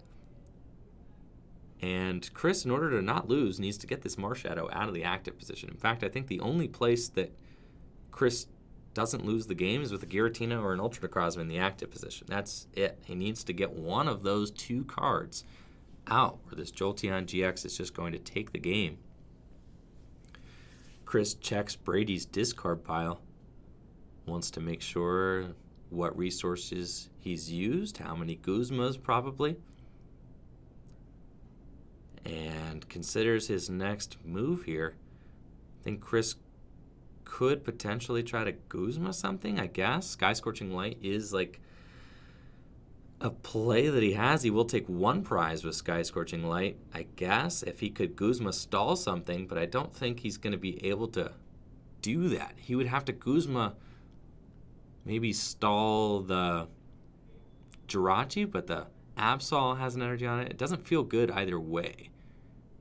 Either way, it feels very bad. So he'll play Switch and just Sky Scorching Light to take 1 prize here. And he just has to hope that Brady does not have game in hand. It knocks out, and it brings down Chris to 2 prizes remaining. And now it's all up to Brady. Does he have the cards to finish this game out? Knocking out this Ultra Necrozma is going to be very difficult without the use of Tapu Koko GX. So, I don't know. I mean, he needs Escape Rope for sure. If he can put together Escape Rope and Electro Power, that's game. But he might not be able to do all of that. And all Chris has to do is get a couple energies onto this Ultra Necrozma, and he's going to be able to Photon Geyser Jolteon EX or Jolteon GX for game. It's a very close game here. Really coming down to the wire. Okay, so Brady doesn't appear to have too much in his hand. He has to retreat into the Jirachi and go for Guzma here off the Stellar Wish. And sure enough, here it goes. What's it going to be? We get 5 cards. Guzma wins in the game. Escape Rope also helps. I don't think he found either of them. That is rough. If Brady doesn't find any of the cards he needs to win game, then he's just going to have to hope that Chris doesn't have Guzma himself for game. If Chris is able to pull this win off, I'm going to be very impressed. Part of me doesn't like that Brady wasted his GX attack on Swift Run GX. I think that might have been a little bit greedy this game. Imagine a Tapu Koko GX. I mean, he would just be able to win with Tapu Thunder GX right now. Easily dealing 250 damage to this Ultra Necrozma. It wouldn't be an option for Chris to do what he's doing right now if he had Tapu Thunder GX as an out. But using the Swift Run, yes, it got him to where he is right here, but I think he might have been able to accomplish everything that he needed to accomplish so far with Zapdos instead of Jolteon. But the Jolteon Swift Run is very good, did buy Brady a turn, but now he's kind of hard locked and can't really find the cards he needs to finish this off. So I think he can rescue Stretcher for another Jirachi back, switch into the other Jirachi. I like this play. I mean, at this point, he just goes for it. If you find Guzma off this one, you still win Jolteon GX. All right. He is going to Stellar Wish, top 5 cards. If he finds his final Guzma or an Escape Rope, he finds the rope. He's got Electro Power in hand, and that's it. That is game. Brady Botner, 2 O's. Chris Fulop in the Giratina deck. Amazing play there from Brady at the end, digging with Stellar Wish to find the game-winning Escape Rope. Brady plays 2 copies of Escape Rope in his deck. A phenomenal card there, and is able to pull off an astounding win there in a matchup I thought would not be good for Brady. So Brady will advance to the finals here at the Full Grip Game League Cup and be playing against, I guess, either Zoroark Lucario or potentially a Pika-Rom deck in the finals. And I got my money on it being Zoroark Lucario. All right, so we got Brady Botner here, fresh off his top 4 win, going to be heading into the finals here. Congrats, Brady. Thank you. And tell us a little bit about that series there. How did that go for you? Well, game 1, he couldn't find a 3rd basic Pokemon, and I had 2 extra powers in my hand, so I just ended that real quick. We were joking in the stream that actually your hands were so hot that it just burned the place down because my stream crashed right as you had won that first game. It was just like, dude, Chris had nothing. Yeah. You brought up the Inkay turn 1 and then just knocked out. Yeah, just double electro power. Boom, gone. Game 1. So game 1 going up quick there. And then game 2 was a little bit more of a grinder. So walk us through that one. So I wasn't really sure about the first turn. My hand was super dead. I just had the Volkner. And I got the switch. I wasn't sure if I should get Escape Rope and take a prize. I probably should have, considering how dead my hand was, and then I always get a prize to maybe try and make something happen. Mm-hmm. But I just hit into the Mars Shadow to set it up for a one-shot with the Zapdos without any modifiers later. Right. And then I got another Volkner, so I was able to get it eventually. Right. And then when at the end of the game, or near the end, when I wanted to get the Jolteon out, because I knew if I was able to get I had Guzma. Right. So if I was able to Swift Run, I would be down to 1 prize, and I just didn't feel like. And there was only 1 damage counter on the Jirachi, so that was always going to knock out. So you knew he couldn't get a 3 prize turn, yeah. Which is what you had to prevent. Right. Yeah. So I just didn't want to knock out the Giratinas because then he can get a 3 prize turn. Right. So no, I think you did really good finding your way around the spell tags. That was great. And then avoiding that extra 10 damage by knocking out a Giratina. That was very good as well. So good stuff there. A really close game. So that was awesome. Very close. Game 2 was super tight. Yep. And Chris was able to kind of walk that one back and make it as close as possible, even though you definitely kind of sprinted out ahead there really quick. Him starting Marshadow GX is like really bad. Oh, that terrible. made it really good for you. Yeah. For sure. You're like, you got to be like, oh yeah, finals, let's go. So that's it's really bad for him starting that Marshadow. Definitely some bad beats from Chris there. Yeah. So you are either going to be playing against a Pikachu Zekrom deck, right, or a Zoroark Lycanroc deck in the finals. Yeah. And is there any sort of feelings you have about either one you'd rather see? I mean, I'd rather play against Pikarom, just because I have Coco GX, so I can take a 3-price turn if I Matchup's want fine, to. right? Yeah. Zoroark, and he's playing Lucario, right? Yep. Yeah, so I think that's a little tougher. I mean, like, significantly tougher. But, right. I think it's still, I think that's like a 50-50 matchup, and I think I'm favored in Pikarom. Okay. So, is there anything that you're worried about in particular against the Zoroark Lucario deck? him playing Acerola. Acerola, yes, for sure, for sure. And maybe even potentially a Alolan Muck, right? Oh, yes, also Alolan Muck. Yes, could shut the whole operation down. Yeah. Literally, all my Pokemon are basic Pokemon with abilities except Zapdos and, like, Jolteon. So you've got a question in the chat. Have you lost at all today? I did lose today. I lost to a Pikarom. Ah, no. So. I drew very poorly, and he didn't draw that well either. I didn't draw supporters, and he didn't draw energy, but he had 1 energy his first turn and Thunder Mountain, so he was able to just take like all 6 prizes with Jolteon. Whoa, that's crazy. Yeah, he didn't find another energy the whole rest of the game. Crazy stuff, man. Crazy stuff. Yeah. So I know that you just started playing in like Q2, right? Like the very, very end of Q1. Like I played like one Q1 League Challenge. Okay, so you started playing in Q2, and that's like you had played on the online game, but just started attending tournaments Q2 this year. So I think a lot of the viewers can probably connect with you over that. Like, haven't played the game online for a while, but just new to the tournament scene. So you've really taken to it pretty quickly here. And the finals of League Cups are at least at plus 45. Maybe is it 45? Is it 40 or 45? 40 is finals. Yeah. 40. Okay, and is it 50 or 55 for a win? 50 for a win. Oh, 50 for a win. Okay. So, at 40 or 50 points, and that's going to be putting you up like in the 40 would be 152 and 152? 50 would be 162. Okay, so the dream's alive, Brady. That's what I'm talking about. Depends on how Collinsville goes. If I So, really want to pursue it. Brady has earned himself, and today's the first day of, and you've never been to our regionals. Right. Yeah, it'll be my first one. Okay, Next so week, Brady had like 100 points in Q2, having never attended a regionals, and now is up talking like mid 100s, and is going to be attending his first regionals. We're all joking that like you're going to win one. Oh yeah, I saw Will in the chat earlier. It was like Brady's going to win Collinsville. He's going to win Collinsville. He's on fire. Yeah. Yeah. So awesome stuff, Brady. Well, congrats on making the finals, Thank you. man. Take it easy. Yeah, and good luck.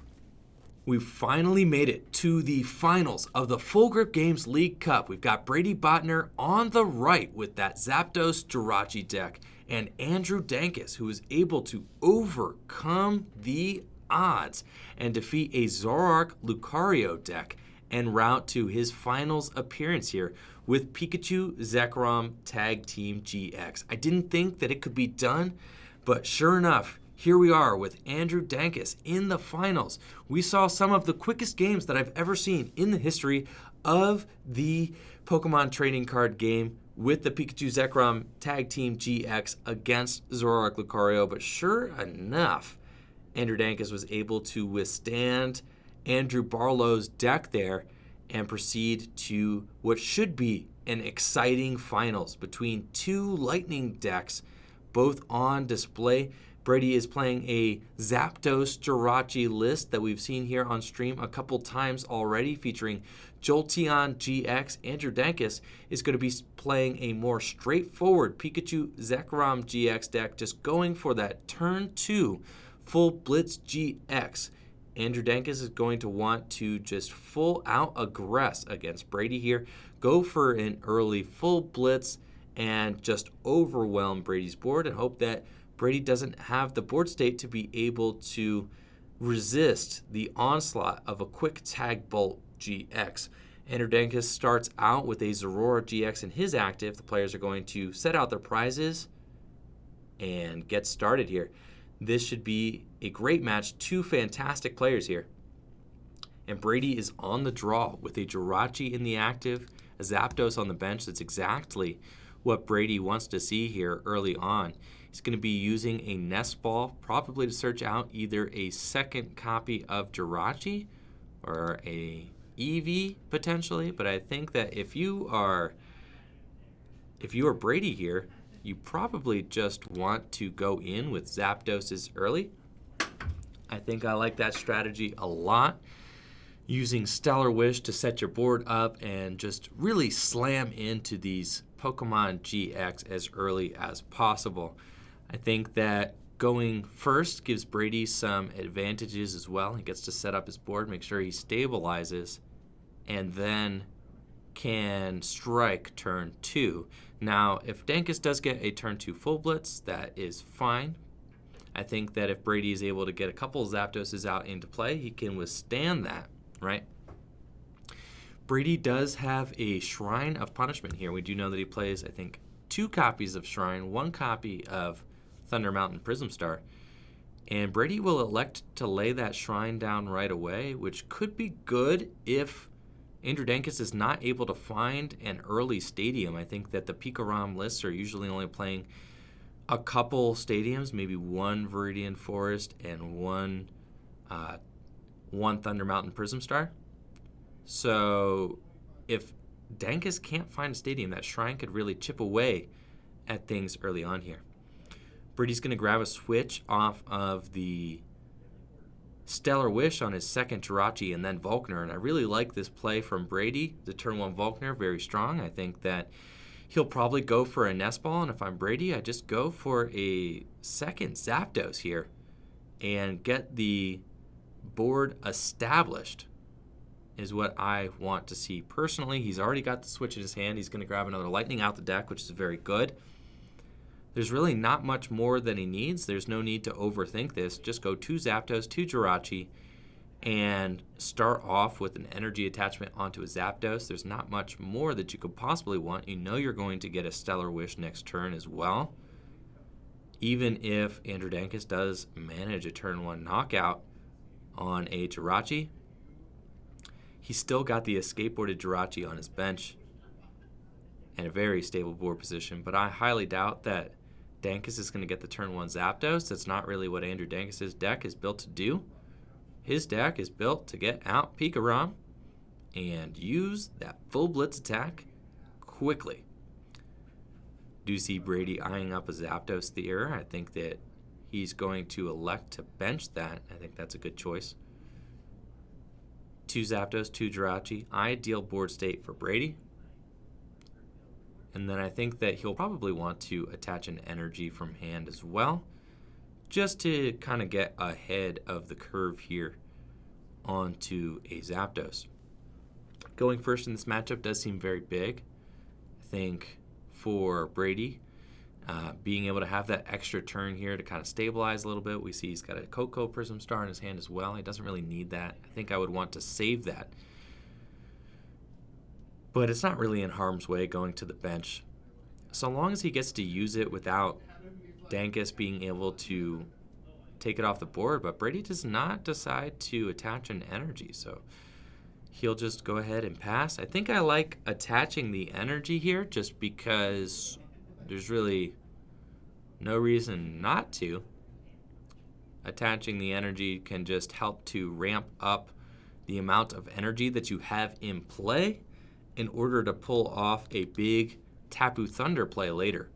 We are definitely expecting to see a Tapu Thunder GX from Brady's side of the field, and Dankus knows that that's what Brady is bringing to the table. He's got the Coco Prism Star on his bench already, and the Tapu Thunder GX is going to be able to take a big knockout at some point in the game. At some point, Dankus is going to put more than 3 energy in play, and at some point, Tapu Thunder GX is going to be a very live play. I think as the Zapdos player, you want to just be manually dropping energy every turn that you can so that you don't miss your window of opportunity when the Tapu Thunder GX becomes the correct play. Denkus has a nest ball in his hand. He's going to play it and search his deck for a basic Pokemon. As the Pikachu player, I usually like to, in this situation, just find a Jirachi to retreat into. You get the free retreat with Zoroark, but Denkus doesn't play the Jirachi, so he's probably going to be looking for, I guess, a card to disrupt Brady. We already know that Brady does have the switch in his hand already, though. So that Absol is not going to be doing too much this next turn. However, it could do more as the match wears on. And unfortunately, Denkus was not able to find an energy again. Turn 1. And how many turn 1s have we seen this Pikachu deck just whiff energy? Very tough. And he's just going to have to pass with the Shrine in play again. And I said that if that Shrine gets to stick, it is going to put in some work here. The Zapdos deck is now poised. It can switch into that Jirachi there after using Stellar Wish twice. I mean, it can use Stellar Wish. It could switch into another Stellar Wish again. I guess Brady's probably not going to want to do that considering there's an Absol on Dengus's bench. So he would have to burn a second switch to get that other Jirachi out the active. And since he didn't attach turn 1, he doesn't have the option to attach manually to the Jirachi to retreat it. So I guess he'll just get one Stellar Wish this turn with the one switch in his hand.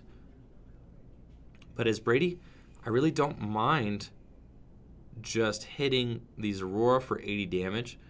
Setting up these big Pokemon GX for later knockouts is exactly what you want to do as the Zapdos player, and just hope that they don't get healed in any kind of way later on in the match.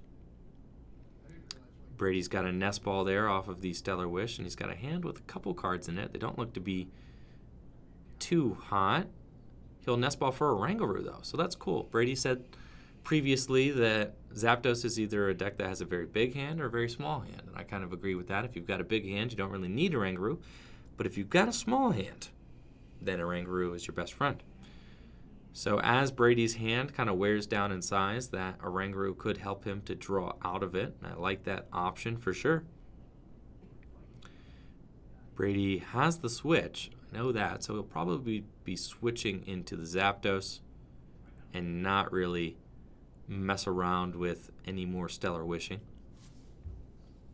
Brady equips the Choice Band and is going to be hitting for 110 with Shrine, making it an effective 120 there into the active Zoroark, dealing a hefty amount of damage there to that Zoroark GX, who is just kind of wilting away there in the face of that Zapdos. And that has got to be kind of stressful as Denkus. You've got 140 damage on your active Zoroark. The Shrine is slowly ticking its hit points away, and you're really on the clock here to kind of deal with it and get a threat in play to knock out that Zapdos. Do you see Denkus is able to finally find a Lightning Energy there to attach to his active Zoroark, so he's going to be able to retreat it out of harm's way, but hopefully he's able to find something off of this Cynthia. He's got a couple more Lightning Energies here, a Choice Band, and I also see an Energy Switch, but nothing in this hand helps him. And it looks like Brady is just going to be able to completely overwhelm Andrew Denkus' board here. Andrew Denkus is not able to draw into the cards he needs, the right cards off of these supporters. And you know, a man we heard say, I get the turn to Pikachu 70% of games. Looks like we might be living in a timeline where we're in that 30 percentile here. Definitely tough. I think I might see a Tapu Koko GX in his hand. That feels bad, though. Do you really Arrow Trail here just to soak another hit? Feels pretty horrible. But, I mean, what other choice do you have? If you're Denkus, you may just have to retreat. Yeah, that's fine. And take the Lightning Energy to the new Tapu Koko GX there and pass. That feels bad. Yeah, he's going to retreat to Absol. Okay. And that's it. That feels horrible. Denkus is protecting his 1 energy, though. It's on a fresh, larger GX Pokemon, but both those GXs on the bench are going to take 10 damage from Shrine, and Brady lives to see another turn here. This Zapdos going all the way in. You can see how much havoc he's been able to wreak on Denkus's board. He's got the switch in hand to be able to promote the Jirachi with the escape board. Brady's got lightning energy in hand as well. So all he needs is a Guzma or an Electro Power here. Electro Power will allow him to knock out that Absol in the active position. A Guzma will allow him to take out the Zoroark GX. Both would be great plays for Brady going forward. Takes a second look at his hand here just to make sure that he's making the correct play going forward and considers his options. I think Guzma feels ideal, but Brady will just grab the switch. I don't believe he has the Electro Power in his hand to take this knockout on Danks' active Absol. He could retreat into the other Jirachi. Hard retreat with a lightning energy. I don't mind that play very much. He could use lightning energy, retreat into the other Jirachi, go for the Electro Power or Guzma, and then potentially switch out. I think I like that. But Brady is just going to opt to switch into the Zapdos. And he might just hit for 80. I think if I'm Brady there, I like retreating. Oh, my bad. Brady has got it like that. He's got the Electro Power in his hand. I don't mind this play at all. I didn't see that Electro Power lurk in there, but he's going to be taking a knockout on this Absol, and we see Oranguru drawing him the Volkner he needs in order to refresh his hand, get another item. I think probably a switch card or an escape rope or something like that. He's also going to get lightning. We see Natalie kind of fixing the Jirachi. Jirachi cannot be asleep on the bench. Brady's going to consider his Volkner here before taking a knockout on this Absol. And Brady's going to go down to 5 prizes. And even though he's only taken 1 prize to Dankus's 0, his board position is just absolutely dominant. Brady's got the lightning energy. Now, which item will he pick? Another Electro Power. I like that. It pretty much is never a bad idea to just grab Electro Powers when you don't know what to get as the Zapdos deck, because you never know when you're going to want to try and go from 0 to 60. Okay, there's a fresh GX, kind of staring me down, and I need maybe to hit 2 more damage modifiers, maybe a Choice Band and another Electro Power, but already having 1 in hand can be very big. And it also just makes your hand more threatening. If you don't need a switch, if you don't need a Choice Band, if you don't need anything else in your hand, it just makes your hand even more volatile for your opponent, being able to just pop off there with all the Electro Powers that you've stored. Now we see Dankus go in here for the Lycia. And the Lycia here is going to grab him one thing and one thing only. He is looking for the Thunder Mountain Prism Star. Now, I see Dankus shuffling up real quick. That it means one of 2 things. He either prized it or he grabbed it real quick. I didn't see him grab the Thunder Mountain Prism Star. If he prized it, oh no, it's right there it's in play. I see it. Okay, very good. I did not see that there. He's got Thunder Mountain. Disaster avoided. All right. So, Dankus has got the Tapu Koko GX there. 2 energies. He's going to be able to Sky High Claws for knockout on that Zapdos. Oh, yes, knockout on Zapdos. Brady will gladly promote a Jirachi. He's got free retreat because of the escape board that he has equipped.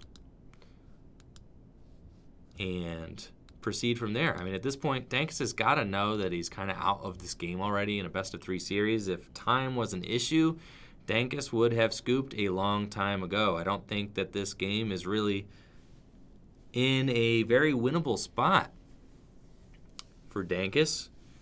Brady's has got a nice hand. He's got Coco Prism Star on his bench. He can really do anything he wants. He's got a couple of electro powers here. He may even just be able to take a knockout on the Tapu Koko with a Zapdos.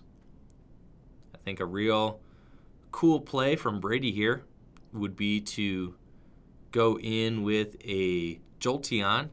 If he can find a Nest Ball, get Eevee, and then evolve into Jolteon, he could Swift Run this Tapu Koko GX for knockout. And if he could Swift Run the Koko GX for knockout, that would be pretty substantial. But it looks like doesn't really have that play as an option right now. He's probably just going to do the heavy lifting with Zapdos, save the Koko Prism Star for later. Even if he hits the Tapu Koko for just short of a knockout, it doesn't really matter so long as he can find a wow. And he's got an escape rope. That really puts Dankus in a weird spot. He doesn't want to lose this Koko Prism Star.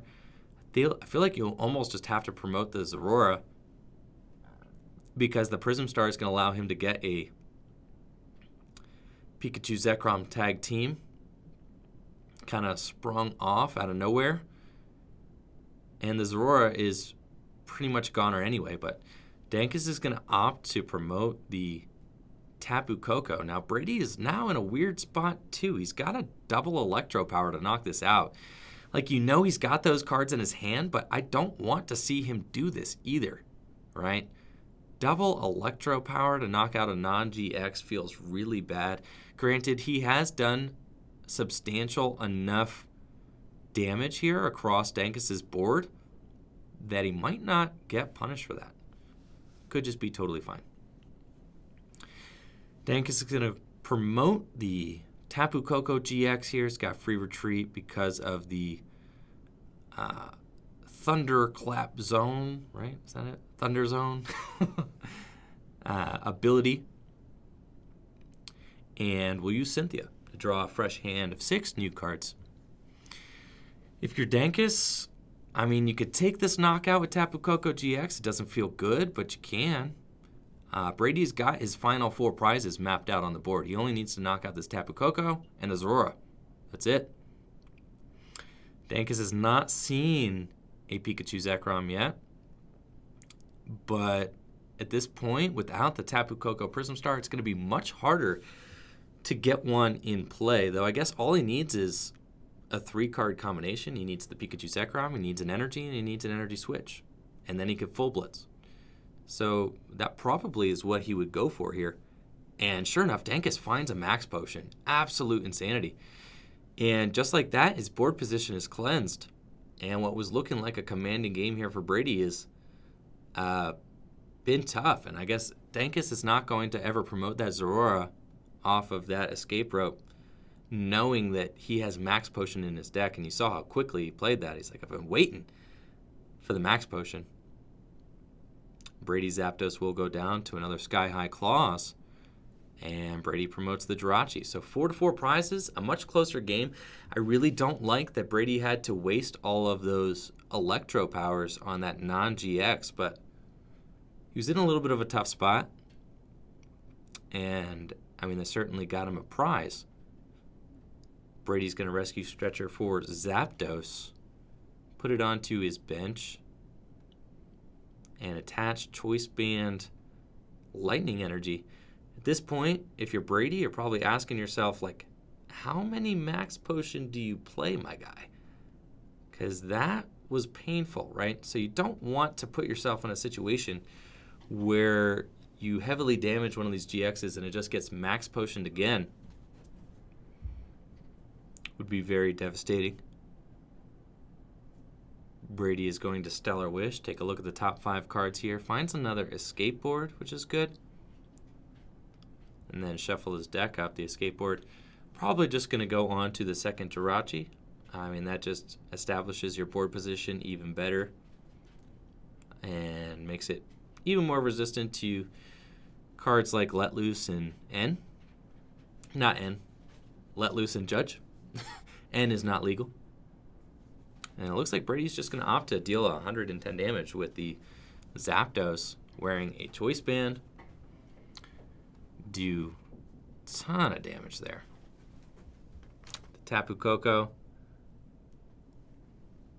Tapu Koko has 130 damage on it. Looks like Dankus is playing 2 max potions.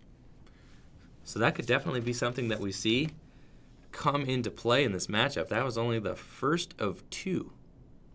Dankus finally gets a Pikachu Zekrom down onto the bench there and opts to use Lily. If he's able to find 1 energy switch, then he could transition to Full Blitz. If he's able to find energy switch max potion, then I think he's in a extraordinarily commanding position here. I think that Dankus is probably looking for that max potion. He wants to find it all this turn, and this is how this Pikachu deck is built here. I mean, with the double max potion, I think that it makes the Zapdos matchup much more bearable. He's going to go grab another Pikachu because he's going for everything this turn. I mean, think maybe he's not going to... Okay, he's just going to Full Blitz. I was going to say he wants to let loose. He wants to get the max potion. No, he's just going to play the safe route. Decide to retreat. He's got energy switch, and he'll Full Blitz to his new Pikachu Zekrom. I think, honestly, Dankus doesn't really care if the Tapu Koko GX goes down at this point. But I do have to say,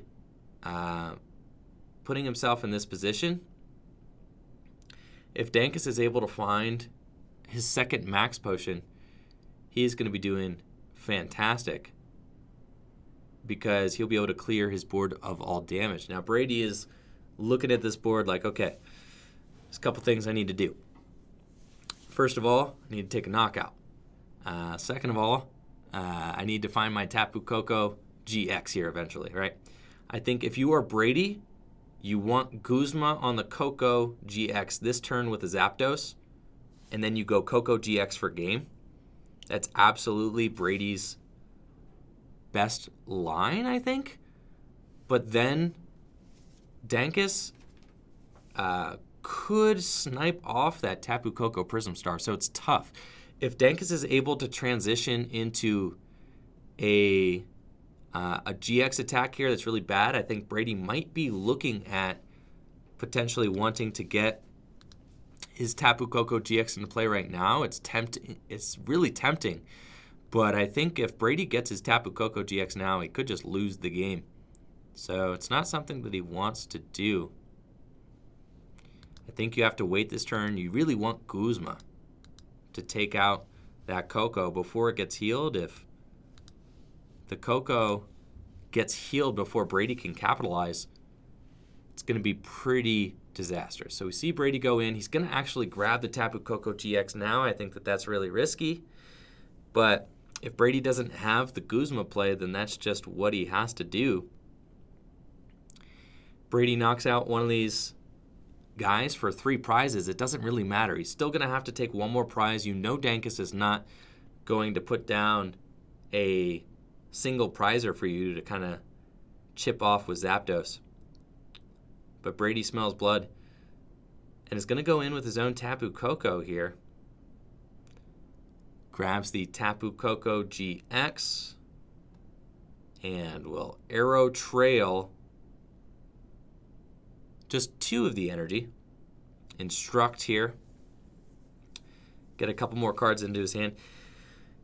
Now, I guess Dankus obviously has to knock out the Tapu Koko, but what I really don't like about Brady going for this here is that he's actually given Dankus a route to win this game. He needed to not put down the Tapu Koko GX yet because Dankus can just attach energy switch, and that's it. That's game. He's got Lily. All he needs is an energy from hand and an energy switch, and that's it. If Brady doesn't have a counter stadium to get this Thunder Mountain Prism Star out of there, it's going to be an easy route for Dankus to find the Tag Bolt GX for game. And leaving that Tapu Lele out there, just really tough. Hopefully Brady finds a shrine here, but he does not, and just has to go in with that Tapu Thunder GX. He'll take 3 prizes, but Dankus has a clear path to win this game. And it's just a matter of if he can find energy. He's got the Viridian in his hand. All he needs is energy switch, and it's game over. He'll play his entire hand down. Oh, he can't play the Viridian, actually, because he needs I think the Thunder Mountain increases his odds of pulling off the attack. So he'll just go down with the Tapu Lele for probably nothing, if I had to guess. He could go for Erika's. I think Erika's might actually draw him more cards.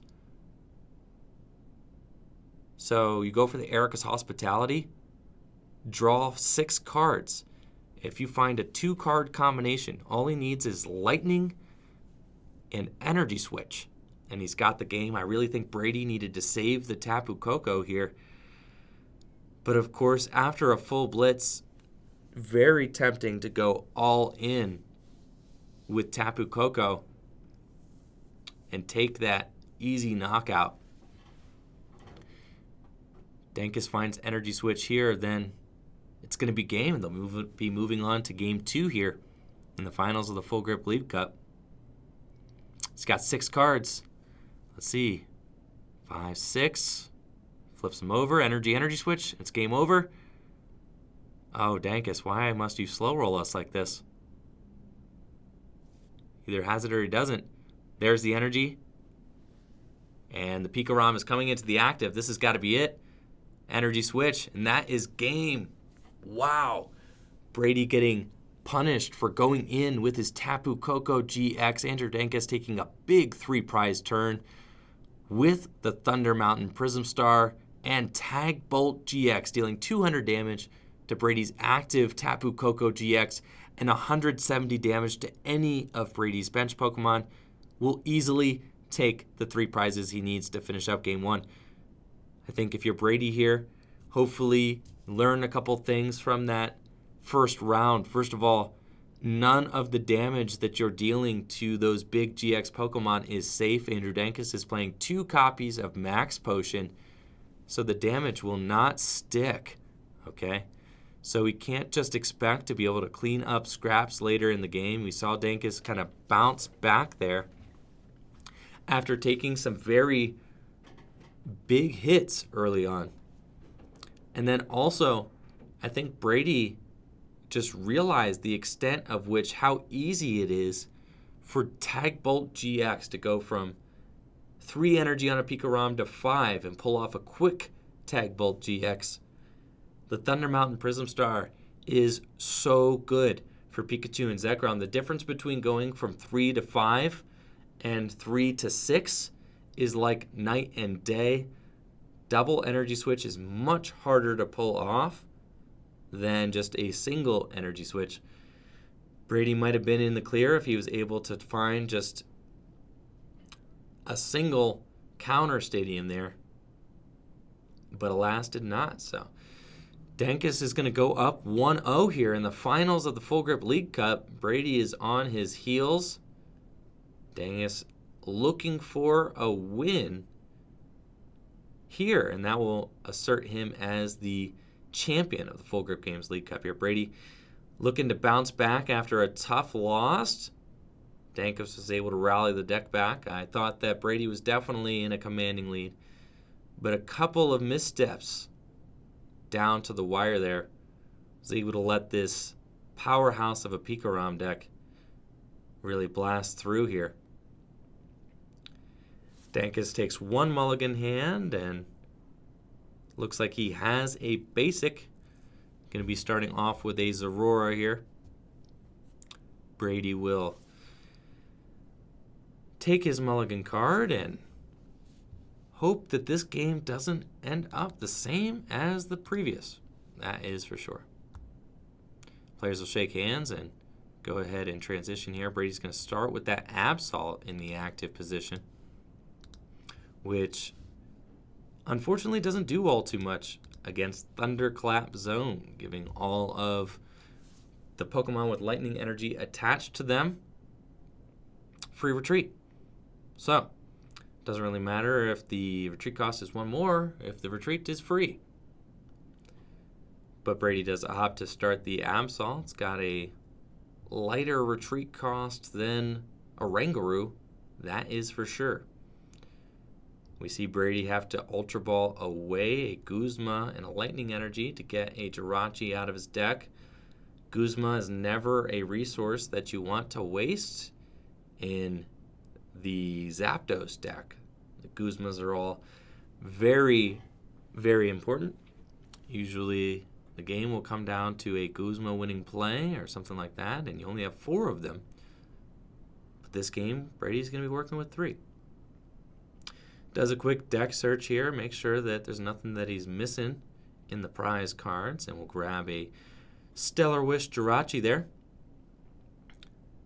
off of his original search. And then Brady will probably look to get that Jirachi into the active position somehow. He would really like to probably switch or use an escape board to do that. Looks like he has a switch in his hand, so that'll be no problem. I think if I'm Brady and I start with the Oranguru, the switch, and the Absol, you just start the Oranguru, save the Absol to Ultra Ball away, and switch into the Jirachi. But of course, I don't really know what Brady's opening hand was. I forget what he drew off the top deck. Brady's going to find Volkner here and go in with Nest Ball, grabbing a Zapdos, and we'll bench that. Stabilizing his board a little bit, we see Andrew Dankus also got his own copy of Zapdos there on the bench, a card that we have not really seen come into play for the Pikachu deck yet, but it does play one, right? Brady will attach Lightning Energy and Choice Band to his bench Zapdos in order to be able to instruct for more cards with the Oranguru, and then pass. Dankus has got Viridian, which will allow him to find those early energy cards that have been eluding him so far, which is very good. He's also got Ultra Ball in his hand to go grab a basic Pokemon if he wants it. He's going to easily get rid of the Choice Band because he knows that Brady's probably not giving him any sort of free GX Pokemon here early on. And then all of the GX Pokemon that Brady does play pretty much get knocked out very easily with just a single copy of Electro Power. Dankus unfortunately has to waste one of those very valuable max potions, getting a Tapu Lele here, but he needs to draw cards, so he's probably going for a turn 1 Lily off of the Tapu Lele's Wonder Tag. Lily's going to allow him to draw up to 8 cards in his hand, get a very substantial turn 1 draw here, which is really good. And then, of course, with Thunderclap Zone and the Viridian, he should be able to pivot to whoever he wants to have in the active turn 1. He may even be able to take a turn 1 knockout if he draws into an energy switch off of the Lily. But he'll actually just go for the Thunder Mountain Prism Star in the active. And I don't mind that at all. If he finds a Lightning Energy, then he'll be able to retreat with the Zoroark for free, take a turn 1 knockout with Zapdos without attaching an energy to it. So that's really good. Dankus is going to be able to use Thunderclap Zone, retreat for free, and use Thunderous Assault to knock out that Jirachi. And Dankus taking the first prize card here in the finals is looking really good here for sure. I mean, this is pretty much an ideal start for Dankus, I have to say. I think he's positioned himself well, though having the Lele on the bench is a little bit of a liability. Definitely strong. I mean, I think that the ideal way for a Pikachu deck to use Zapdos is to use it without actually having to put an energy on it, not having to waste an energy attachment for sure. Brady will bench a Zapdos, attach a Lightning, instruct for 2 here. See what he gets off of that. He's got Guzma, so he will pinpoint down that Zoroark, bring it to the active position, and deal some damage to that with a Choice Banded Zapdos, dealing 110 damage. All his Zapdoses have energy on them, even though they don't need them because of the Thunder Mountain Prism Star. And now Brady is down 2 Zapdoses, or not 2 Zapdoses, 2 Guzmas. And we can see how quickly these Guzmas can actually evade you, right? How quickly they can go if you discard one without using it. Now, Brady's only got 2 Guzmas left in deck. He's going to have to use 1 Guzma to bring this Zoroark back out to the active, because Andrew is definitely not going to keep it into the active position. And Dankus looks like he's going to just bring up another Zapdos this turn, potentially knock it out, going up 2 prizes with another Electro Power here on Zapdos. So Dankus really just marching his way towards victory here, taking back-to-back knockouts with Zapdos for free with Thunder Mountain. That Absol has not done much of anything. Brady's got his 3rd Guzma down, so this is very good for Brady in that he was able to capitalize on this damaged Zoroark, but you know that Brady only has 1 Guzma left in deck. So that resource is pretty much sailed and will allow Dankus to do some heavy tanking here going forward. Now, Dankus does need a couple of things in order to get going here. Ideally, he wants to get an energy to attach, but unfortunately, he cannot use the Viridian to attach, and he gets the top deck for the energy. I was going to say he can't use the Viridian because he wants the Thunder Mountain Prism Star to stay. So that was a perfect draw for Dankus there off the top of the deck, and now he's going to proceed with Pikachu.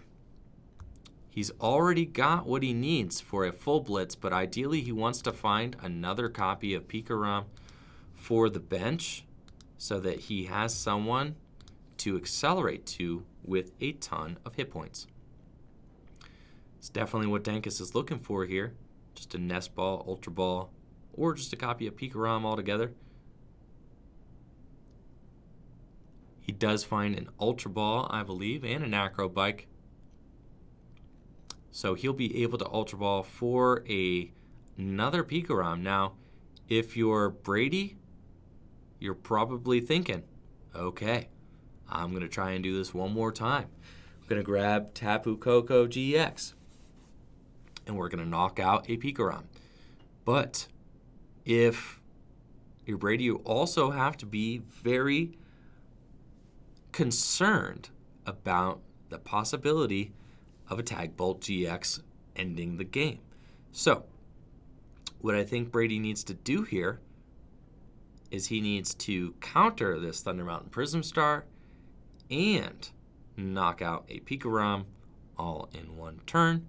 That, or he can maybe escape rope into Zapdos, maybe hope that Dankus escape ropes and promotes Zapdos. I think that would weirdly be like an incorrect play for Dankus, kind of, if Brady does find an escape rope, and if Dankus promotes the Zapdos, then he could knock it out potentially with his Zapdos himself, and then go in and find a Tapu Koko GX to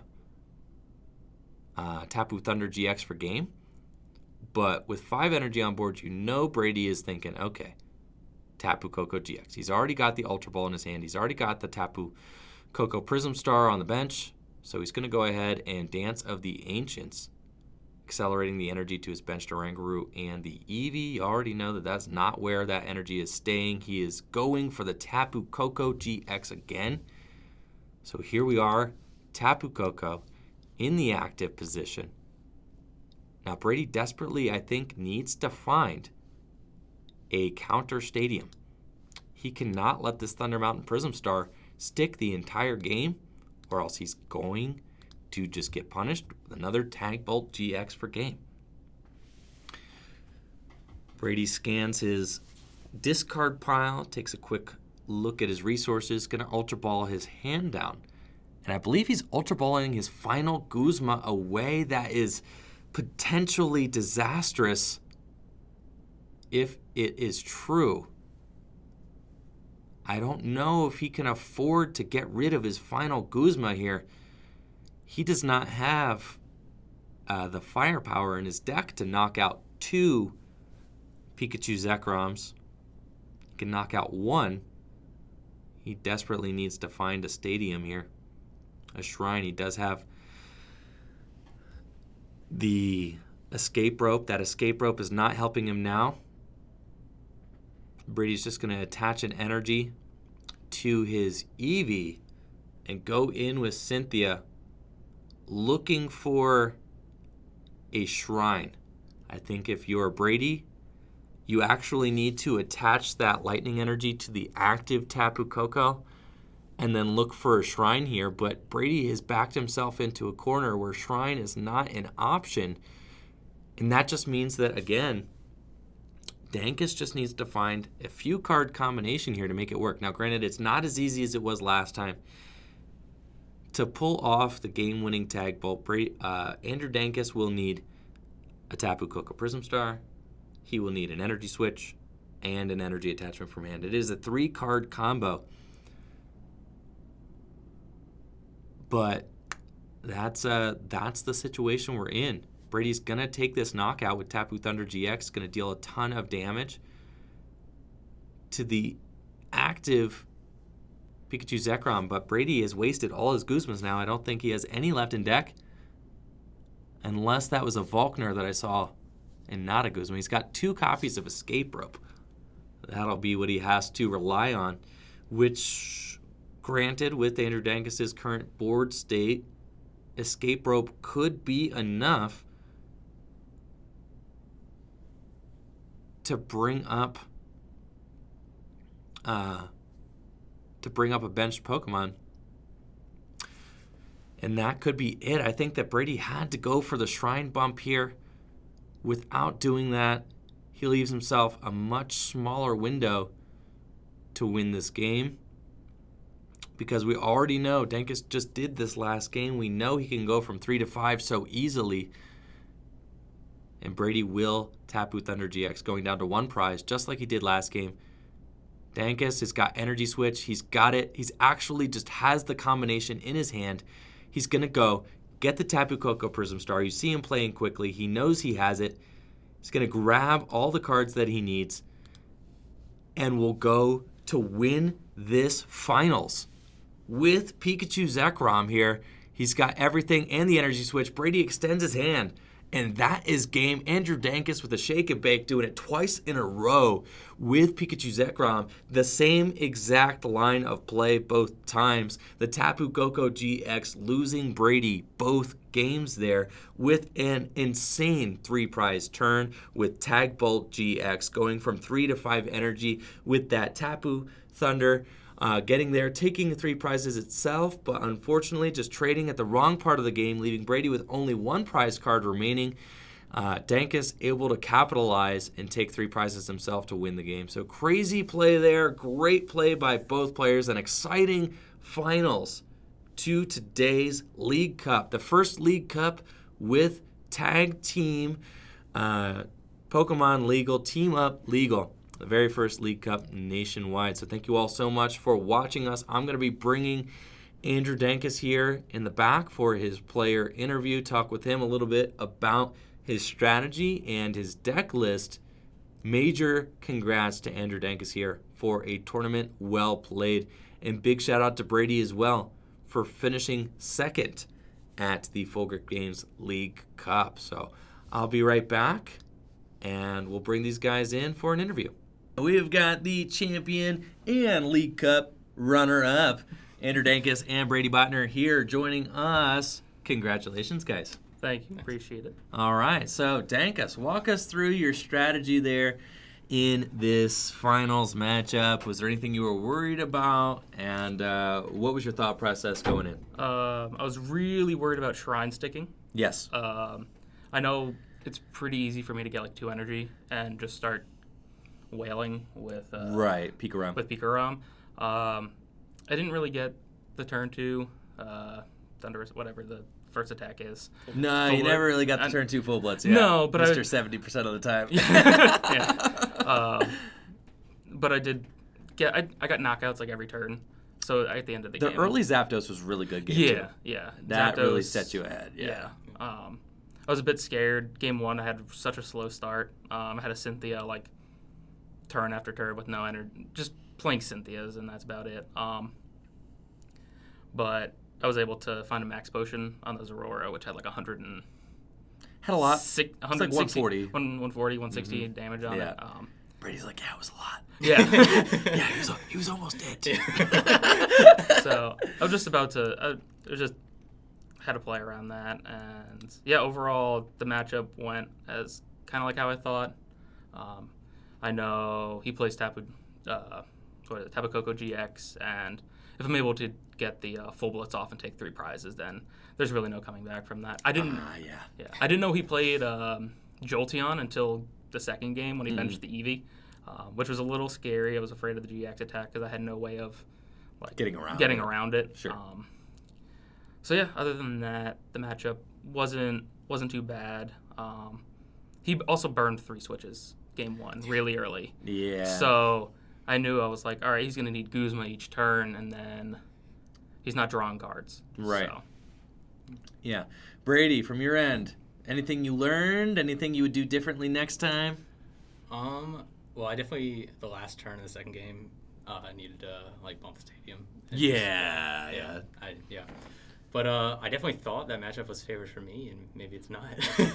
Made you think a little Yeah. bit. There are some things. I think it's a close matchup. I would Yeah. say it's like close. Yeah, I'd say about 50-50. Yeah. I think there are some things that can go devastatingly wrong if you're a Zapdos player. Mm-hmm. And I think letting the Thunder Mountain just stick the whole game is like that thing that can go Yes. devastatingly wrong. Right. Yeah. I think So- I think you needed to really bump that because then I'd need to find another energy switch.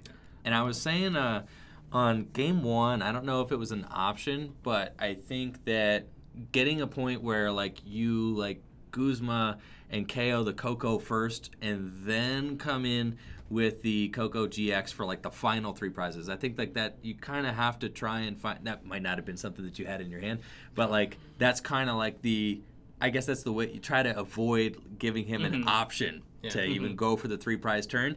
You just are like, all right, if you're going to tag Bolt GX, you're only taking 2 prizes.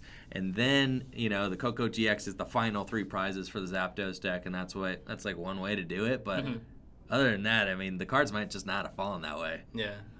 I don't remember if I had. No, I don't was know able to do either. that, yeah. I didn't see it, but I was like, I think he's got to hope and pray that Yeah. Dankus just doesn't have energy switch energy, and sure enough, had it both times. Okay. I also had a Lily and I top decked a Cynthia, so I was hoping to find it. Right. I mean, if not, it's not the end of the world because then I still just need a damage modifier to knock out his Coco to go down to 1 prize, and if he has Guzma, Electro Power, then he's got it, and hopefully maybe I would have found a Marshadow. Who knows? Right. So. Well, awesome. Major accomplishment to both you guys. So super, super proud of you. Congrats. Anything in Thank you, particular you're looking to spend your store credit on? Looking to buy? Well, I sold a lot of bulk today. Okay. So pretty much this trip was free. Sick. So maybe some singles, maybe a box.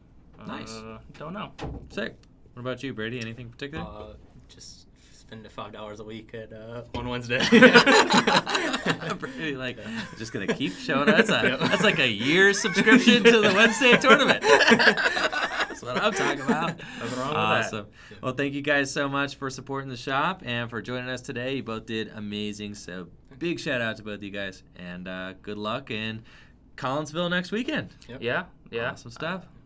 Yeah. Yeah. All right. I don't know if I'm playing this next week. You don't know if you're going to Collinsville? No, I'm going to Collinsville. I don't know if I'm playing Pikachu. Oh, okay. Yeah. Well, we'll see what we're going to play. We'll do some testing tonight. Yep. Awesome. Well, great stream, guys. Thank you all so much for everybody who hung out Yes, with thanks for us having today. us. It was an amazing time. Big shout out to all the mods. Big shout out to all the subs. Yes. Big shout out to you guys. Yes, thank you guys so much. Shout out to everybody who donated, everybody who followed the channel. We got a ton of followers today, so that was really incredible as well. Hopefully you guys are watching the Oceania International Championships finals, which should be on right now, soon yeah. if it's not happening right now. it's So right now. go watch that. Can I raid Pokemon? They've probably turned raids off. Probably. That Yeah. would be, God, I'd that'd be so imagine. cool. But thank you guys so much for the support, and hopefully you guys have an amazing remainder of your weekend. Take it easy. Peace. See ya.